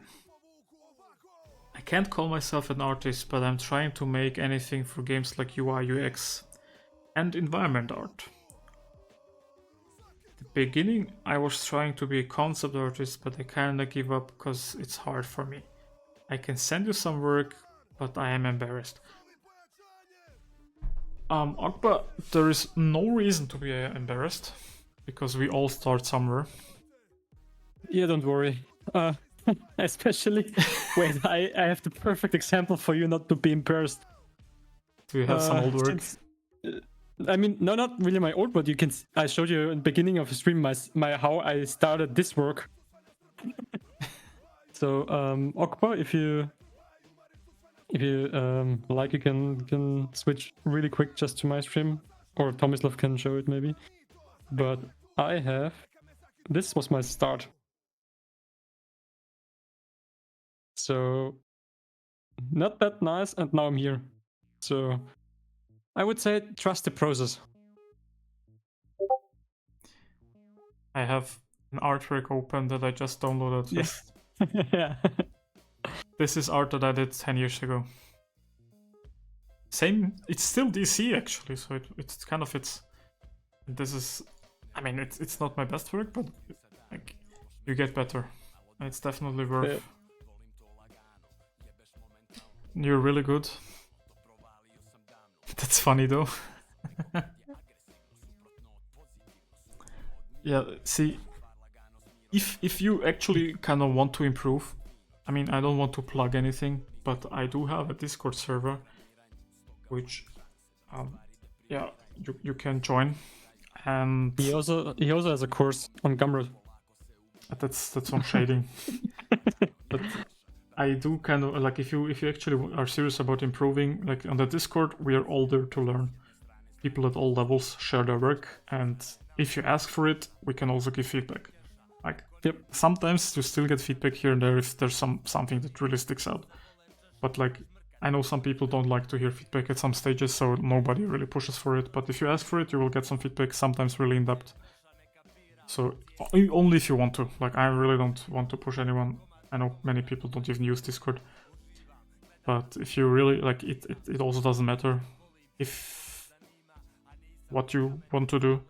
I've done light UI stuff in the past. If you want to do that, we have people that know 3D really well. We have people that are really good illustrators. Some are more specialized in concept art. Some people are experts when it comes to Chinese splash artists. Other people are like there's always someone who kind of does the same thing as you and can kind of give you a pretty cool opinion. It's not the biggest server, but it's active. And in my opinion, the size is actually a benefit. Like, I heard people say that before, and I definitely agree with them.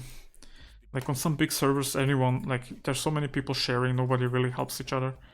But here we're like kind of smallish, and still like small. It's almost 300 people, but there's like a core users, I would call them, who are kind of hanging out and help each other. If you ever get stuck, you can tag the feedback squad. There's some, I would call them, hand-picked people who are very, very good at giving feedback and giving pretty good feedback. So if you tag the feedback squad, you will get at least someone that will. You can imagine like if you call the Avengers. Yeah, basically it's the art Avengers. If you like have a huge problem with your artwork, tag the feedback squad and someone will come. Either Shahir with his Chinese knowledge, Chinese splash art knowledge, or maybe Patrick with his illustration. I think you're like... I do everything. Yeah, now through the course, you're definitely probably one of the ones who has studied illustration the most. Probably, yeah. Like, obviously, like, I do have experience, but at this point, I would say you have like a lot more. Just because practice, I guess. Yeah, it's so much more Eric's practice now. Yeah, especially Eric's feedback and such. Like, you've worked with some amazing illustrators yourself now. And the same, I guess, goes for me and concept art now. I've done such a deep dive into this whole topic that... So there's always someone... And obviously you don't have to be an active member on the Discord, but it might be a nice thing to be a part of in case you do struggle with something and have a question.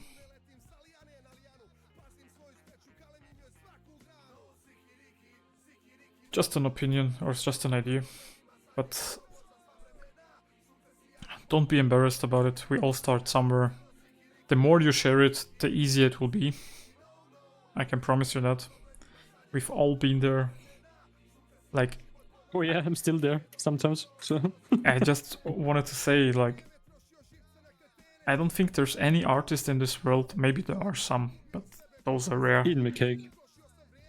Do He's you already probably one. know? He just loves everything. Or he's just so a person with such a good heart and playfulness. So.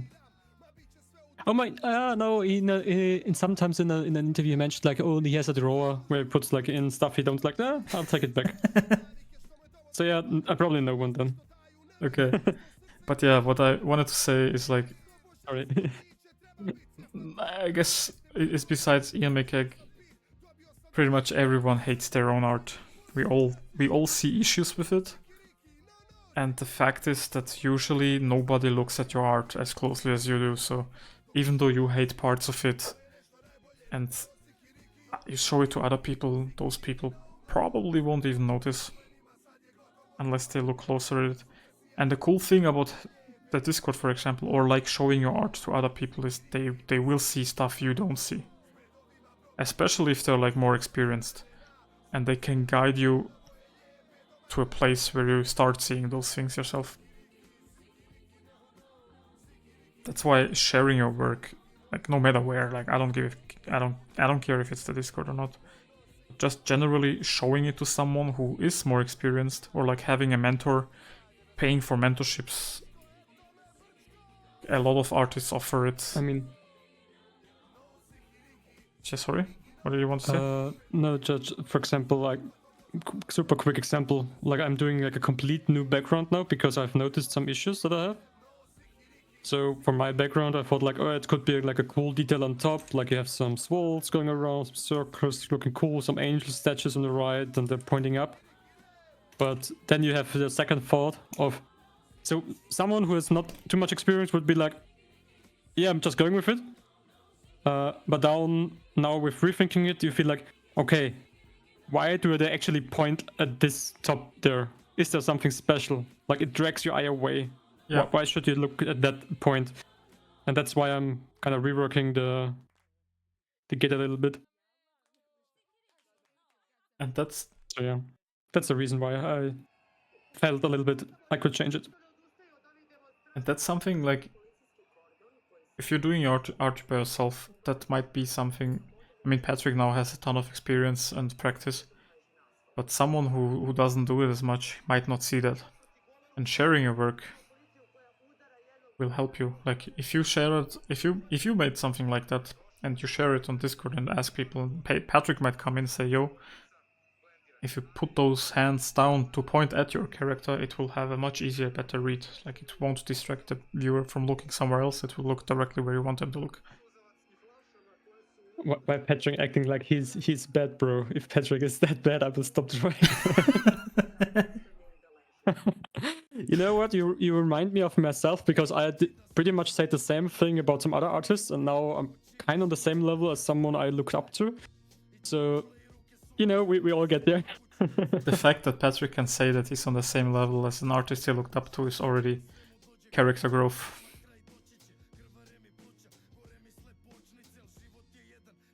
I guess I should switch over.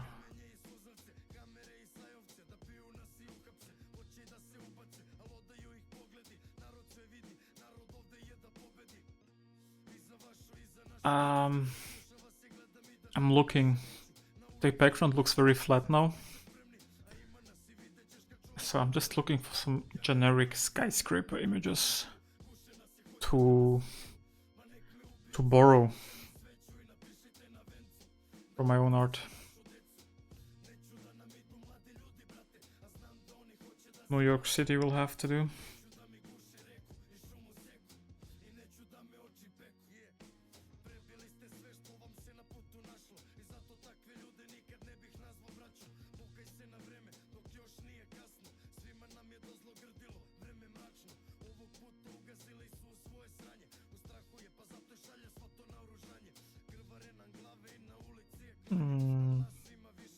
What part of it do I want?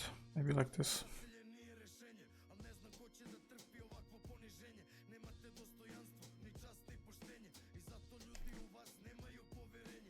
Yeah, Okpa. Hope Also that helped. something, I guess, for Okpa. If you don't feel too like merit, I guess, to your piece, since you're maybe still learning. If you don't like it, just have a big stroke and get rid of it. See if you then like it or not. So yeah.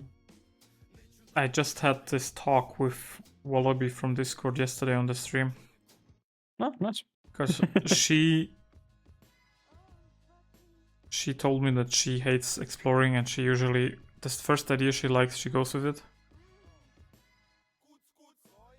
And like, if you want good art, explore more. Don't. It's actually good to not like your art in some cases. So, like you will probably push more to have something better. And sometimes, if you're like Patrick, like he's open to throw something away that he already put weeks of work into. Yep. Just it's also like super okay to make mistakes. Yeah, we all do them. Like no matter what your level is. And you learn from them, so I heard this last time from maybe another stream, but it wasn't an artist, it was someone else who said that the only way to learn is from mistakes. Like you don't learn from successes. Which honestly is a very nice quote. Like if you only do right stuff all the time, you don't know what the wrong stuff is. And how are you supposed to grow and learn if you're always perfect at everything? So every bad piece of work you do, every artwork that is kind of bad, is a step into becoming better. Even though you're not good yet, but step by step, you know, you will be there.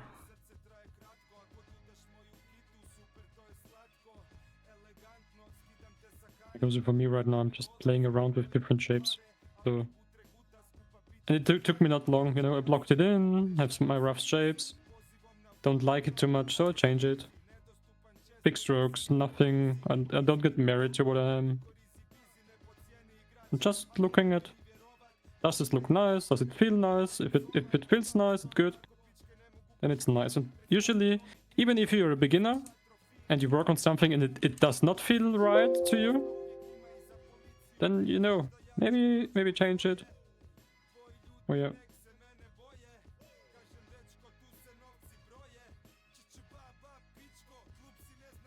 But also don't get too much into your head. If you just want to finish something, then finish something. Same thing I'm doing now. All I You're care in your own about head now?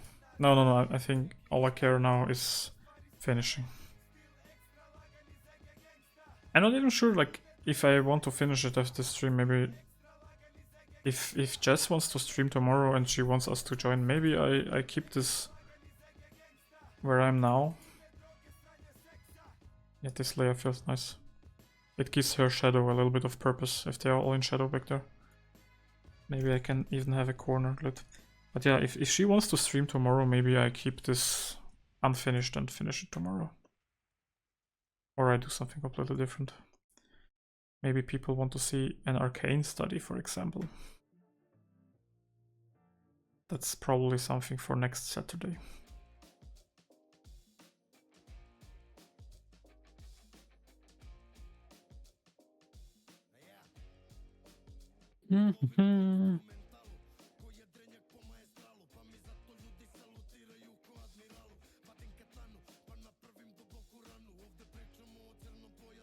I like this.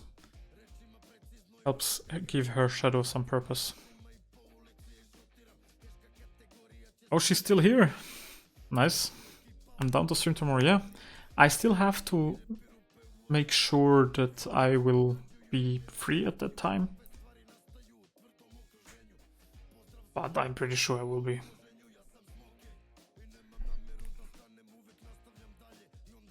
Oh yeah, we could for sure, CK, do your sketch tomorrow. That could be something for tomorrow.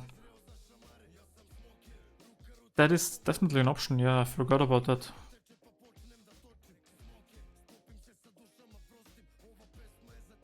You can change the time too.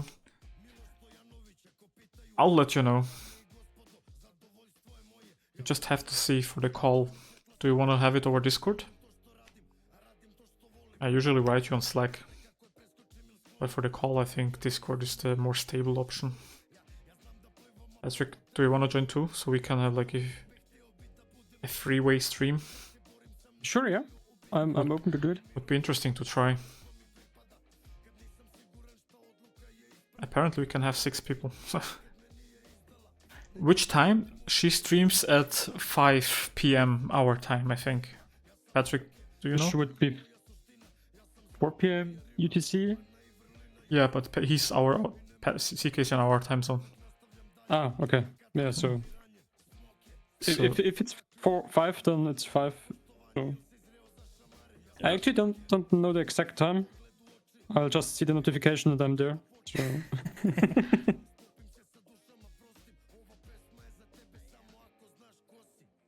I'm a bad view in that sense, I guess.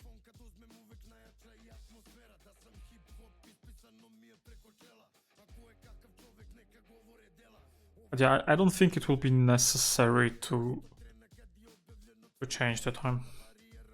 I appreciate you doing that, but the contrast is starting to bother me. It's too much. Yeah, a little bit. Especially on her chest and face. Oh yeah, you definitely don't focus on the face right now. Yeah. It's an artwork. It's just an artwork for Carsten. Yeah.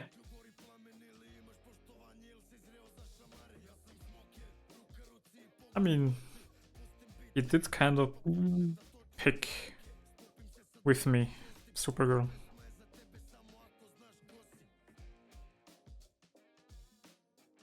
I will do some adjustment layers. Maybe I can remove some of the contrast in some areas.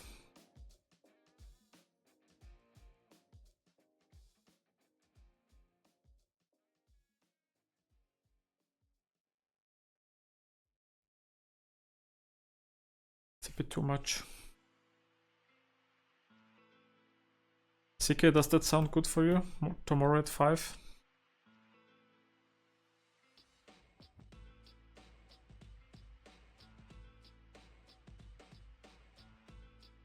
Since I'm probably gonna do your sketch. I'm not sure yet. I don't want to promise you a sketch tomorrow. Maybe I will do some work on this and start your sketch and finish the sketch another time. Or if I like, the plan now is to take a closer look at this tomorrow, and if I see that I don't like it, I will do some work on it, and depending on how long that takes, I will know if I can start your artwork or not.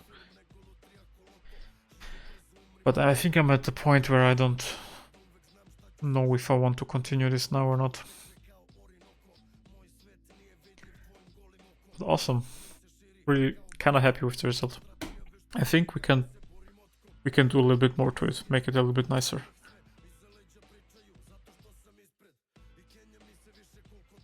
Actually, there's quite a lot of things we can do. I have a few of these.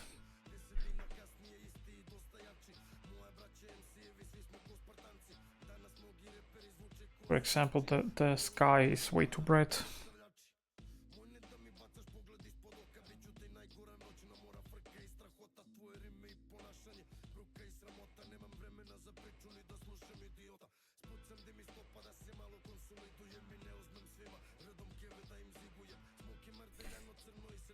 Now the hair doesn't... Yeah, let's...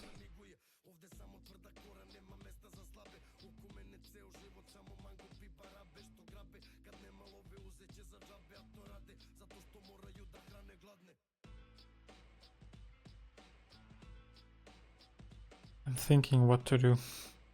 By the way, Okpa, where are you from? Like, you don't have to say the country or whatever. I know some people don't feel comfortable with that. Just generally time zone wise would be interesting. for future streams and whatever. I like to consider people who are watching, and I kinda know for everyone. But since you're new here, kinda curious. Yeah, and for me, don't expect a set plan. I'm just gonna live when I think I'm gonna live. So I mean, same is true for me, but I set Saturday as a fixed day, so I can keep myself accountable. But there are like occasional streams throughout the week. Algeria, nice. Pretty cool. that's a new one. I not have anyone from Algeria here in the stream yet. I don't think so either. Even on Discord, I don't think we have anyone from Northern Africa. We have Fant, who's in Saudi Arabia, or like in Dubai. And Shahir is in South Africa. So we have Flying people. planes, smuggling drugs. Oh, so he's in the same time zone as we are. Yeah, Shahir and his... Actually, his Twitch account links to his Instagram, where he has a picture of him as a pilot, which looks awesome. Ooh. But don't let him I've know not I seen it. found it.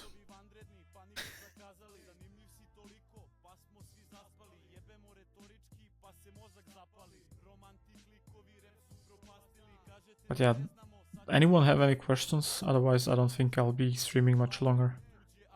Algerians don't speak English. Yeah, I know, a lot of them. Yeah, French.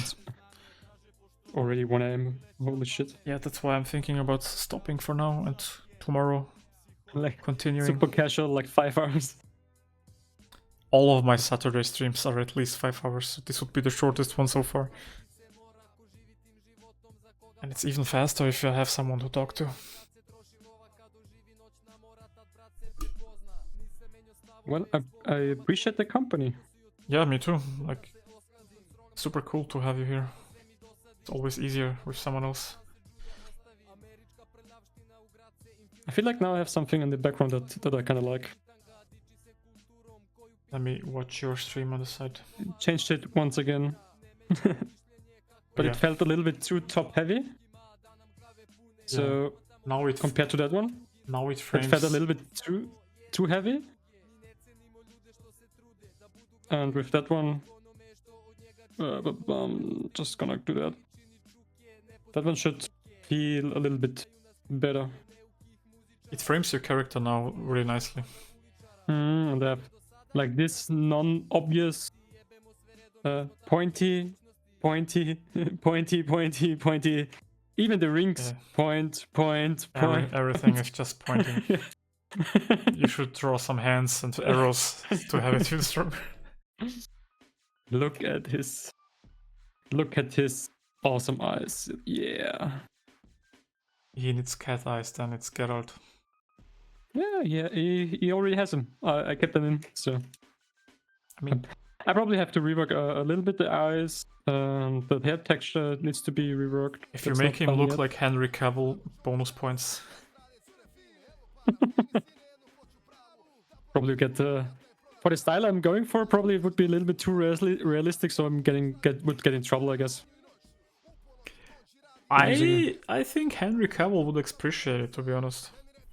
He's a very... He would be like, he's a "What's gamer." the IP? Let me be a star in the show." See, you might find some funding through him for your IP. Yeah. Just promise I him mean, a it's- lead role.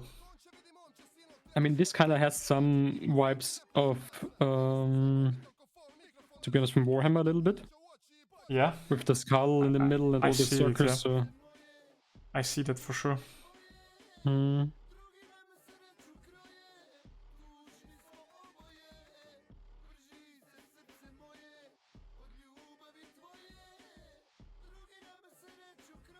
just for CK now.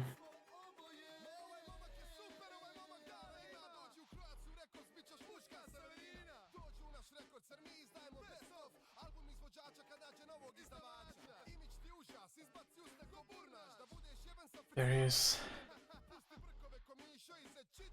When I was looking for Superman references, I saved the image of Henry Cavill specifically for likeness references. I mean, I don't think you're that far off if you want to make it look like him. Honestly. Not too far. Actually, not really too far, no. I not even had him as a reference there. You could also make it look like Nicolas Cage if you wanted. Penny would be very Yeah. happy. And then probably put a cape behind him. Yeah. But I do have to say that subtle change with the cape, I love it. Because now it feels like how it should feel. So everyone, even for it's Okpa or before, I reworked a little bit on the character. So that might be also like interesting for you, since a lot of people or startups, I guess, getting into art or whatever, they get some feedback of, yeah, I don't use too much reference, or this is my own stuff, whatever. But then you kind of miss out a potential level that you can reach.